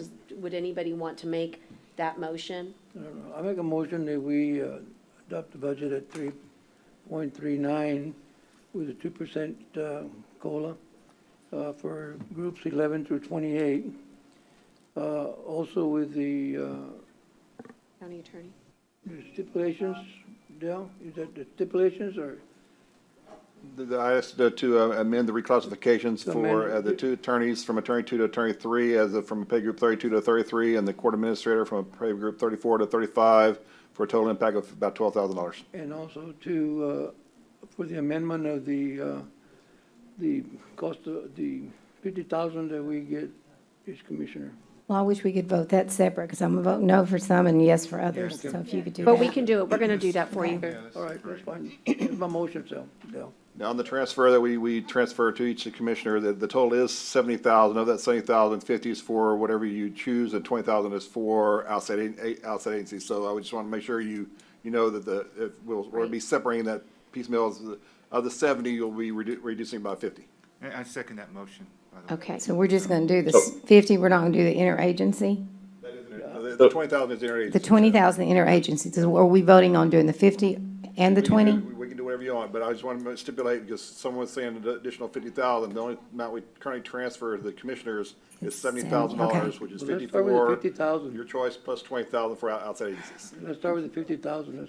Well, we did last year, we did $50,000 for capital outlay, but we suspended it last year because of all the CIP stuff we did, and we did not put it back in. Okay, That's not Judge- there. so is that I extra? thought I'd made a motion to just do the 50 separately. I don't know if Okay. I didn't get a second or what, but I thought I made There's a second. an original motion just to do the 50 separately. There's a second. Oh, okay. So can we vote on Let's- that one? Sure. Let's vote on Separate. that. That way we can at least get that taken care of. So all those in favor of that particular reduction signify by saying aye. Aye. Aye. I just want to double check what Dale said. Are you saying that we never put that capital outlay back in, so it's okay? It's already in there in a way? We did not put it back because we still have a significant amount of CIP money as well as that, so we did not. Got put it. that So it's back even in. a further savings? Yes. Okay. So the So only we're amount we really, transfer the commissioners is the 70,000, which is 50,000 for whatever you choose for, Mm-hmm. plus 20,000 for outside agencies. Well, the 50,000 plus whatever, how much is there though, that we didn't put back? Well, each of y'all have a different amount. A couple of commissioners may have $200,000 or $300,000. Some of them are closer to $400,000, $500,000 in special revenue funds from this type of fund. In previous years, we did a $70,000 to that and a $50,000 to, for capital improvements. Last year, since we got the CIP and the $43 million tax note, we suspended the $50,000 transfer, and I didn't feel it was right to put it back in this year, so that's not included in the budget. so it's more So the only savings. thing that's included right now is the $70,000, which is $50,000, which we just talked about, plus the $20,000 outside. Right. outside So only thing, agencies. so out of our 120, we're only leaving 20 right now. Right. Yeah. That's what And I'm I saying, just, yes. and I just want to say that although, I mean, I've spent most of my life enjoying and loving and raising funds for 501c3s. In addition, I would be happy to give up my 20, and you don't have to do it, commissioners. I'm just saying, in order to make that deficit of the 12,000 for this year, at least, okay? I'm happy to do mine, because let me tell you what I know. Through our grants department and through United Way, we've been doing terrific work, making sure that the nonprofits in our community stay solvent and solid. And I would be willing to ask Maria if she could maybe assist even further. I know she's been doing this already for 501c3s around our community, but the CARES Act gave some wonderful opportunities for 501c3s, and our county's been helping with that, and it could be a lot greater than 20,000. Because usually I don't give more than 1,000 to one specific entity. And I also know that if there were to ever be a great need, who knows, I'm just inventing it. If there were ever to be a great need, this court could address those needs as they come up. And I just want to make sure that if I'm advocating for something, that I can do it. And like I said, I don't have one precinct to take care of like you guys do. And I know you use those outside agencies to help 501c3s that help people in your precincts and throughout the county. But that's one extra thing I can do, Dale, and I'll just let you figure it out. But it's something I want to do. But I'm not advocating anybody else to do it. I'm just letting you know that I'm happy to do it because I know that I can help in other ways. And like I said, Your Honor, most time the outside agencies are anywhere from $15,000 to $18,000 to $20,000 a year for that. As we said, most of the commissioners' positions, as well as yours, has significant fundings this year. So this $20,000 reduction this year would not be. Right, I'd still be okay. Would not hurt anyone, and then we can possibly reinstall it next year. Exactly. So I just want to say that I want to do that. I want that to be an amendment, okay, so that it helps get, this way, it dedicates it to you, Laura, next year, and then next year we figure it out, right? But that way I know that I've got that piece of it covered. And I agree with you, Judge, because I think it's great that we're able to give it to them, but I think there are other ways we can do it, because what it really does is the commissioners go out there with a big check and they show it and it helps them. And I'm not being ugly, guys. I just don't do that. I just send the check. That's the truth. It helps elevate you as a commissioner. But I think that there's, and this is taxpayer money that we give, and some taxpayers may not agree to where we give it. So I just think that for this year, I think that's what we should do. And again, I think we can work with Dale and he can, again, I mean, or I don't have to spend it. I can just let it sit there and not spend Yeah, it. and that's an you know? idea too, And yeah. I just, almost like it's like I forget about it, like a $10 bill you find in your pocket. It's just there to help the county. If that's easier for you, Dale. But unfortunately, it's because it's a transfer coming out of the general fund to a special revenue fund, it's still an expense of the general fund. Oh. Always ruining it for us. I'm trying to help. Okay. You know, of the 20,000, would there be, who Well, would be? well, I one appreciate- be yeah, and- Putting that in, so. Yeah, wanna make and sure just so we you, exclude. yeah, and I'm willing to do that because I know, for instance, in my own budget, because of COVID-19, we all needed extra laptops and iPads, and my office expenses were more than last year. I mean, we all have to make individual choices too, right? So where there's individual choices that we can make, I can do that. So I would like mine not to be there, but I think it should be individual because you may have already, I don't make those choices for your individual precincts. But I think for the 50, we did a great thing, commissioners, a really great thing. That's a cumulative 250,000. And just for the, It's a big- just so I know, for any amendments to the budget, I would need to know which commissioners would be surrendering their 20,000. Right, and can we just email you? It needs to be part of the. Okay, well, I'm letting you know, I part of the will. vote. And really, commissioners, keep yours and do good things with it. Let me do this one thing. Well, I'm going to leave mine alone because I won't be here. And out of courtesy to the person that's taking it, That's I'm nice. just going to leave it. Yeah, let me just do this. You all have precincts to work with, and I know that you will do good things with those dollars, and I will just do mine. That will help balance the 12,000 for this year. Okay? The amendment for this particular item, we're going to be reducing $50,000 from each of the commissioners as well as the judge, and for the judge, the additional $20,000 Yes. for outside agencies. Yes, The rest will be remaining the same. correct. Can you Correct. repeat, could you repeat that, Dale? You broke up, I'm sorry. Yes, sir, yes, Commissioner, we're going to other money we transfer to the commissioners. It was a vote that we reduce the $70,000 by $50,000 for, in leaving the $20,000 for each of the commissioners for their outside agency funds.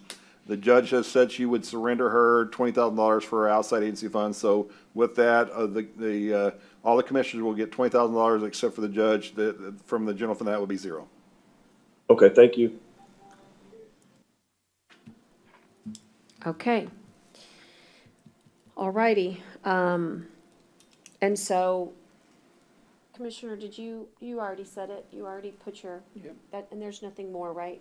Yep. We got the county attorney, do you feel like you have a clear directive on the motion, and so I can get a Dale second? finished it because he included county attorney. The two county attorneys and the court administration was the recommended that was the other one. reclassifications I would request amended for. Right. And then whatever the COLA is you presented, and then there need to be a motion, and then there need to be a record vote. Right, so, I want to go ahead and, check. you want to go ahead and make that? There's a motion, there's my motion. The positions for the county attorney and the district clerk, are y'all gonna do contingencies for those salaries? That's another, We've It's already got built in. We've already got a $1.5 million contingency in there, so I Yeah. don't really It's expect to built add in. more. We're talking about the CJIS yes. commissioners, what I brought up. I was concerned about it, but Dale explained to me that he believes if that is going to be a necessity for the district clerk and for the DA, that it could come from contingencies. But again, the reason I didn't just say, oh, yeah, let's put these positions is, 'cause I think we need to talk to them. And they need to I think so too. tell Comes us to a what grant, we and can there's do. no reason to put a budget in, it's Right, gonna be grant, and so. also, And we do have a $1.5 million contingency, not counting the contingency we have for Yeah. tax cases that we Yeah. have, but yeah. I think we have significant Right, funds and I and know not they- needing any Yeah, increase. and I know they're listening, so you just we'll find a way to work with them. And again, I know that they'll understand that this year is a year that we want to be thoughtful. So, for example, if they don't have to start till December, we'll save October and November, right? So there's ways that we can save So our, about 3 one months, quarter. save ourselves some dollars. So, okay, so we can move on then. That is, you've got a motion from Commissioner Gonzalez. I got feedback on my mic. And- Second. And I've got a motion from Commissioner What Morris. can you restate the motion, please? Sure. No. I mean, yes, we can. What I mean is I looked at the clerk who was going to restate it, and she said, no, I think I'd like for him to repeat it. Yes, that's the body language I got. Okay, I move that we adopt the budget at 3.39 with a 2% colon that will be affect the 11 through 28 employees levels only. And also the contingency, I guess, Dale, on the county attorneys of 2 positions. Those are the many reclassifications that we have for that, and then the reduction of the positions, the funds transferred to the commissioners. Excuse me, the motion is only for the budget, so you can't do the tax rate as part of this. Right. But you can, you can do everything else. Correct. Will you amend? So I'll move the budget, we'll adopt the Okay, budget. so he amends. Second. And a motion and a second. I need a record vote for the clerk. And so I'll just, Aye. Commissioner Gonzalez Aye. is an aye. Commissioner Chesney, No. Commissioner Mares, Aye. Commissioner Vaughn, No. Barbara Canales, County Judge, aye. Okay, so we now, Make a motion for the tax rate. I've got a motion now, but we're moving to number 4 for a tax rate. Hold on. Oh, I've got to say the magic words. Yeah, you're not saying the magic word. Yeah, I've got to say the magic words. Hang on. There's magic words. Well, these are magic words here. State requirement. State required. These right here, Lisa. Good thing she remembered. Hospital. Yeah. And then this is Nueces County. I just blew it up. Okay, so let's do this one first, okay? Yes, you have to do the Adoption of the budget first. Okay, so just so you know, state law was changed, and there's some language that is important to place on the record, and it will identify all of the steps that are required for adopting a budget in the state of Texas. So let's do the budget as we have just brought forth that motion and seconded, and it passed with a majority of 3-2. This year's property tax levy will raise more revenue from property taxes than in the preceding year. A statement about budget increase as specified in section 102.005B of the local government code is required to be included on the cover of this proposed budget. This budget will raise more property taxes than last year's budget by $3,466,830, or 3.74%. And of that amount, $2,764,296 is tax revenue to be raised from new property added to the tax roll this year.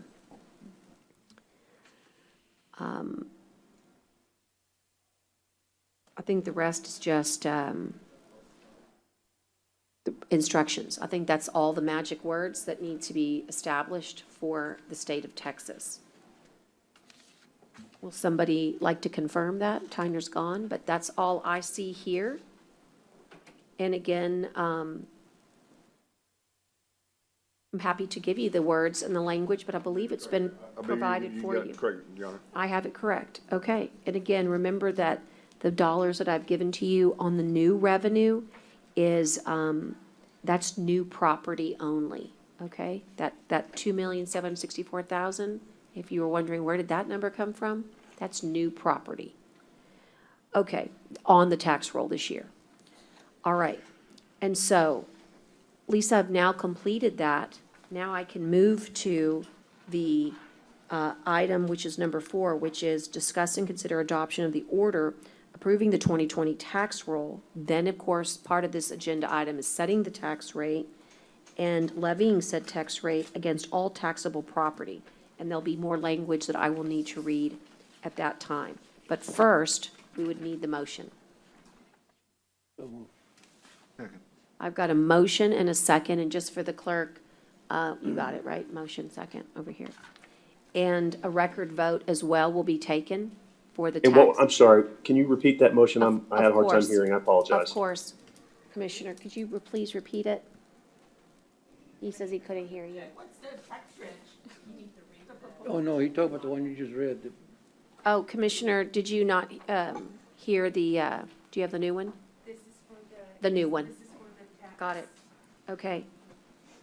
This is approving the 2020 tax roll motion. Is that what this one is? Yes, but I need to read some language ahead of the motion.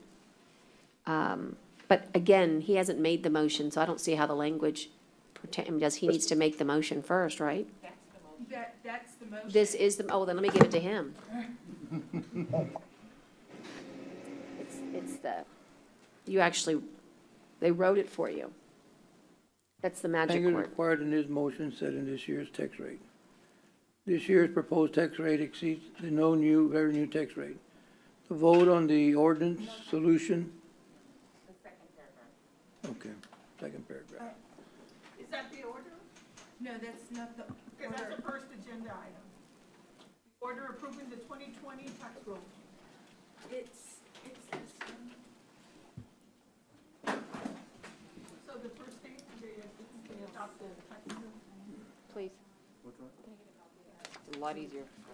Okay, They're not doing the tax roll yet. okay. Here's the budget, here's the tax rate. All right, let's try it again. Okay, this is take two. First is the tax roll. Nueces Hospital District. The tax roll is first. Okay, roll is first, rate is second. Okay, so that's why. We're good, guys? Okay, so they're gonna make you do the roll first. So is that the first paragraph then? Can I look at it again, because this is the first time. That's the tax rate, the one that you highlighted.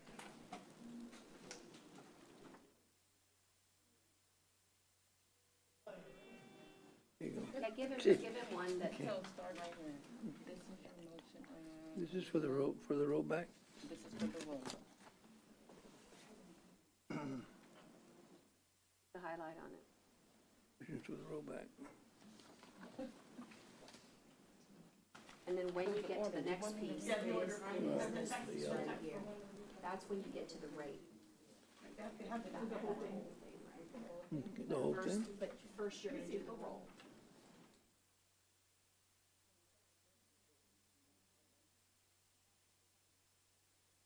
She's checking it with the county attorney just to make sure. Yeah, so she has to, because they have to do the tax, they have to do it. Yeah. So maybe I'll do the roll? Yeah. He wants you to read the entire. The entire okay. All right, this is an order. This order accepts and approves the 2020 tax roll. It also is styled setting the 2020 tax rate for Nueces County and levying said tax rate against all taxable property in Nueces County for 2020. Okay, so since that's gonna be the case, then you can go into the tax roll then, I mean, the tax rate, and that, once you do that, then you can read that one and approve that one. I think they did it backwards. Okay, Okay, so I'm I'll gonna go have with- to agree with so I'll you. go with mine first. I think it sounds better, but, okay. Understand the states of. All right, let me go ahead. Yeah, I'm gonna have to, okay. The one I gave you, that's the one that you do first. You're gonna make me cry. I'm confused. That is mean. All right, Okay, here we go. this year's proposed tax rate exceeds the new revenue tax rate. The vote on the ordinance, resolution, or order setting the tax rate must be a record vote. A motion to adopt the ordinance, resolution, or order must be made in the following form.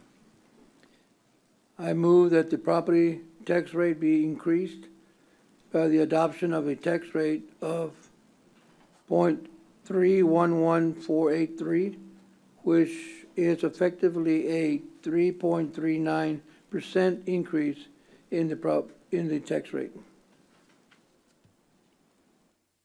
Second. Okay, so that is the motion as read, and I do have a second. And I now need to call for the vote, and you do need it on the record, correct? A roll call. So let's do it. I always do it this way, so even though he's not here, Commissioner Chesney, No. Commissioner Gonzalez, Yes. Commissioner Mares, Yes. Commissioner Vaughn, No. and myself, the county judge, yes, aye. Okay, and so now that that has been set, I can now read the order, Laura. And so I want to continue by repeating that the title of the order is accepting and approving the 2020 tax roll, setting the 2020 tax rate, and levying the tax rate against all taxable property. And the order reads as follows. You'll bear with me, it's not necessarily a short order, but I'll do my best here. Whereas the Commissioners Court authorized the tax assessor collector to compute the no new revenue tax rate and voter approval tax rate for 2020 for the county farm to market, and lateral road and flood.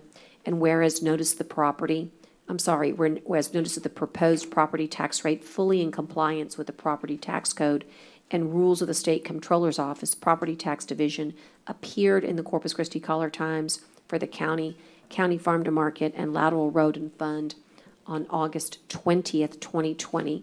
Whereas the Commissioners Court finds and determines the proper procedure has been followed to lawfully consider the proposed tax rates for 2020, including proper notice of this meeting, September 9th, 2020, as provided by Chapter 551 of the Government Code in Vernon's Texas Codes.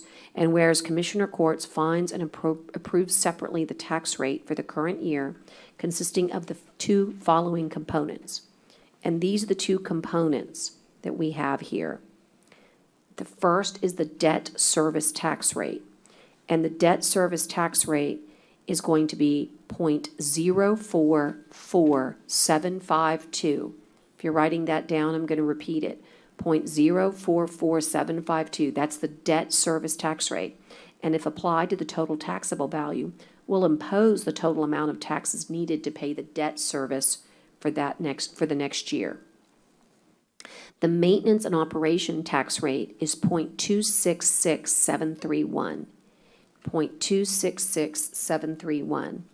And if applied to the total taxable value, will impose the amount of taxes needed to fund maintenance and operation expenditures for the county for the next year. This tax rate will raise more taxes for maintenance and operation than last year's tax rate.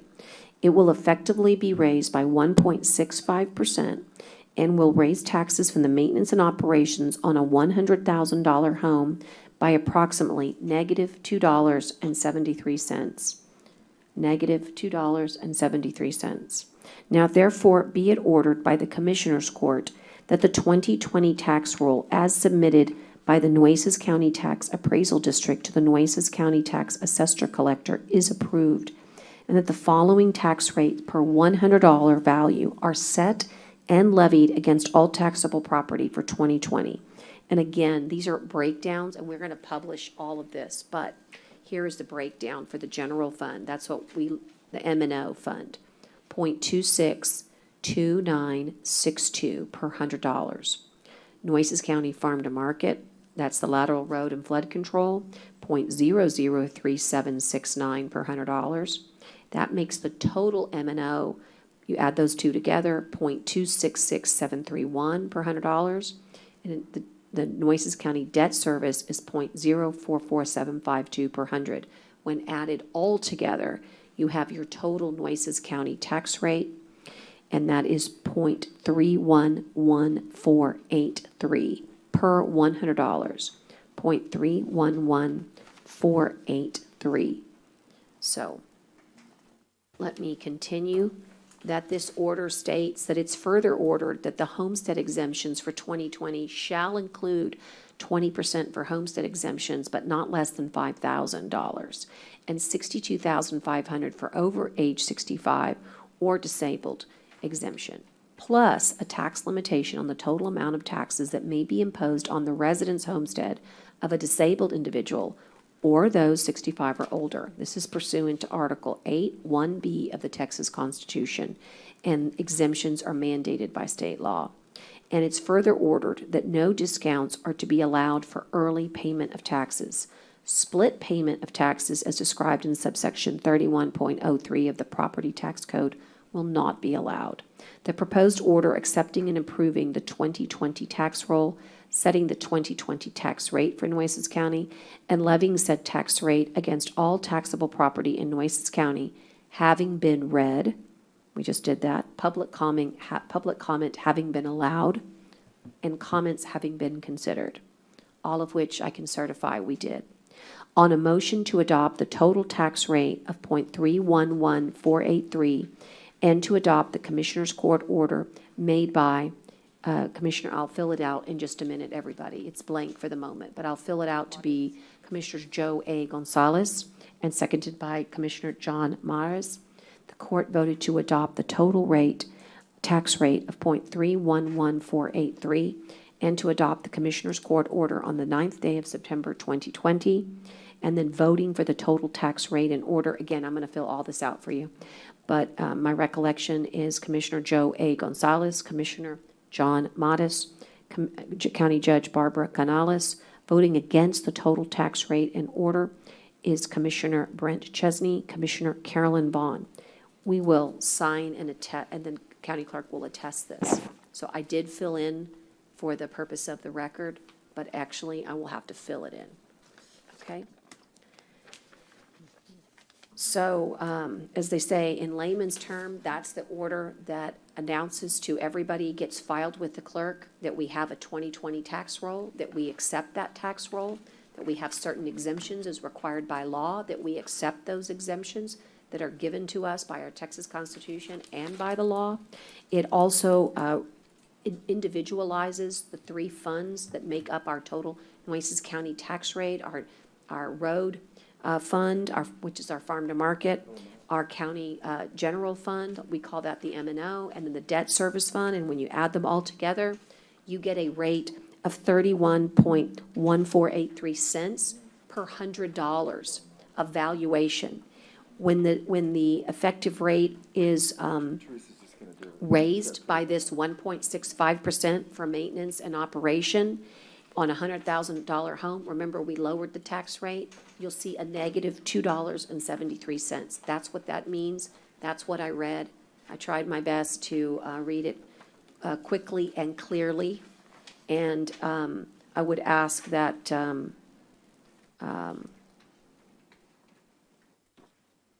we, is there anything else that I need to do? I think I've done it all here. We just need the actual motion, right? To accept the order, or is that necessary, given that I've already given the roll call vote? Okay, so I'll just put this aside and I will have to sign for you, okay? So, Teresa's filling out the names for you. Teresa's filling it out for me? Fine. Wonderful, okay. Now, I'm now gonna move on. I'm gonna say I have to move on to the hospital district now, and there's also the same thing. It's a two-prong, okay? And the hospital district language is that, well, actually, is Johnny going to speak? Ready? He's ready. Ready, Johnny? Tyner's about to get you on. Just give it a second. I need to do the budget, but I just want to make sure he's, okay, he's on. Yeah. Okay, so. Tyner, Judge, I'm on. Okay, but first, it's required that I read this, proposed tax rate for the budget here. I don't think I have the right one. Give me a second. Let me double. When you get to the tax item. Yeah, I stapled I've it got backwards. She stapled it backwards. We got it. Okay.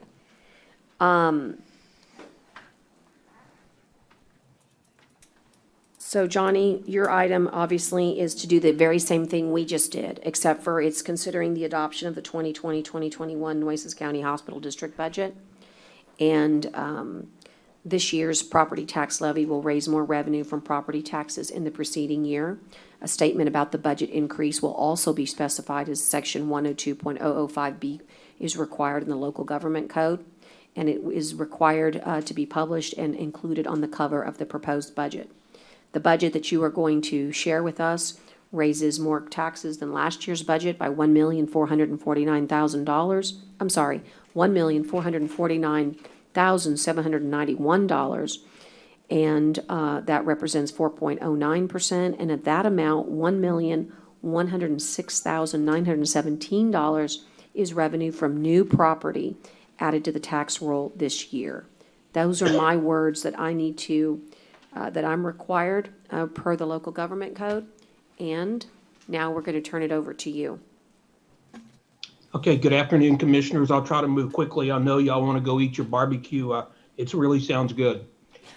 Commissioners, I'm not sure in your budget book what the page number is, but in the budget packet that we sent over last week, it starts on page 1. It would be the columns that are colored. I'd like to talk to you about. And I don't have any new information to add from our budget workshop last week, but I do need to cover some highlights of that for everyone. The tax rate that the district's proposed budget assumes is the 3% rate, the 0.11824. The hospital district is going to experience next fiscal year in 2021 some significant changes in its financial statements. The changes in the district's financials will be both in the revenue section and in the expense section. In the revenue section, as I shared with you all last week, SPON decreased our sharing percentage from 26 to 2%. That's going to have an important impact in what our revenues look like in 2021 compared to 2020. And for example, in prior years, the hospital district was primarily dependent on non-tax revenue. In other words, our SPON member revenue. It contributed in round figures about 75% of our revenue, and tax collections contributed the remaining 25. So in 2021, what's going to happen due to the decrease in the sharing percentage, the hospital district will be significantly dependent on its tax revenue. In fact, about 84% of the district's revenues will arise from taxes next year, and only about 15 or 16% will arise from SPON revenue. So we have a dramatic shift in our revenue now, where we're back where we were several years ago, being more dependent upon tax revenues than other revenue sources. So proceeding on to the expenses, the district will be taking on in 2021 and has already absorbed in 2020 expenses related to both the COVID-19 pandemic and the initial movements toward programs that were recommended by the Meadows Foundation. So on the page 10 of the booklet I sent, we lay out all of the county expenditures that we will be assuming this year. Most of them are continuations of expenses like EMS and public health and things of that nature. But we have some significant increases, additional cost in 2021 above 2020. So those significant increases, first of all, have to do with implementation of the recommendations from the Meadows Community Assessment. That number is about 1.7 million. We have some additional costs for jail healthcare. I think you all are gonna consider an award of an RFP later on your agenda. Those costs, although we don't have an award yet, the district assumed the highest bid so we could budget a number, and we used that in our budget. The main reason the cost would be going up in the jail is not so much related to the bid, but the fact that we're adding a medical facility to the jail annex. Head has not had one before, and over the years since we last did the jail health contract, I think that the annex has been fully bedded up, if you will, and the kinds of people who are incarcerated there are not child support people anymore. So there are other types of felons and stuff there that are incorporated there, and the sheriff felt like that having the annex have its own medical facility kept security a lot tighter instead of them having to move inmates from the annex to the Waco Street Jail for medical calls and treatment. And the other largest cost we have increasing in the county expenditures is the $3.3 million that we have included in the budget for the alternate care site out in Northwest Corpus Christi. So commissioners and judge, those are simply the highlights. The hospital district, as I said, will have a significant change in terms of its revenue picture next year. We've had a significant increase in expenditures. And so when we go back to page 1 of the colored columns, what's going to happen is we're going to open next fiscal year with a $50 million fund balance in the general fund, and we'll close next year with a $7.6 million fund balance.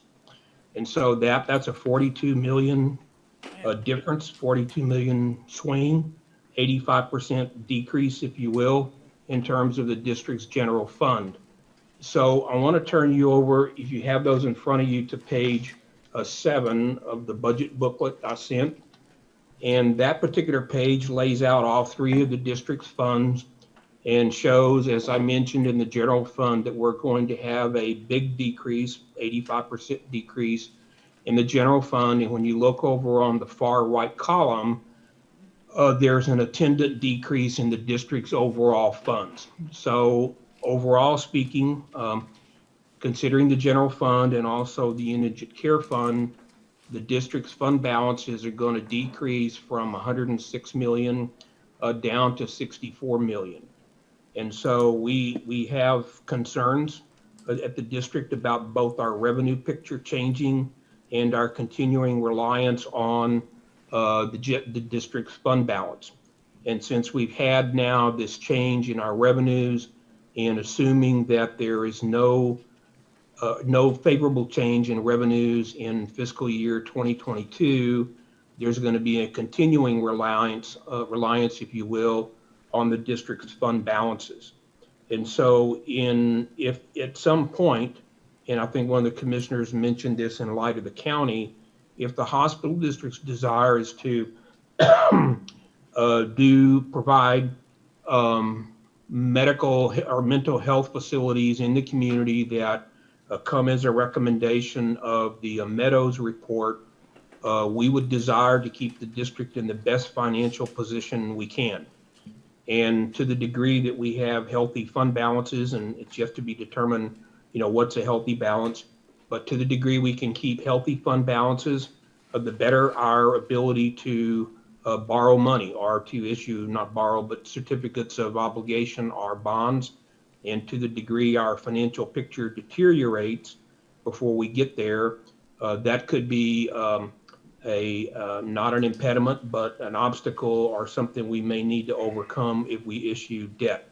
As y'all know, when you issue debt, the rating agencies look backwards for several years to see what your trend is and what you've been doing. And the hospital district this year, in upcoming year in 2022, is going to have a dynamic shift in how its financial picture looks. And so those, commissioners, are not anything that I didn't say to you in our budget workshop last week, but I can answer any questions and stuff you may have about our proposed budget. Okay. Commissioners, do you have any questions for Johnny?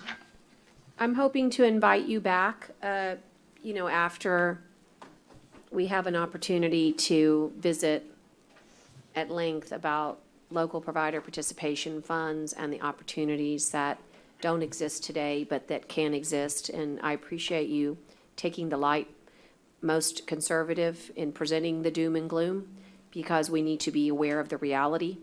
And, but I do believe that, that there is an opportunity to find consensus. I have been using the last week since you came last week and kind of, quite frankly, shocked me with that new profile from 26% to 2%. And I have found very different information that's out there from the entities that seek to be a part of a local provider participation fund. I realize we don't have one in place right now, but we need to secure that so that we can maximize all supplemental funding for us. But you bring up an excellent point, which is, and I hope the board will consider it, is you definitely need to get a financial advisor so that you can have the opportunity to weigh all your options as you move forward. In addition, we need to write some major grants. You now have everything you need, both investment from the county, investment from the district, a Meadows report. There is $100 million at the state level to fund all the types of programs that we're talking about, and we need to go after them. but it's not going to happen because we just wait for someone to call us, right? We're actually going to have to put together an plan to identify the proper grants and to make sure that we can go after them. But that's how other urban counties do it. We're no different. We have the same Medicaid problems that everybody has. We have the same indigent care problems that other urban counties have. And so we're just going to have to, create a strategy and be able to adopt it. But Judge, I would just like to add about the intergovernmental transfers. I didn't go into detail about that, but as a result of our revenue picture, the district is going to be reducing its intergovernmental transfers next year. It will create a gap for the providers. We will not be able to fund all IGTs for all programs for all providers next year. But you'll be made So, whole, right? The providers have worked with the district to set in motion the steps that are necessary to create a local provider participation fund to help raise money for that. We have a tentative placeholder on our agenda for September 15th for the providers to come forward and demonstrate their support or non-opposition to such a mechanism. And in fact, Judge, I think that there is some movement in the last days of September here to go ahead and create an LPPF fund so the district could do an assessment for 2020. We'll have to move very quickly to do that, but that would give us some cash cushion, if you will, in terms of monies that are available for intergovernmental transfers. And the providers also have indicated they will probably coming back in 2021 at some point to do an additional assessment for 2021 to help make sure that they have enough IGTs on board to maximize all the federal programs that you've described. So we have a couple of things in motion. The IGTs are ones that essentially all 100% benefit the providers. The district doesn't get any money off of that, if you will. But they are working diligently on their side to work with us to get in place some other mechanisms that could help fill out the gap for the intergovernmental transfers. Good. Sounds like you've made progress in 7 days. That's great. We've made a lot of progress, Judge, since noon yesterday. So That's yes. what I mean. It's amazing. That's great. Awesome news. Keep it up. Okay, so we've got some housekeeping to do. Johnny, you've asked for questions. Let me see if there are any for you. Commissioner, anybody? You've done a good job. I don't want the audience to think we have no questions. We've just kind of beat it up with you on 3 different occasions already, and you've done a good job of getting your documents to us way in advance, which I can't tell you how much we appreciate. It really helps us. So at this point, Johnny, I'm going to ask the commissioners for a motion to make us a comment. I was going to say it either has to be approve or deny or come up with another one, but I've got a motion to approve. Second. And I've got a second. And, Brett? I'm sorry? Yes, we'll take a record vote. And Commissioner Vaughn had to step out just for a moment. But she's going to vote momentarily when she comes back in, okay? I can go get her, or we can do that. But Commissioner Chesney? No. Commissioner Gonzalez? Yes. Commissioner Mattis? Yes. And County Judge Barbara Canales, yes. For the purposes of the clerk, can she bring her vote in in just a moment, or shall I ask her? Okay, do you mind if I just take one moment?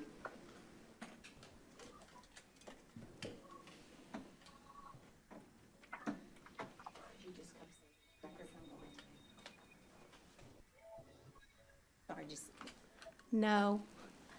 Thank you so much. We appreciate coming back in. And so at this time, it's the court's will here, 3-2, that this budget be adopted. And I also have some words that I need to relay to you here as well, and to everybody. This year's proposed tax rate exceeds the no new revenue tax rate, and the vote on the ordinance resolution or order setting the tax rate must be a record vote. We have taken one. A motion to adopt the ordinance resolution or order must be made in the following form, okay?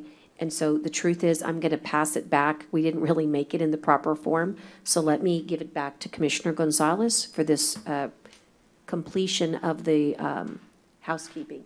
You'll just read this for your motion. It's right there, all the way through to there, there, there. Yes, sir. This year's proposed tax rate exceeds the no new revenue tax rate. The vote on the ordinance, resolutions, or order setting the tax rate must be a record vote. A motion to adopt the ordinance, resolution, or order must be made in the following form. I move that the property tax rate be increased by the adoption of the tax rate of 0.11824, which is effectively a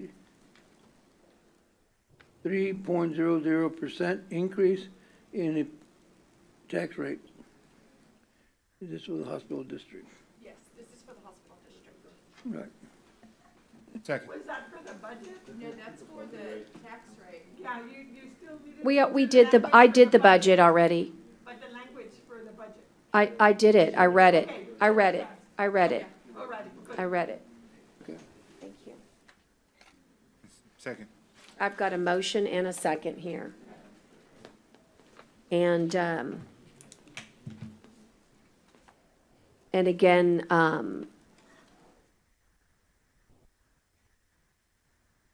there's some more language here that I do need to read. That's the order. The order, okay, but do you have the nice one? Yes, you do. You gave, it's coming at me.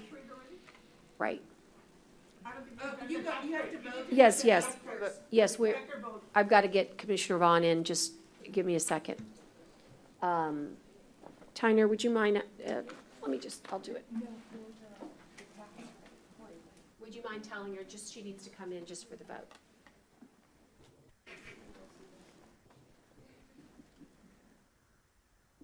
We have new language with SB 2, Johnny.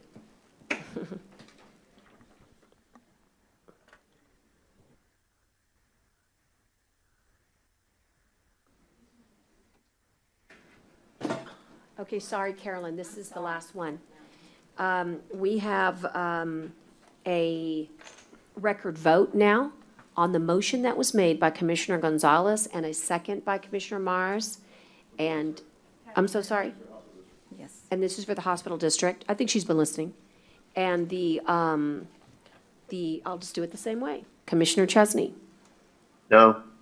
Commissioner Gonzalez, Commissioner Mattis, Yes. Commissioner Vaughn. No. And County Judge Barbara Canales is a yes. Okay, and so now I can read the order. This order is styled accepting and approving the 2020 tax roll, setting the 2020 tax rate for Nueces County Hospital District, and levying said tax rate against all taxable property in Nueces County for 2020.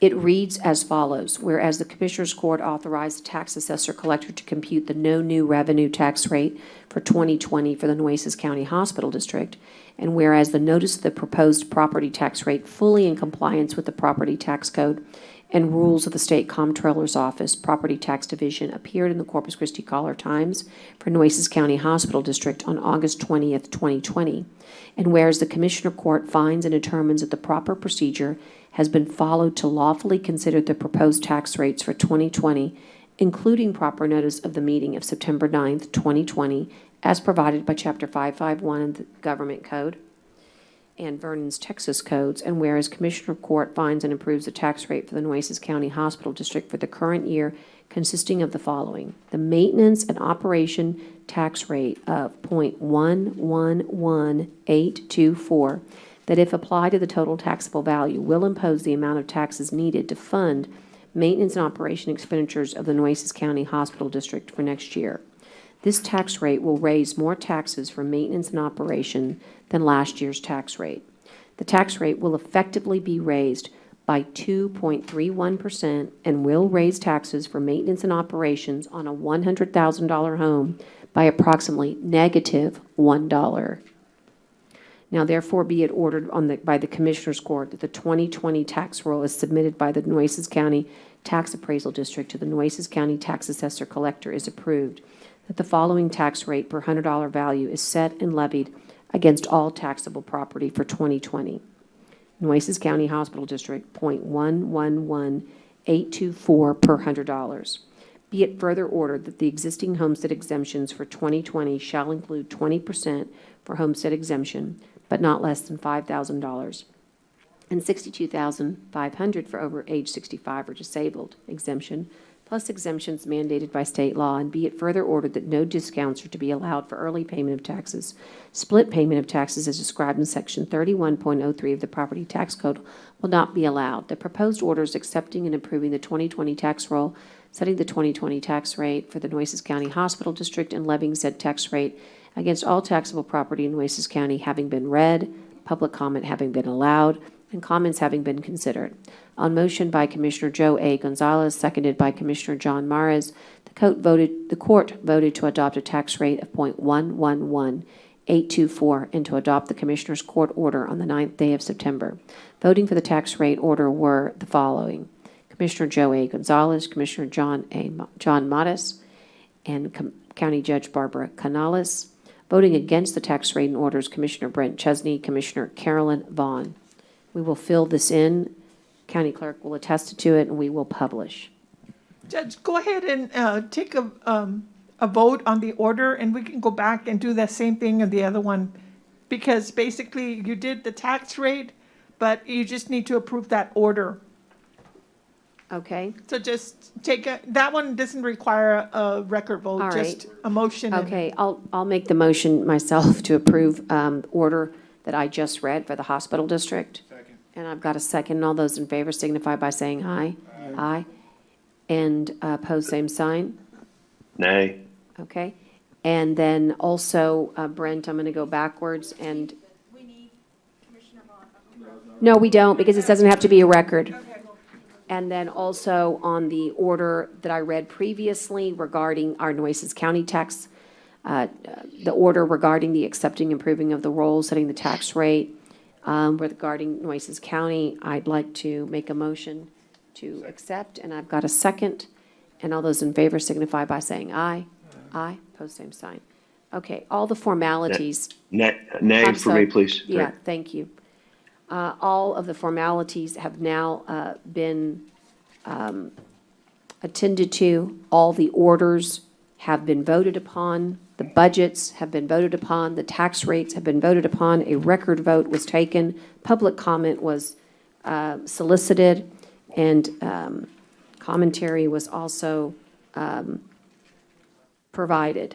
So I do believe, Mr. Hipp, that you can let everybody know that our actions that we were taking today are final, and we'll get you a copy of all these orders. If I am correct, we can now maybe take a little bit of a breather. I can see people are standing up, and we've gone through. No, I understand. A1 through 6. And the truth is that it does look like a long agenda, but I think it will move fast from here on out. I would like to take at least a 15 to 20-minute break. Everybody needs it, I think. Grab some water. We do have sandwiches for the commissioners and for all of you, I believe, here. And we'll come back on the record. If you all can spare the time, 1:15 would be the best, but I don't know how. That sounds great, Judge. That sounds great. Okay, I appreciate it. 1:15, I'm back on the record. It is 12:44 p.m. Okay, Tyner, I'm going to test everyone's will here to start. It's, as they say, if we don't start, we don't finish. So I'm going to go back on the record at 1:32 p.m., and we're going to continue our regular agenda. And maybe we should let Commissioner Chesney know what we're doing. Give him a little. I am here. Awesome. That's great. Good man, sir, you're a good man. We got you. Well, this is your item. This is kind of a looping around from County Road 33 on the naming. And this is item number 7 on the regular agenda. Discuss and consider adopting an order changing the name of County Road 33. You'll remember we had the public hearing this morning. It will be changed to London Pirate Road, a very fitting name pursuant to section 251.013 of the Texas Transportation Code. Do I have a motion? So moved, Judge. I'll take Commissioner Gonzalez as a second. He was right on your heels. Motion Thank and you. a second. And all those in favor signify by saying aye. Aye. Aye. Likewise, we had a public hearing on the following agenda item number 8, discuss and consider adopting an order changing the name of Carbon Plant Road from the Joe Fulton corridor to the dead end to RTFC Road. Motion to approve. Thank you. Second. I've got a motion and a second, and all those in favor signify by saying aye. Aye. Aye. And by the way, everybody, we can do all this because the Texas Transportation Code allows us to do it. Item number 9 is discuss and consider adoption of an order approving the District Clerk Records Management Archiving Preservation and Restoration Plan for the FY 2020-2021 budget. And actually, I saw her poke her head in earlier, but that was before the break. But I do believe that we have this on file. This will be our second year. It is. And It's Tyner? attached, It's attached. to the agenda. And I believe there's no changes to this plan. Not much. It's been updated, though, as required by law. So Motion to although, approve. okay, great. Got a motion and a second by Gonzalez, and all those in favor signify by saying aye. Aye. Okay. Aye. I heard an aye, great. And then number 10 is the District Court Records archive fee of $10. This is the adoption of this fee for $10 for the 2020-2021 budget year on applicable documents under the Government Code. And we originally did this again last year, August 28th, with the collection fee beginning October 1st. This we do every year as well, and this collection of records archive fee is needed to continue the preservation and restoration services in connection with our district records archive. We're going to start building a fund, just like County Clerk has a fund. We're going to start building here and start using those dollars every year to continue our quest to be digital. Does anyone have any questions? Or if not, here she comes. Great. Hi. Hello. Good. Perfect timing. So what we did just moments ago, Ann, is we approved, as we do every year, your records management and archiving preservation restoration plan. Okay, great. We did that just moments ago, and now we're considering the adopting of a $10 archive fee, and we just kind of went through the details of that. We're happy to hear from you. Well, what I wanted to let you all know is what we have done with, hopefully I had that with me. Here he is. I wanted to kind of update you. Good morning or good afternoon, everybody. It's great to see you all. I've missed you. I don't think I've seen Judge Canales in months. I know, and it's so weird, isn't it? It's just a strange time. I think this has been, I am so glad that I did this last year because this is so appropriate for what we've been going through since March. That we continue this. CoFile has already started making dents into our project. And I wanted to let you know that on May the 15th, all of the historical records were prepared and wrapped and ready, and CoFile picked them up. They promised that they would store those historical all of our historical files for 5 years in this storm-proof vault that they have up in Dallas. Great. Free, until we can get to it and start doing the preservation on it. And I think that just happened right, because we did get hit with Hannah and possibly a few more storms to come. So I don't have to worry about the historical records.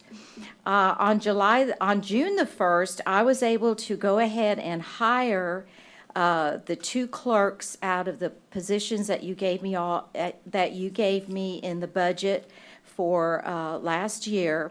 And they are on the 6th floor. I hired them out of the warehouse, so they were already trained. They know what they're doing. They were able to go right to work. And they've really been helping get a lot of the files scanned in, a lot of the, they are now doing the criminal records requests, so they've been able to help John with that.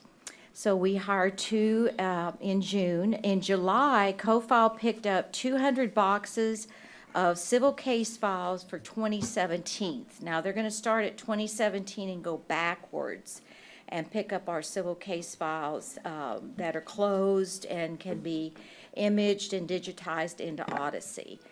They took 31 of the boxes from the 6th floor, and the rest came from the warehouse.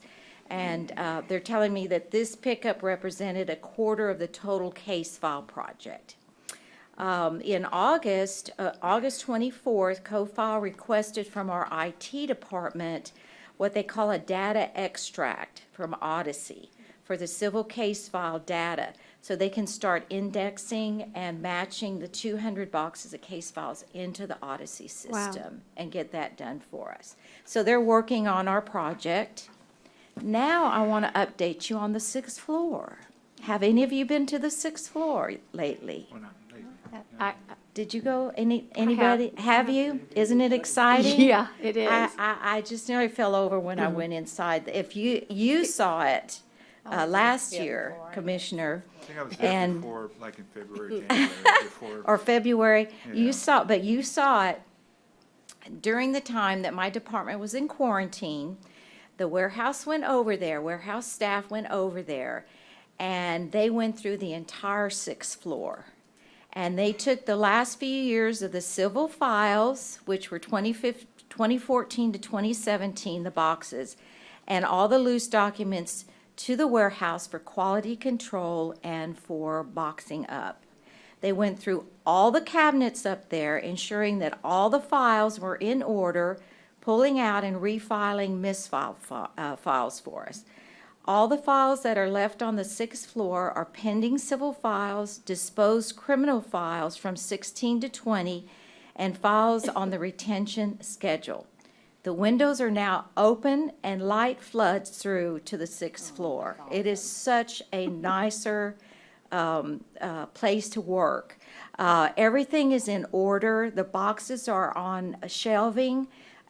They've got on the front of those boxes, you know what's in those boxes.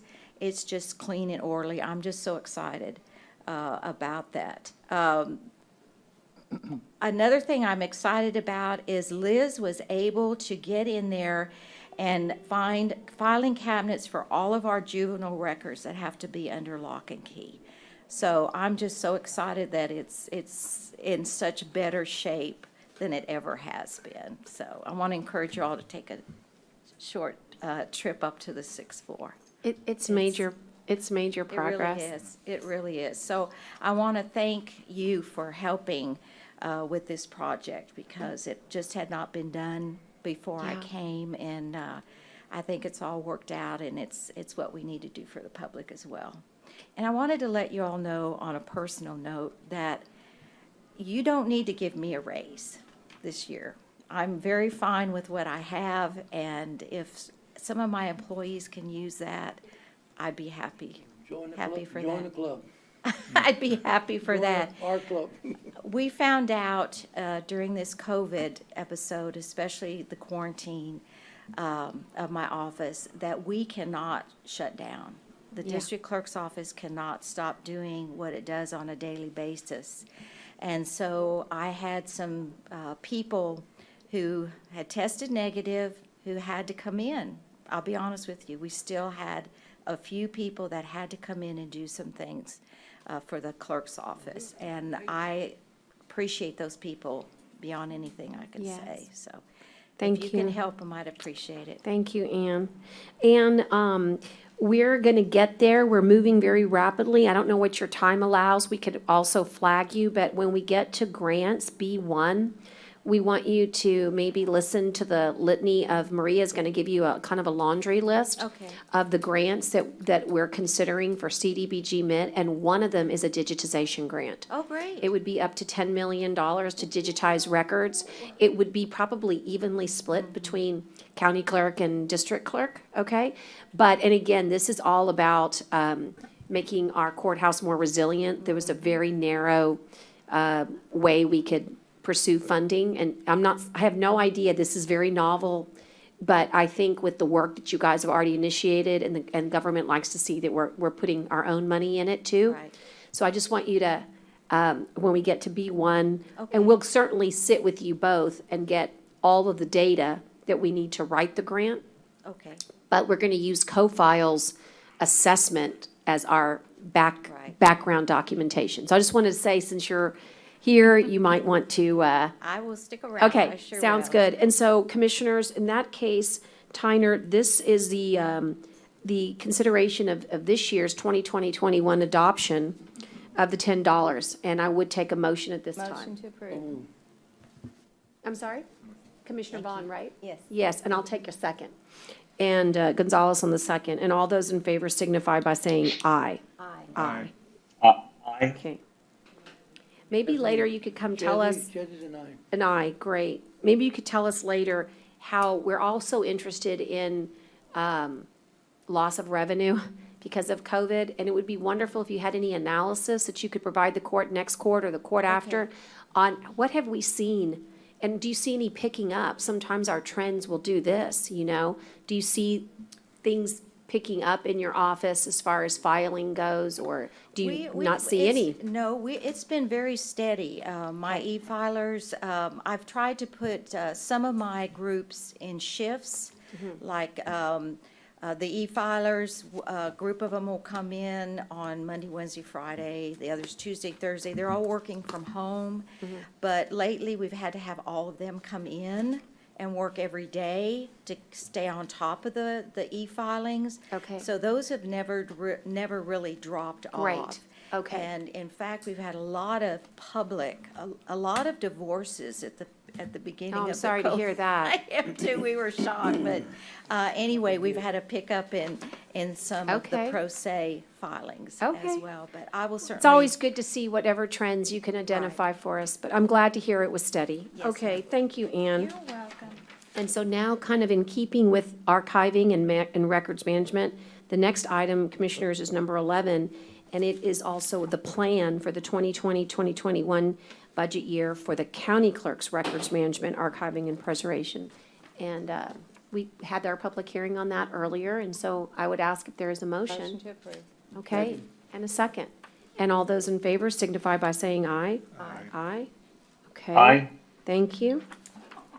And that was item number 11, and then item number 12 is an associated item. It's basically the fee of $10 for 2020, 2021 on the applicable documents, and this is, of course, provided for by the government code. And the Motion same. to approve. Okay.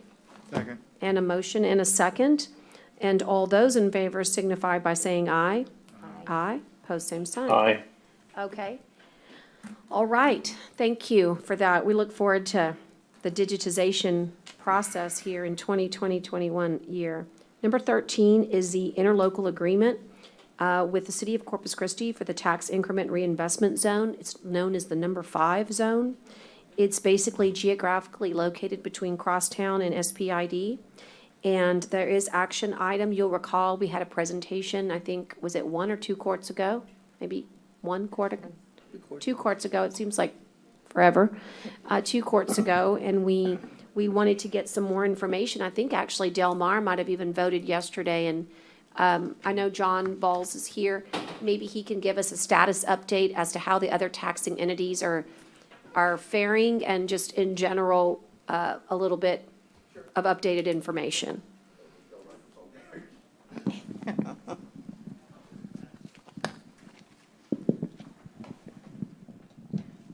Great. Thank you, Tyner. Appreciate it. Thank you, Judge, Commissioners. Sure. Yesterday at the Del Mar monthly regular board meeting, we introduced the project to the board. They did not take any action on it. It was the first time that they were made aware of it, so we formally introduced the project to the board. We are getting, the Del Mar packet is a lot more comprehensive. They require a lot of information. So Travis James, who is our TERS consultant, you talked to Travis the last time. In fact, he might be on the line. I know Roberto Santos, the developer, is in the waiting room. He might have been let in already. We'll let him in. Yeah. Thank you, Judge. There's Roberto. There's Roberto, and there's Travis. Judge, I'm on. Great, thank you. And there's Travis. He's on also. Great, super. Travis is in the process of collecting all of the information to put the packet together for Del Mar. Del Mar has their agenda review about 2 weeks before their actual meeting, so we've got to get it to them next week or early the following week in order to give them ample time to get it on agenda review, get it approved by the board chair or the president, and get it actually on the agenda for consideration. So, Travis, you want to add anything to that? No, John, I think that covers it as it relates to Del Mar and the application process. Okay. Well, thank you, Travis. Okay, great. I just, I just knew that was coming up for Yes, their ma'am. board. And so, commissioners, we wanted some extra time to be able to think about, any Sure. questions we might have. The thing that made the biggest difference to me, and I'll be honest with you, I've been involved now on 2 different TERS boards, so I would say that I'm not a neophyte, but I'm still learning about TERS. And the biggest question I always have is, how is this board going to function? And so one of the action items today is both, let me read it, both to approve the interlocal and then finally to appoint the board member. And typically, and this might be to Travis, the 2 boards that I'm on, I serve with other commissioners. So the board that I'm on with the TERS in the island, I serve with Commissioner Chesney. And then the board that I'm on with Commissioner Vaughn is for her precinct on North Beach. And so this one is structured a little differently. For example, the one that I'm on, the entire city council serves on. Is that because they originated the TERS as opposed to this being a developer originated TERS? Correct. If it's a developer-initiated TERS, it has a different board Got structure it. than if it's just a city or county-created TERS. There are different requirements to be on the board. Got it. And I thought that was important just to point out, so that on this particular one, if we were to approve the interlocal, then we would have 1 spot as a county, and then Roberto, the developer, would also be appointing other members of the community. And can you remind us on the TERS, is it up to 15? How many people do you have? 7. Is it 7? I think I heard you whisper yes. Is it 7 or 9, Travis? Okay. So it's 9 for a It's 9. developer Right. initiated TERS. The requirements, as you said, to be eligible in each taxing entity gets to appoint someone who participates in the TERS. Okay. Travis, let me expand on that. The judge, you're right. The developer, because he's a single landowner of all of the property, he gets to appoint the balance. The state Got it. rep, the state senator get to appoint. In talking to Roberto, and Roberto, you can chime in, he's very receptive and agreeable to appointing any folks that you might want to recommend. So Right. if you wanted to be another commissioner or 2, I think Roberto's Right. very agreeable to that. Well, I'm just very accustomed to serving with the commissioner. Sure. That represents the precinct. And the reason that I'm not willing not to serve is because I believe that it's good to have the involvement of a county judge. There's a lot of infrastructure, and it's very good for not just the transparency, but just the advocacy, quite frankly. And we would prefer Judge, you had me at hello. I put you, and I think it's Commissioner Gonzalez. Is it his precinct? Yeah, or? it is, but I would just have that recommendation for Roberto, that he might consider that. I don't have the I would right- second that recommendation, so. It would be our pleasure, and obviously if Commissioner Gonzalez is up for it, it'd be our pleasure to have him on Right, the and board as I'm well. volunteering him, right? We should ask him what he wants to do, but it was just an idea. And we agree with you. We think it would be to our benefit to have the county judge. I mean, you're Yeah. the lead elected official, to have you associated with the project. In that capacity, it's only positive for us. And being that it's in Commissioner Gonzalez's precinct, we think that's a natural fit. So talk to Roberto. He's very agreeable to making that appointment, or anybody else that you might want to incorporate on that board. And the one thing that I've learned, Roberto, and I've learned this just because I've just this past year also served, and we try to get all the commissioners involved with the Corpus Christi Regional Economic Development Corporation, that how important it is to cross-collateralize all our networks. For instance, they get contacted so often about, major industries that want to bring their executives here. And according to them, just a week ago, we lost 3 prospective great businesses because they believed that they did not have the elements of a quality of place that they were looking for. And that's really sad. Awful. And I felt honestly like that's not the case, because if I look at all the downtown development that's happening, there was 12 major projects identified recently, and this potential project, I would want to be on the early end of being here and settling in before the whole explosion happens, the whole change. And I just think that connecting you with the CCREDC early is very important. And so I'm just throwing that out. And I want to also confess that when I first heard about the TERS, as excited as I am about economic development tools, I was also a little concerned because I didn't know what it was going to do to our valuations, because I thought initially, not understanding the geographic location before it was presented to me, I thought, man, we're in some tight times. I want to make sure that our ad valorem is maximized. But what I like about this project is that it actually does that from day one. Usually that doesn't happen to us. Usually we freeze and we lose money for a while, right? Waiting for that moment in time where the realization of the increment value can be realized.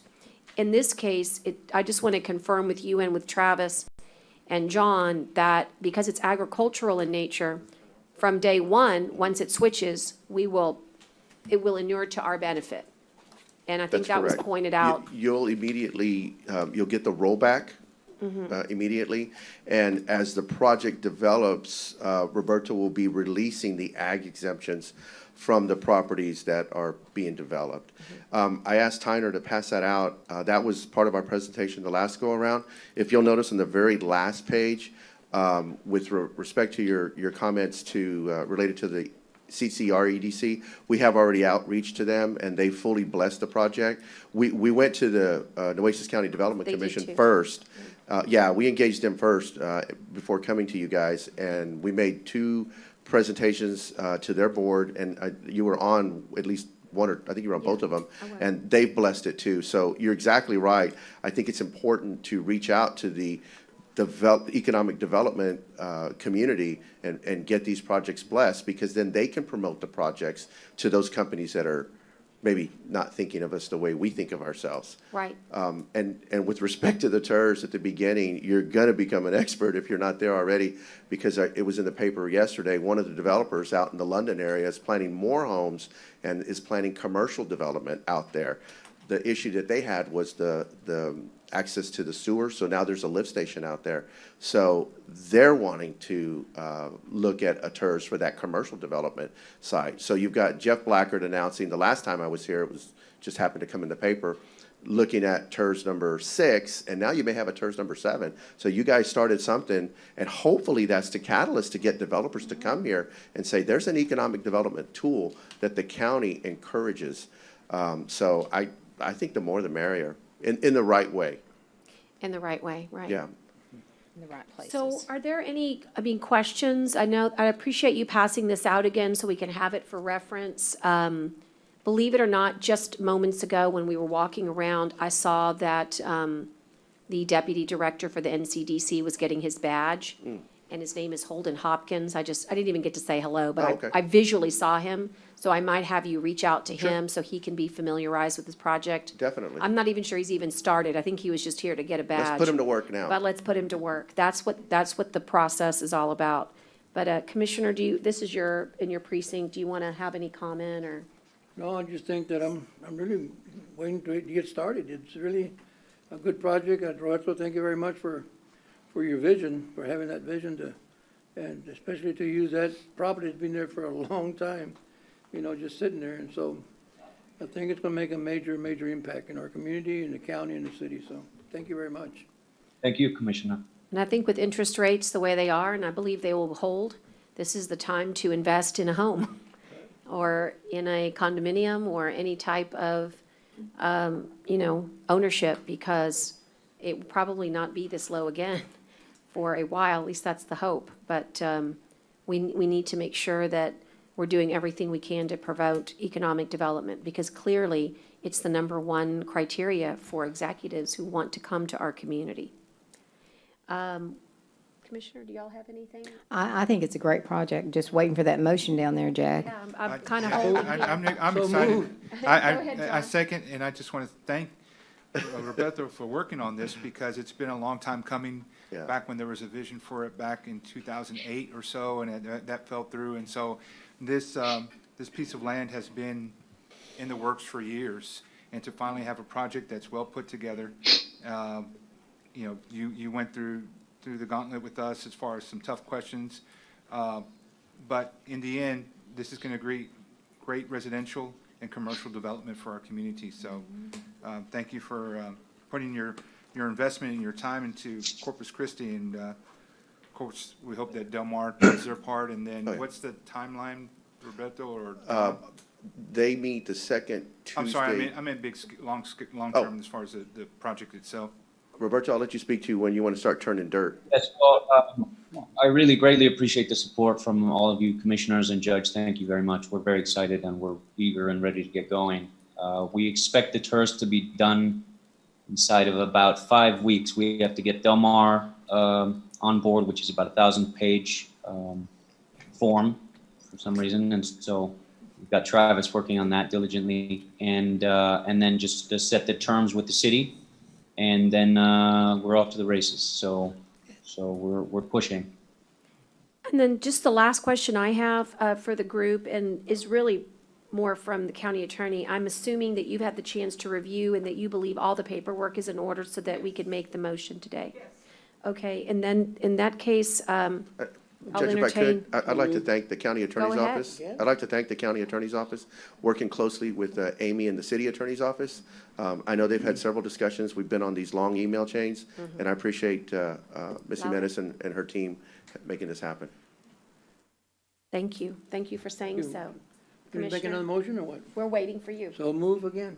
Okay, and then I heard the second. And so all those in favor of approving the interlocal agreement with the City of Corpus Christi for the tax increment reinvestment zone number 5, please signify by saying aye. Aye. Opposed, same Aye. sign. Okay. So late. There's like a 3 Sorry, I second. guess I'm delayed, my bad. There's a 3-second delay, but that's okay. You need to start early, We're Brent.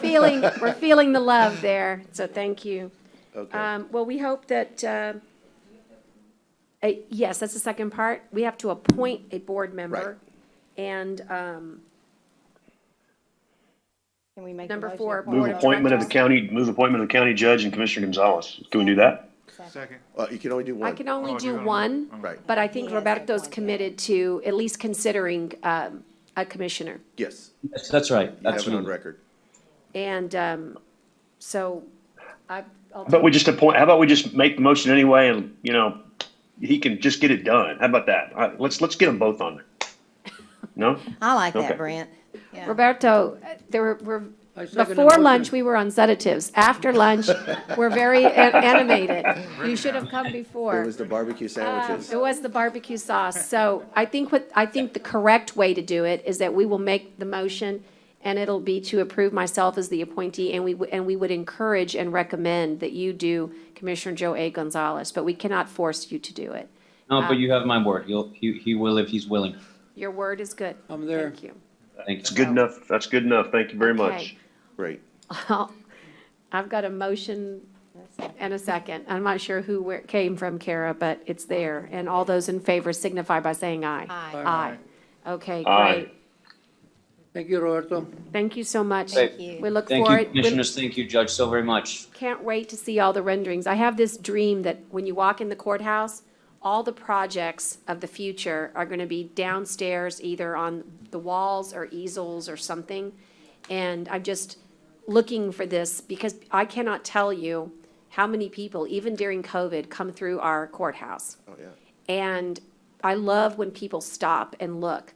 And if you'll give them something to look at, they'll do it. And then they'll take that back. And so I'm going to kind of encourage that. We have more fabulous projects happening. And if you want to know why it needs to be promoted, because hope is what we need right now. We need people to see the optimism of our county's resiliency after COVID. And this is one of the things that you can do for us. It will bring a lot of hope, not only to the employees that are here every day, but people who come to our courthouse will say, wow, that's a project in my community. That makes me proud. Good idea. So maybe a beautiful rendering whenever You got it. whenever it's time. No rush. Yes, Okay. ma'am. Thank you, Judge. All Thank you, right, Commissioners. thank you. Thank you, guys, appreciate it. The next item, and I am mindful that we have, Carolyn, you kind of keep me, I know you have. 4:30 I have Okay, I'm working. I think we're doing actually quite well here. This one is on Halo Flight, Large Business Package Agreement. And you'll recall this was presented to us by Jane Haas some time back. And this is part of our employee benefit plan. This, I suppose, is the actual agreement come forth. Is that correct, Tyner? Yes, Judge, I'd make a motion for passage on this. This is a great Second. additive for our employees. This is a wonderful, wonderful thing. Second. Hey, and I don't mean to sound like we got a crystal ball, but don't we look pretty smart with telehealth and now this one during a pandemic? I mean. Sometimes it's better to be lucky than good, Judge. Yeah, all those in favor signify by saying More aye. than none. Aye. Aye. We should have just asked Dale, the funding source. I think it was $15,000. And we're good on the It's funding around source. 20,000. 20,000, forgive me, and we're fine on our funding source, given that we're worrying about dollars today. Thank you. Number 15 is discuss and consider the approval of a capital improvement program projects through energy performance contract with ABM through Allied State Purchasing Cooperative Contract 187302 contingent upon acceptable financing. And Judge, we're very, very close on that one, but not quite there. I understand that what we're waiting on is the energy savings performance contract piece to be attached to That's correct. the And the RF lawyers have been back and forth, and we're very, very close, and I hope it's September 23rd when we get that all together. Okay, the only thing I have for your consideration today, Commissioners, is that due to the fact that Commissioner Gonzalez mentioned today, and I'm going to ask him to confirm on the record that the parking lots will be addressed by IRT, I think it would be smart for us to remove the parking lots from the ABM because they're going to be addressed by the innovative readiness training. I don't know if you were here when he said that, but basically we could save quite a bit of money. I think the parking lots, and I hate to put you on the spot, Joel or Mike, but would it be fair to say that the parking lots are about $4 million? About three. About three, fair enough. So $3 million less will help this court tremendously. And so I feel like it would be only right to tell you now that if we're going to pull those parking lots out, then I Then we think should- all in fairness, I think this. 'Cause you can add 'em back. Yesterday, they said that their plan was to do first priority was the parking lot. I don't know if it's the whole parking lot. I understand. But I need to really go back Back. and say, find out, look, how much of the parking lot are you doing? I understand. You know, but.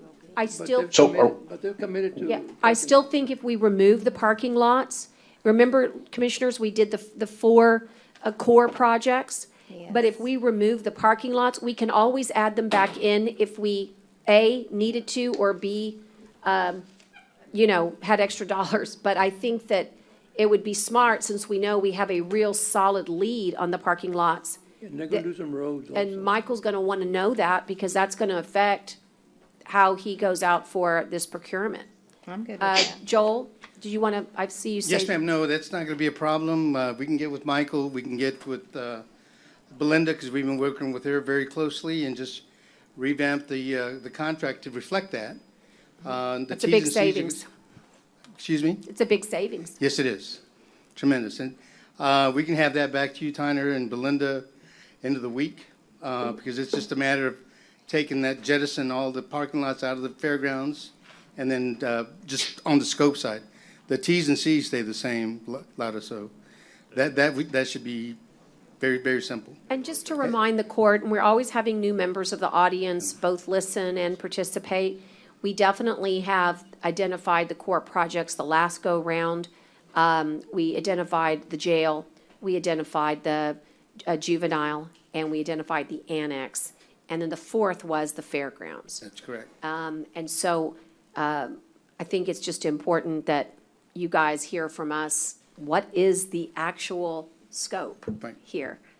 And Commissioner, is that, we're talking about the fairgrounds, they're in your precinct. Do you concur? Do you believe that that's a good idea to remove the fairgrounds? Remove the parking lots, given what you know? Yeah, I mean, if we can save money or put it in another area, then I'm all for that. I think the IRT, they're gonna come through and be able to build it quality and do it within the same time frame, basically, that we're already looking at, so. June. And Edward? Is it possible to modify basically what the IRT is gonna come in and do is repave some of the parking lot. What their proposal was around the building itself to enhance and to add resiliency, because that's where most of the damage is to add a concrete pad that's about 6 inches thick all the way around the facility itself. So when we bring in trucks or we bring in personnel or we bring out buses full of people, that's where they're going to be at. So if I could ask that, if it be modified a bit for that portion of it, not the rest of the parking lot, but just that area around the building be included? I would concur with that, given the stock show's needs when they're bringing in animals and the major trailers. That's where I see the big damage. I actually see we've really, it's taken a toll, and it does it all the time. I'm sure it does it for other types of projects as well, but that's when I really noticed it. Well, obviously, I'm looking for some direction here, but I'm certainly thinking that's a reasonable request. I think so too. From our perspective, we're happy to do that, and one of the things Mike just mentioned, it's not impacting any savings, so it's gonna be beneficial. Right, to the cash that's, flow. because it's not an energy savings to put parking lots Right. down. Although if you can think of one, that would be fascinating. Long term. It's not, as they say, no sweat off your back and just savings for us. Right. Okay? Right. Motion to approve. Okay. Is that what you need? Well, so we're still waiting. Well, I think it's good actually to do a motion to redefine the motion to scope, to give direction to the county attorney. But we won't be approving anything until you bring it back on the 23rd.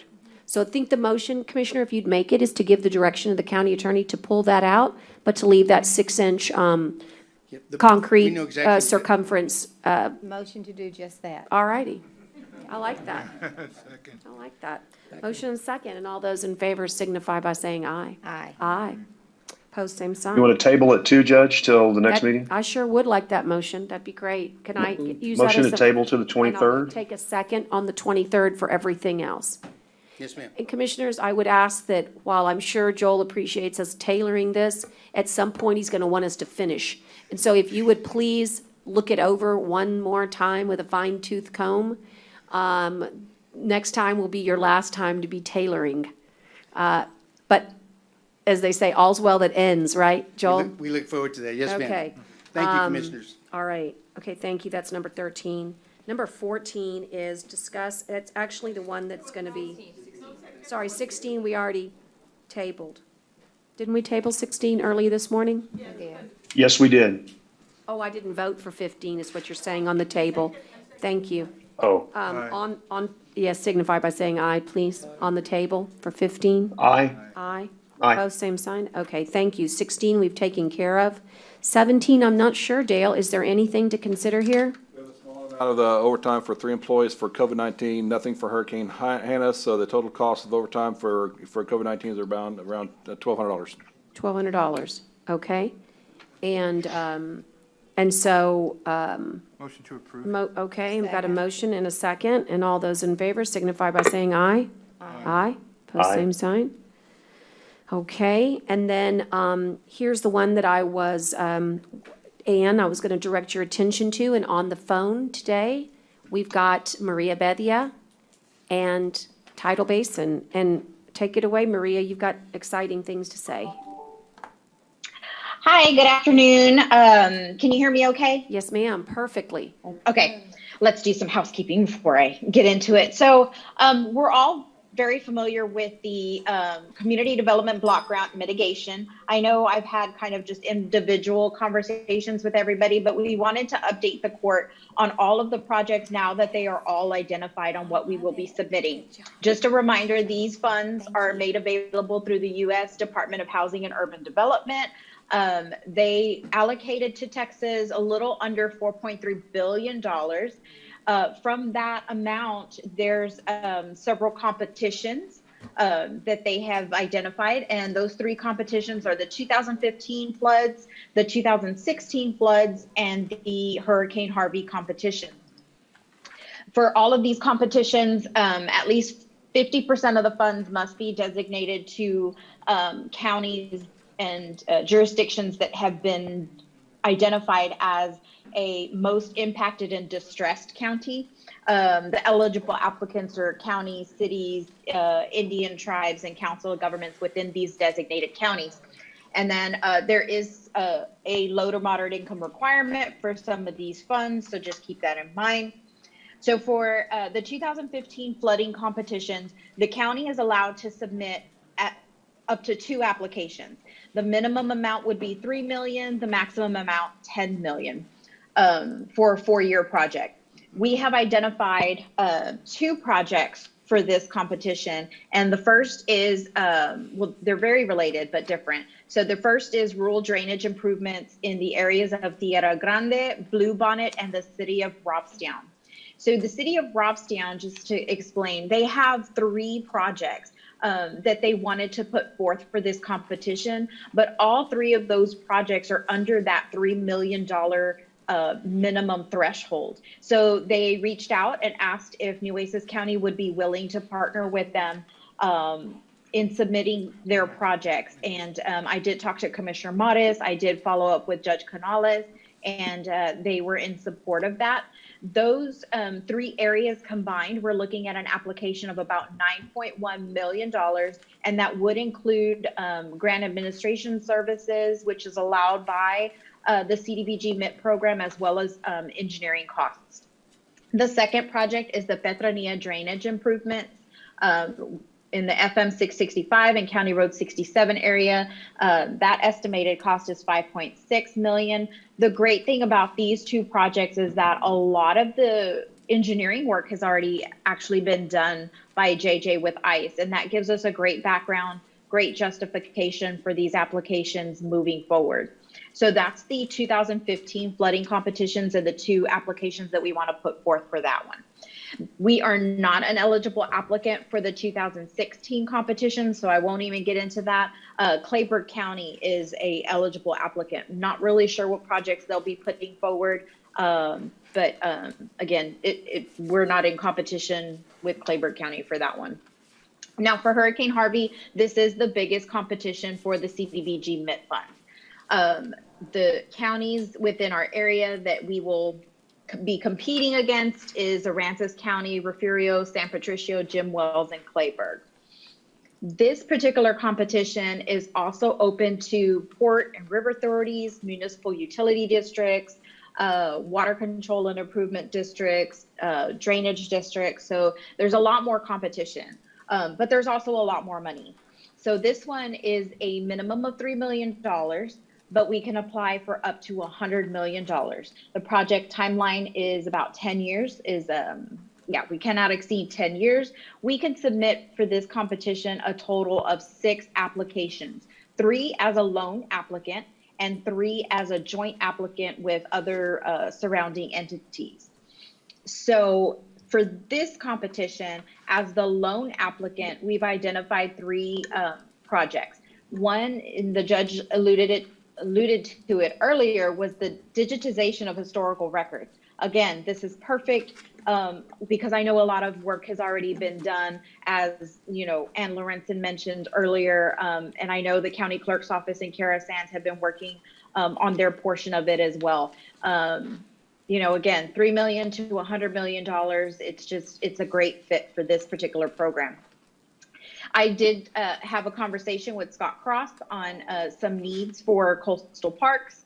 And he came up with two great ideas. One is the Padre Bayou Park mitigation through elevation.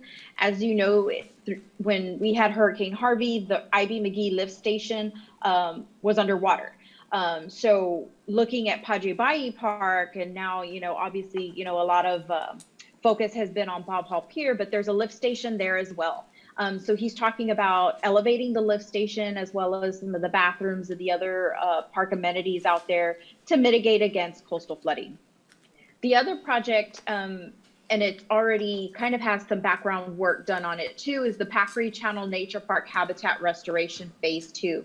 This is actually another great project because it's already identified by the GLO as a Tier 1 coastal resiliency project. It's creating a living shoreline out at Packery Channel. Again, it's just one of those kind of shovel-ready almost type of projects that fit well into this competition. So for our joint application, Maria, we are looking at... Maria, just there's so many. Give me just a moment to pause just for a second because I asked the district clerk to stay with us. And so I just wanted to double check because you and I I was confused as to what the max is. I always thought in those individuals, the max was 10 million, but now we've learned it's 100 million. Is that correct? That's what I heard you say? Yes, ma'am. Yes, because this one is under the Hurricane Harvey competition, which has the maximum amount of 100 million. In the digitization, in that one? Yes. In that individual? Yes, So ma'am. I just wanted to say that my purpose in kind of having you stay is that, so we have all of these grants, and there's 9 of them, and they're all due at the same time. Now, we've been working on them for quite a while. However, I'm not going to tell you we don't need your help. What would really be great, just like those 2015 floods are really kind of this side of the room and this side of the room, and the coastal ones are Brent's, wherever there's a nexus, whether it's an elected, I'm going to suggest that you really help Maria bring every bit of backup documentation to her now. She has, and she'll introduce them, she's got people that are helping on this, that are specialists in this field, but there's nothing like your knowledge. And so this pre-application process is very, very important. And again, I thought we were going to be limited to 10 million. I want to also say, I don't want to go too big for our bridges because then they'll just say no.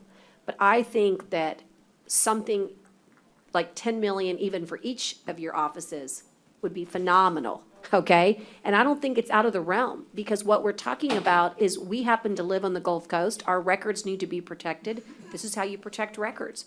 I think it's a great, and remember, only 23 counties can compete, and I don't think a lot of people, here I'm going to give it away, are really watching us from other counties, and so they're not going to think about digitization, right? It's very novel, it's very innovative, and we have the heads up that CoFile's already done all the work for us. So if you guys will take an interest in this in the next 30 days, it could be the difference between you having literally everything you've always wanted and this court getting it paid for with these funds. So it's a really big deal, and Maria can show you what she's got so far, but it would be very helpful to her when she's got 9. And these aren't her COVID grants yet. I mean, we've got her working round the clock. So any way that you guys could help on this would be terrific. And we have nothing to lose, only stuff to gain, only dollars to gain. And the same thing goes with the Petronila and the Blue Bonnet. But I'm going to suggest that a lot of that work's already been done. But getting letters of support is huge. Maria can get you the template, and you can start working right now on your letters of support because that takes so much time. And if you will make those pre-phone calls for her and get it set up where she can just send those letters to the city of Robstown, to the drainage districts, to the, ESDs, to anybody that would have a nexus for a letter of support, it's going to make a big difference for her. Same thing with Brent. And I was going to say, Maria, if you need some for that project that Scott's talking about, then just let me know because we can get those knocked out for you real quick. You just need to give me the format, and I'll be happy to get those working because that's a great suggestion by Scott. They're both great. And don't forget the non-traditional ones like ISAC or Padre Island Business Association. They don't, I mean, let Maria choose what she puts in, right? Yeah, You those are my traditional ones. Yeah, Right, go I ahead will and- get, yeah, yeah. absolutely. Port AISD, I mean, everybody. I'll Right, just coastal start knocking them parks. out, so just let me know. But what we've learned is that if you don't plan ahead, it doesn't get properly placed on the agendas timely enough,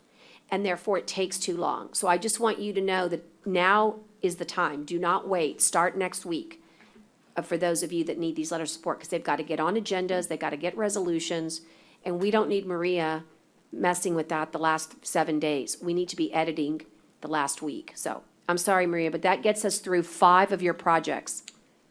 Go ahead. Yes, so were there any other questions on the ones I've mentioned so far before we get into the joint project? No. Okay, so the first joint project, it will be led by Aransas County. And that is their fiber optic loop communications infrastructure project. After Hurricane Harvey, their communications were down all throughout the county. So they're looking to put in fiber optic line, not only through Aransas County, but it's going to loop through Nueces County, San Patricio County, Refugio, and even as far as Victoria. So they are looking to partner with all of the counties. We did have a conversation yesterday. They're actually having a planning meeting right now. Peter Collins with the city of Corpus Christi, their information technology director, is on that call right now to try to gather some more information on how Nueces County, it's more city of Corpus Christi, but how Nueces County will be impacted by this project. I know they said the benefit is redundancy, eliminating redundancy, and then also just improved communications even for our residents with fiber optic lines being put in the ground.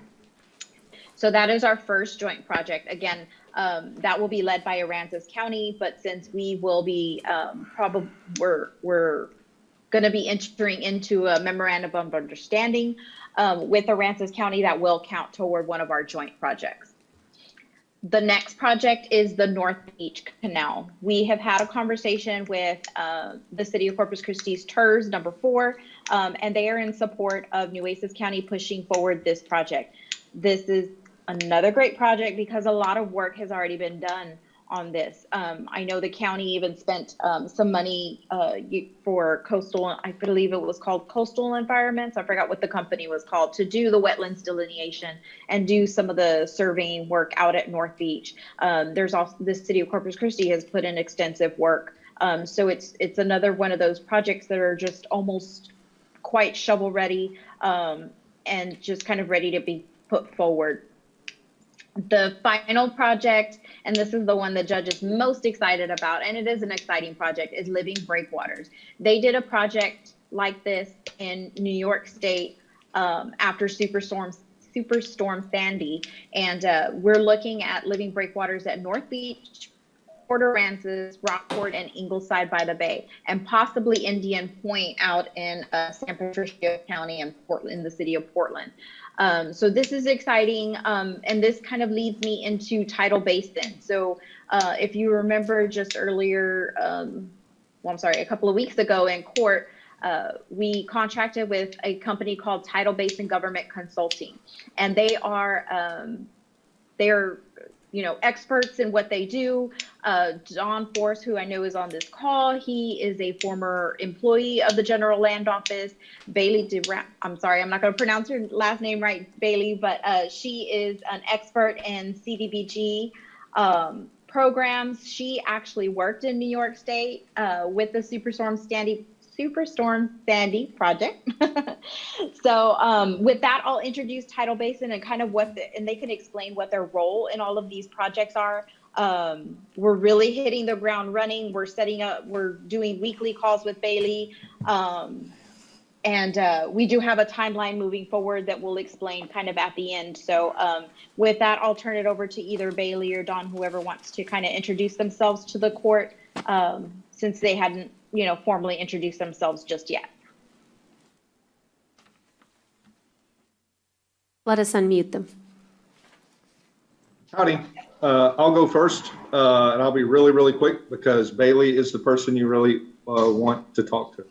My name's Don Force with Tidal Basin. I've been with Tidal Basin for about 2 years. Prior to that, I was 4 years as the Government Affairs and Policy Director for Commissioner Bush at the General Land Office, and about 12 years at the legislature before then.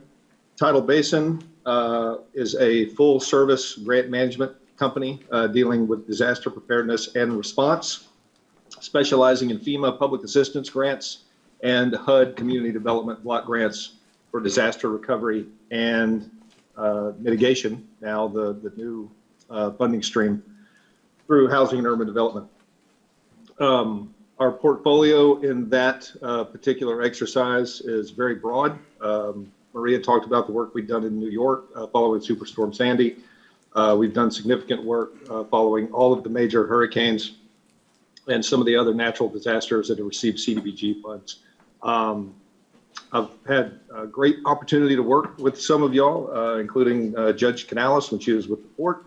I know Commissioner Chesney served on several of the committees when I was at the General Land Office. Got a great working relationship with y'all's legislative delegation. And I know I speak for the entire company and our executives when I say that we are very, very excited to be working with Nueces County. So that's a little bit of background with myself and the company. And now I will give it to the smart person, Bailey, who can talk about some of the specific stuff as far as these projects go. And Don, before we hand it over to Bailey, today's, at least the first part of the day was all about money and budgets. Will you remind the court that this part is good for us in the sense of you guys really do get paid when we're given the grants for the help the administration of those grants, just like we had a company to help us with CDBG, DR. Do you mind just kind of give a little quickie on that one? Sure. On the money part? The part of the grant, the housing and urban development, they allow up to 5% of the total grant amount to pay for administrative costs. And then the secondary of that is the General Land Office and their administration. I believe Bailey can correct me if I believe it's up to 10% for project delivery. So all of that, the activities for the preparation and all of those things, the administration of this grant and the execution of the project is actually paid for out of the grant itself. Judge, does that answer your question? Or That's what I want. That's the good part. Yeah, Okay. exactly. Just because, people are concerned. I mean, I know that we need your expertise, but I know that it's even better when the grant allows for you to be paid. And that's just really important since we're on Zoom and people don't get to appreciate what's happening in court. And so we want to make sure that they get the full breadth of the explanation. Thank you, Don. Yes, ma'am. Hi, Bailey. Hi, Judge. Hi, everyone. Good afternoon. Thanks so much for having us join today. As Don has mentioned, we are super excited to be working with the county. Really exciting and great for MIT funding, and we are really appreciative that we get to help you guys with this. Oh, it's warm. I feel like Maria kind of covered everything that I would mention. But I guess a little bit of background for you guys on me. Where'd this come from? Fans? I've been for about a year now Tyner, as will a you project mute Don? manager in the Hold on. disaster recovery realm, focused on Looks like it just popped disaster open. recovery. Prior to that, I did work for New York City for 5 years on their Hurricane Sandy recovery program. Oversaw all aspects of that. That was an incredible learning curve, but I'm originally from South Louisiana, so coastal wetlands, estuary issues are home to me and definitely bread and butter. So the projects you're proposing are really exciting. So yeah, happy to take any questions, but that's just a little bit of background for you guys. And thank you, Maria, for handling everything. Yeah, Maria did a great job, and she's been doing this. We've been the educators. Maria's been the PhD of the month around here. She gave an incredible presentation to the city of Corpus Christi, and because of that, Bailey, they are now on board with one of our joint projects, and possibly two. We haven't gotten that written confirmation, but Maria, I think that was a pretty good meeting, and it's going to be really important to get other major political jurisdictions signed on with us. And I know she's going to go do the same thing with the port, is kind of give them everything. But today, commissioners, you're going to get a chance to, when Maria's ready, just like we do for all our grants, she's going to come to this court and she's going to say, I'm asking for your approval, court, to submit these grants. But what we do not want to happen is for you not to have an awareness of what we've identified by using department heads, by using our hazard mitigation plan, by using the coastal management plan, and by talking to each of you. But if we have missed the mark, this is not forever hold your peace. There'll be time. But today is a day for us to say, these are our lists of grants. Is there anything that, we need to know that wouldn't be good for submission? And or please get involved, because now is the time. We have this very good window in the next 45 days before I really want to start editing, and 60 days before submittal. And this is when it gets fun, because being competitive has its advantages, and this is one of them. I love being the A student, and this is where Bailey gets to show you how smart she is, because she's done this before. And we really want to put together the best project, because we believe that when we put forth our best effort, the coast really needs a little help, and that's what these funds are for. But commissioners, you'll get your chance to finally approve it, but is there anything that you think with the listing of projects that Maria should know about? Or do you believe that you can, there's no motion needed, but can you at least give us some feedback that you like these she didn't mention the 9th grant. The 9th grant's a survey grant. It comes from a different bucket of money. And earlier today, we approved Deidre Williams' contract, and it would be a part of that, if you will. It would be a way to be able to have coastal studies done in a way that the surveys are supported by some of these dollars. Is there anything that we've done here that you think could use better attention, or do you like what you see so far, commissioners? Are you all good? Okay. I think they're going to be great.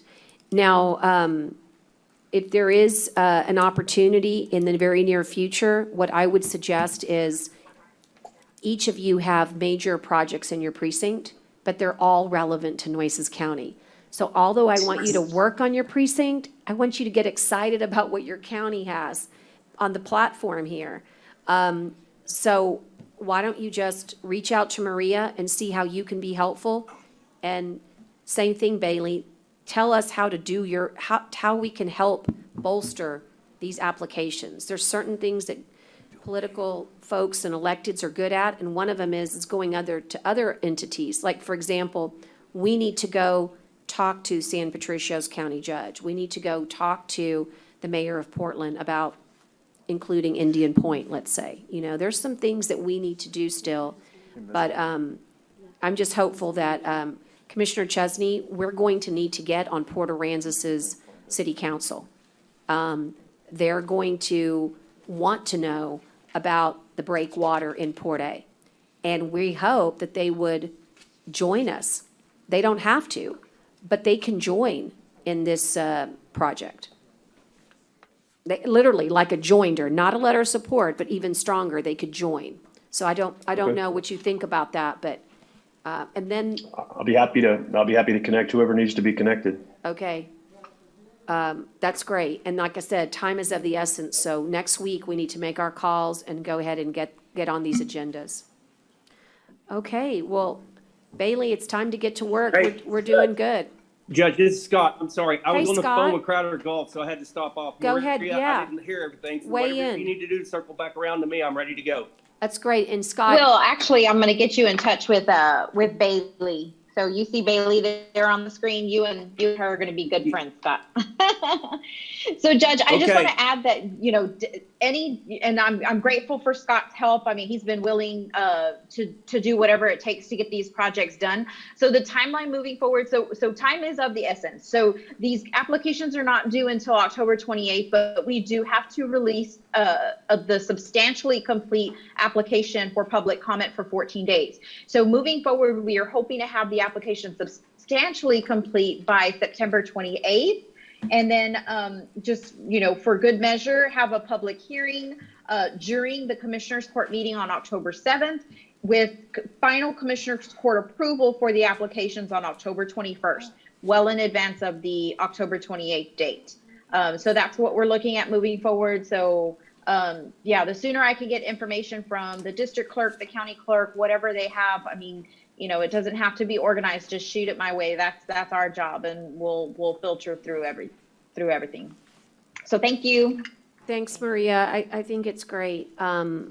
Also, Scott, we do need we need to get Deidre with Bailey. She's waiting for that connection.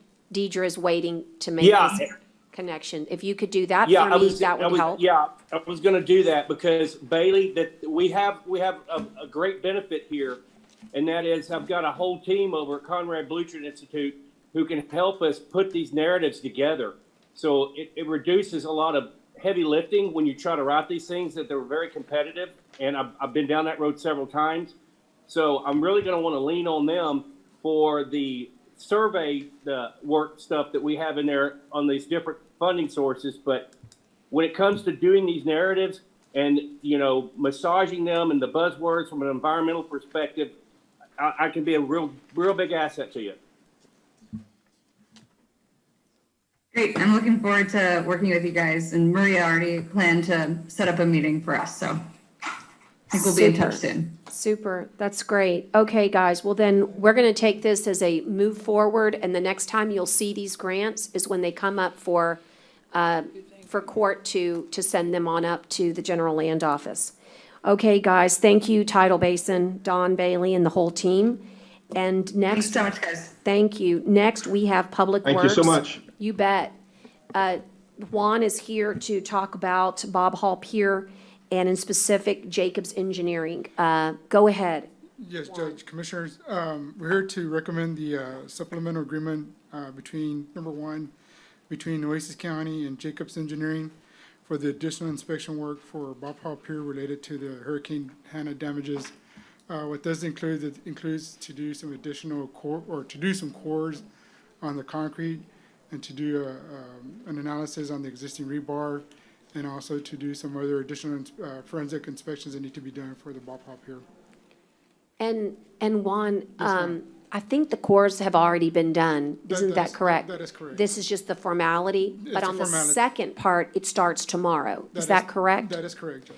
Okay. And then Dale, for the funding source for this is going to be coded to Hurricane Hannah? 0104. Is that right, Juan? Yes, ma'am. Okay. And I've got an update on that. Please. If you want, I just got off the phone with Crowder Golf and Haggerty. Let's do it. Tell us. So they're going to work in conjunction with Jacobs to move these in tandem. They're estimating about 10 days to get all these concrete panels moved. And they think that they can do it in a way to where we only have to use Tetra Tech for 1 day. So it'll save us a lot of money on our debris monitoring. Man, I'm loving that. And so one of the questions that came up today related to all this and everything that Jacobs is going to be doing is, before we pull the trigger on actually doing the debris removal, because we were talking about this unit pricing with them today, we found a way for them to go back and formulate that so that we're bulletproof with FEMA. But we thought it might be best that we wait on pulling the trigger on debris removal until we get the engineer's assessment back, and we're still going to be within that window of 30 days. So we're okay with that, with halting any execution with debris removal for the pier for 10 days. Okay. That's great, Scott. I mean, that's the kind of information that's accurate and informative, and I mean, we're really doing great work. On the marine debris removal, I guess we might have you come back to court on the 23rd. That's a whole nother ball of wax, but I had just sent you an email a little while ago, you probably hadn't even seen it, that just said, hey, we need to try to get, I know it's a very hard type of work, but if we get lucky and get a couple of bids, boy, that would be fantastic, because I feel like. When you say delay for 10 days, what debris are we delaying for 10 days? The debris that's out in the water, if the pier ends up having to be, if the has to be demobilized or taken down. We know. then we would save a tremendous amount of money on marine debris removal if it's done in conjunction with the pier. If we go that way, that debris out there is not going anywhere. Well, right, and that was my the question pier's- is, if that's the case, then why would we do it ahead of time? And as long as the GLO, or I guess it wouldn't be the GLO, or would it be Yeah, that it would be is. worried about that? I mean, as long as they're okay with it, or whoever's regulating that, because it makes no sense that if, as you said, we don't know if it needs to be torn down, or really if any part of it needs to be taken apart or partially deconstructed, or whatever the case may be, we're going to be out there doing that anyway. So it would make sense to be able to hold off on that debris, in the water. But I want to make sure we're clear on that. We're talking about the In the debris water. in the water, not the debris on the land. That will continue to be picked up Correct. as per the contract. That's correct. Correct. The land debris removal is being done underneath the GLO's pre-positioned debris contract that also has Crowder. That's progressing very well. And Crowder is also, when they remove these panels, and they're going to be taking pictures and giving us status report updates on their progress that we can also use. And Haggerty also recommended that. And where are we, since we're on debris, if you don't mind, where do you think we are as far as on the beach part of it, so that we can keep people informed on when that will be ready to be reopened or reaccessed? Okay, the beach has been completely cleaned and cleared. We're working on the parking lot and getting all the asphalt and base material up. And they think that they'll be done with that in estimating in roughly about 2.5 weeks. That'd be good. We'll keep that information out there too, Judge. I know people are always asking you as well, so I just Yeah. want to make sure we got that information out as we can. No, and we've done a too.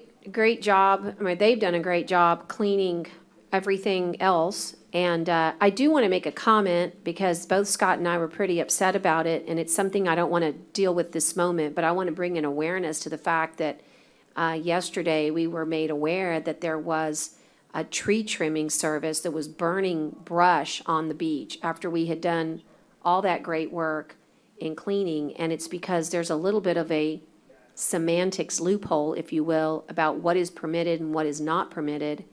And we just need to be a little bit more thoughtful about that. I mean, bonfires and logs are fine, and burning brush is not appropriate out there.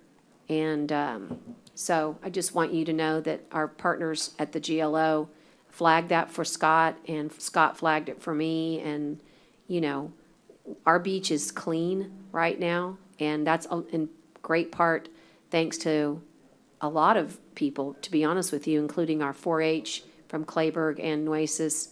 But the GLO's done a great job, but we need a little bit more time at the main, what we're calling the main debris, which is heavy debris, which is those large chunks of asphalt. And I think that's important to note, that the debris part of it doesn't take a lot of time per se. It's those big, large chunks of asphalt and all that goes with that, because of the heavy machinery that's involved and so forth. So that's, again, just trying to get the information out there, and I'll continue to do the best I can with it as well, because I think that's important to note. And so 2.5 more weeks should take care of it, which will be about the amount of time we projected, maybe even a little less than the 30 days from when they started. Not as fast as we would have liked them to start, but hey, once they got started, they're getting after it, and I appreciate that information. Thank you very much. And that's all weather dependent, right? We're at the mercy of Mother Nature right now.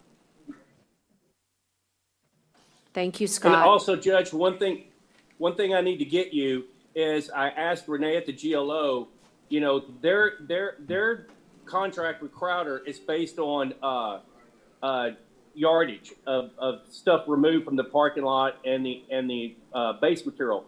So I told them, I said, even though that they're burdening that cost for reimbursement, we still need that number for our overall submittal to TITM. That number is going to be huge, and so we need to capture that number, so I'm on top of that. Yes, that's correct. Right. And any number that people quoted in any other papers is nothing more than a damage assessment guesstimation that we're required to do. So people should listen to what we say and not interpret, because the interpretation can lead to disappointment. Our position has been that Jacobs will deliver a final report when they have all the diagnostic assessments complete. And that's where we are right now. And as soon as we get it, we're going to send it to everybody so that they know what to expect. So I think that's a good assessment. And so I know that we had, did we get a motion on Jacobs since we started this discussion? I don't think so. Judge, we have prepared an amendment, but I don't see it on backup. I don't know. if You don't have see it. it? Okay. But there's Tyner giving it to us. Okay, The clerk has it. okay, the clerk has it. And so, Commissioner, did you make the motion, or will you make the motion, please? Yeah, I would, Judge, the only question I had was, and I didn't see it in here and I may have missed it, was, I know what the funding source was. Do we have an amount, or is this one of those We ones do. we can't?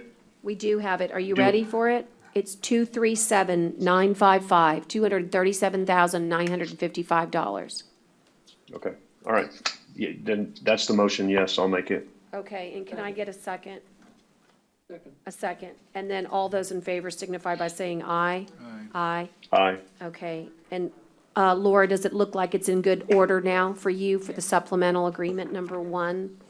Okay, super duper. Now, I'm going to turn to the purchasing portion of our agenda. There's 3 items.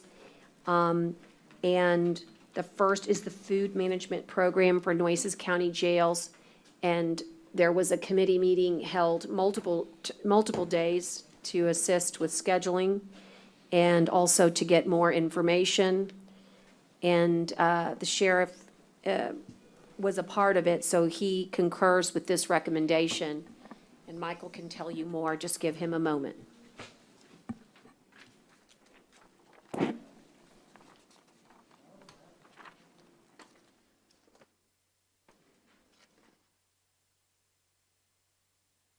Okay, and then, so this is for the food management program for Nueces County Jails. And Commissioner Chesney, since you're not here, I sent you an email just now.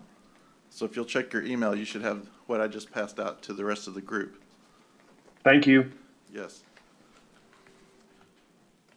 So we received multiple offers on, or proposals on the food management program. And the committee actually had a couple of meetings on this to review the results. And what we found in looking at the 3 bids was that Aramark Correctional Services LLC provided the lowest and best bid on this project. And you'll see in that first section, it's got the cost per meal there. And then extrapolated out, the numbers to the right are the cost based on the number of meals, how that goes out. And that proposal is actually $547.20 less than what we currently pay right now. So that does a good job of keeping the expenses flat for the sheriff's office. We also had some good conversation about the sheriff being comfortable with this. When we looked at this in comparison to the other proposers, you can see the cost difference there is substantial. When you're looking out at the cost per year compared to the other proposers, we're about $1 million less than the next competitor and $2 million less than the other competitors. So we're going to recommend award to Aramark Correctional Services LLC, which is the county's current provider. Okay, and So moved. I've got a motion and. Wait a minute. I gotta go we- ahead and have a few questions. I'll I'll do the second for second and go ahead, Commissioner Vaughn. Okay, so this is the cheapest one, and y'all are pleased with them? Yes, Completely. we spoke to Sheriff. I don't know if he's on the call or not, but when we met with him, he felt confident that when working with some of the issues we had in the kitchen itself with repairs that are needed, they're currently working on a project with Juan in Public Works to get that scoped out and up to repairs status. And he believes that the management team there is adequate to continue to carry us forward, so that once we get the kitchen repaired, that the day-to-day operations will be fine for him. And Okay. we couldn't make a good argument for why we want to spend another $1 million. No. This is And we good. felt like the money that we save by staying with Aramark is going to allow us to have some of the funds necessary to do that kitchen repair work and still come out ahead for the Okay. county. That's good. Thank you. And I think it's fair to say that we had a good heart-to-heart with, or I didn't, but I think you guys did, had a heart-to-heart, or the sheriff had a heart-to-heart with them and said, look, we do need improvements. And so I think if you were thinking it, you were instinct right, that we do need some improvements, and that, but we feel like part of that is getting the kitchen equipment up to snuff. And it wasn't just equipment. There was a lot of, Juan did a lot of work inside that kitchen to make major repairs this last year, fiscal year, and jail Yeah, standards. If y'all recall, Yes. we had to take care of the piping underneath the Yes. kitchen. That was a project that was done. And according to jail standards, they're under requirement to have those kitchen repairs completed in a short time frame. I believe it was 6 months. And so Juan is working with, I believe, Spa Glass in getting that area assessed. And so we'll know what the cost is of those repairs, and so we can move forward Yeah. with that. And like I said, the sheriff was very, he got a good vibe, I guess, from the management folks when he Yeah. reached out to them. And he's taken it upon himself to get personally involved a little bit more with the day-to-day operations of that management team. Yeah. To hold them accountable to make those improvements. I think it's fair to say that the sheriff has challenged them to rise to the occasion, given that they're going to get these new improvements, and that, we certainly want to make certain that we're getting the best value, but we also want to meet the standards that's required. And so Right. it's kind of that balancing act, and the sheriff believes that Aramark will meet those challenges. So the committee recommends, is that correct, Michael? Yes, the committee recommends award to Aramark Correctional Services LLC in the amount of $1.31 per meal, which equates out to $1,901,236 based on the estimated meals. And just so that we can have a little bit of a comparison, Dale, does this look to be in keeping with our budget? Okay, that's important. Okay, so do I have a motion? I've got a motion to approve, and I'll second. And all those in favor signify by saying aye. Aye. Aye. Aye. Pose same sign. Okay, so I'm gonna Okay. move on with this Thank one. you, Judge. So the next one we had was discuss and award RFP number 3137-20 Medical Services for the Nueces County Jail and Juvenile Justice Center. We've had several meetings of the committee, and we're still actually trying to finish up. We had placed this on the agenda in the hopes that we might be done, but I believe we just have one more meeting really to tie all the loose ends up. So my plan is to bring it back on 9/23 for the award at that time. Do you want to, that's fine, do you want to address the juvenile at this time, or would you prefer to wait till the 23rd? I can go ahead and mention. I think you but- might. Well, I don't know. but I think I Just need to- wait till the I think I need to wait 23rd. and do it all then. I agree. Yep. Yeah. Yeah, I Yeah, think so I'll recommend that we table for today and to bring it back on on the 9/23. 23rd. And Motion to table to the 23rd. okay, and I'll second, and one of the issues, guys, is that the way we wrote the RFP, there was different ways to bid. I can address all of Can- that when we come back on the 23rd. Right, and he's I'll gonna give him a- show I'll you, give him and a I think full that- explanation. I think you'll see that the time that we're waiting, and it's not gonna hurt us to It's time wait. well spent. The team is being very diligent. We're going through, we Yeah. had some really good offers, and we wanted to go through them and make sure that we fully understood them and that they understood what we were asking of them. And so we'll come back and Yeah. explain that. And we also wanted to have an opportunity, if the court wanted any of those vendors to be present, since we weren't ready to decide yet. I didn't have enough time either to have them arrive here today to be here present. So we'd like to have that opportunity so that if we have questions of them, that they can be here Yeah. to respond. Yeah, I it's think not it's a, a good idea. I think it's a good idea to have them here present. If you got any questions? yeah, It'd be a great idea. and I think Michael's doing a very good job really giving you an assessment. And I want to say I'm sorry because yesterday, when he really needed me to sit down with him, I could not do it because of budget. And so this time period, it's not going to hurt the contract as far as needing to get started, but it will give him the opportunity, Michael, to showcase all of the different pricing, because it's not just like one price that he can show you. He needs to show you multiple Yeah, levels of it's- pricing. it's It's a- more complex than meets the eye because of the way pharmacy is bid and juveniles bid, and it just, so I'm gonna say a lot of it is my fault because I just could not give the time yesterday. And, but we Well, have met it's 3 a- times. It's very important for the sheriff that we get this right, and the team just wants to make sure we give it the appropriate attention before making that recommendation to the court. And then just as a reminder, Michael, tell everybody again, this is actually paid for by the hospital district. Yes, this is funded by the hospital district. And you might remember that Johnny this morning said, just in case, he's budgeted appropriately. So it's not, we're not messing up his budget at all by doing this. Correct. Johnny's team participated with us, and they are aware of the range of bids. And so when they prepared their budget, they factored in that range so that they would be adequately funded regardless of which vendor that we chose. Thank you.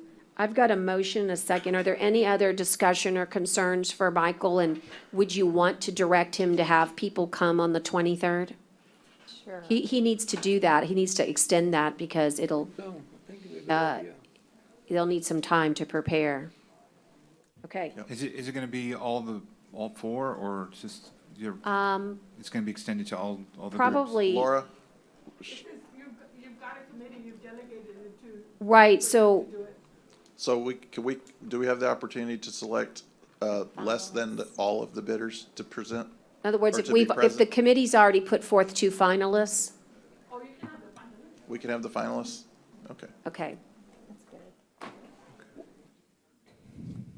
Okay. Has the committee, is that what the committee's done? They've already selected 2 finalists, or We did. is that not what I heard? That's correct. And we actually, we did that as a committee, and then we actually interviewed them as a committee. And the others were not considered finalists, one based on pricing, and the other one based on other criteria. Okay, that's fine. So the 2 of them, okay, we've tabled it, I'm sorry. So we'll move on to the 23rd. Thank you. I'm just making sure I heard that Is there a right. vote? Yes. There's no vote. All those, there's no Oh, vote. Well, well, yes, for the there's a vote table. for the table. All those in favor Yes. signify by saying aye. Aye. Pose same sign. Aye, sorry. Okay, thank you. Okay. Okay, the last item is one we've seen a couple times before. It looks like we have everything in order finally for the Daktronics sign. I'm laughing because, yes, we have seen this before. This is the emergency notification marquee sign at the R&B Fairgrounds. And we're ready to have the purchase authorized. Commissioner Modis, you should have the victory here. This is like, is I this wanna really ask, going to are you sure? happen? Yeah, are you sure? Is Maria still on the call? No, she dropped off. I believe we received No, word. I'm still we on. re- Here she is, here she is. Yeah, we Yes, received- we got the environmental clearance letter on August 26th signed by the GLO, so we are good to go. And I'm just joking, because I know that they had to do a lot of work behind the scenes to get this to happen, and first time the wrong company was listed, and then then after we found out that the environmental needed to be done, and thanks to Maria working on this, because I know that she worked tirelessly for an entire week with the GLO to make this happen, and to finally get it back on our agenda, so I appreciate it, and motion to approve. Second. Okay, and all those in favor signify by saying aye. Aye. Aye. All right, and then the last item on the regular agenda is the auditors approving of the budget change order number 21. And Dale? Thank you, Your Honor. Change order number 21 for our current fiscal year. There's some large numbers here on some of the accounts on page 1, page 2.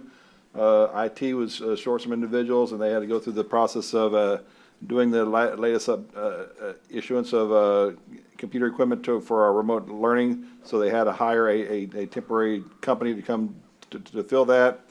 So they were able to use some of their salaries regular from the positions that were there to fill that. For 4190, which is our community services, they've served a lot more food to a lot more participants because of COVID, and as well as some of the costs of our foods are higher, so they had to do some additional budgets there. We're able to take some of that cost out of the Robstown Community Center because the repairs weren't there that we expected them to be. On page 2, you'll see some costs for coastal parks of overtime. A lot of this is for Hurricane Hannah as well as COVID. Some of this will be reimbursed. However, the budget is at the point at this where it's at. So that's where the changes are for the other equipment they have. This is the budget change order I have for budget change order number 21 for the fiscal year we're currently in, and I submit this for your approval. I'll be glad to answer any questions. I'll make the motion and I'll look for the second, but I do have a question. Okay, on the, what do you think about the home meals? If it's COVID-based, can we allocate that to COVID-19 expenses? To identify those that were Yeah. really COVID-related, and as we are for coastal parks, the expenses in that department, and we'll just reimburse that department for that, however the expense is there. And Maria, if you're listening on this one, I can see that this would have to be under public health for CARES Act, but this might qualify. Again, we need to throw it to Haggerty and ask the question, but Edward, this is important. I mean, anytime we see this budget change order and we can attribute it to COVID-19, there's going to be dollars there for this. It just has to be the right use. And I don't know, because meals don't just nicely fit into it, but if it's truly their nutrition, which is health, and if they're more than normal, I think it's a good question to ask them. Well, I think it's twofold. One is the question is, we're doing stuff that we wouldn't have ordinarily have done, both in the delivery and the number of personnel. Usually what happens is the clients come to us, they come to a community center, and we feed them there at the site. Now we're having to package the meals, we're having to redesign the meals in order for us to send them out on the Gotcha. pack. So there's a lot more involved than just the number of meals that are. Yeah, so that personnel is definitely qualifies. I actually know that answer. That one definitely qualifies, but it's the actual meals, I'm not sure of, but it could. It could very easily qualify. For the seniors? It could easily qualify The thing under is, CARES Commissioner, we Act. can produce them at a lower rate. Say, for instance, we could produce them at $3, but we have to buy them at $5 because they come prepackaged and shelf-stable. So that delta is generally what I would think would be attributable. $5 not bad. Well, that's great. Let's work on that. I mean, this is where, the devil's in the details, but I mean, remember, we have dollars we can chase right now, and we want to get all those dollars back. And if it's personnel, it's really great because it's that 75 to 25 ratio. Okay, Edward, very, very good. And Dale, I do have a motion to approve. Was there a second? I second You it. seconded it, Commissioner? And all those in favor signify by saying aye. Aye. Post same Aye. sign. We are needing to go into executive session at this time. I'm going to ask everybody to clear the courtroom and allow us to have this brief time, except for the county attorney who needs to stay with us.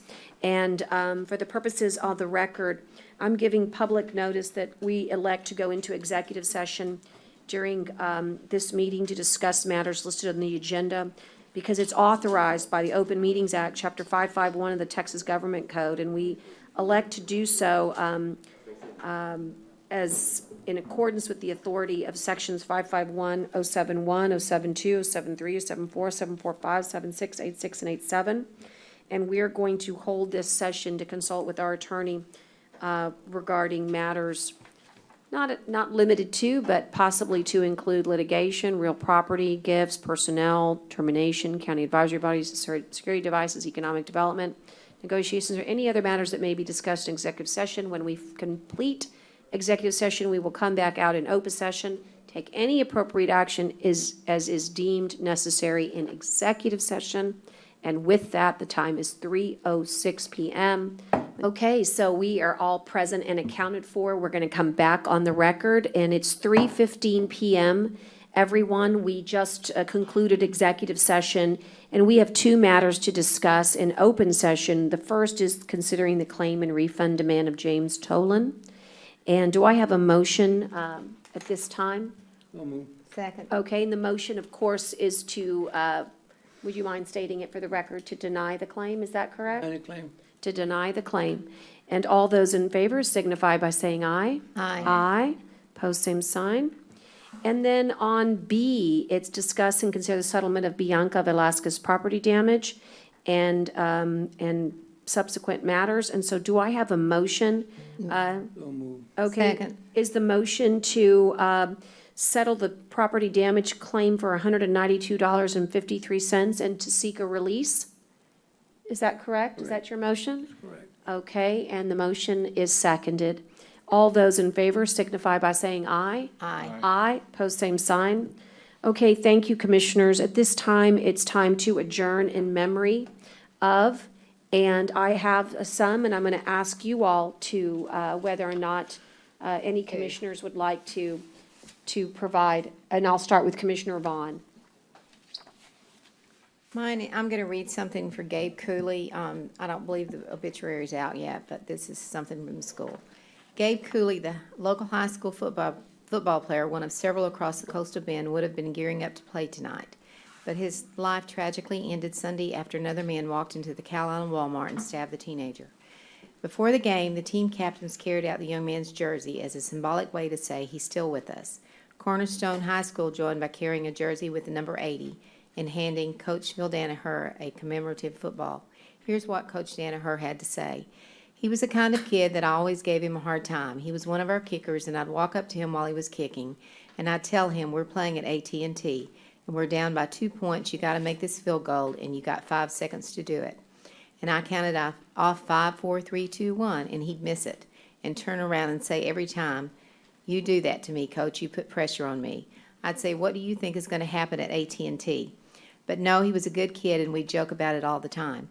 New details are unfolding from a police report obtained by 3 News. It shows the suspect, Billy Ferguson, admitted to attacking Cooley at random.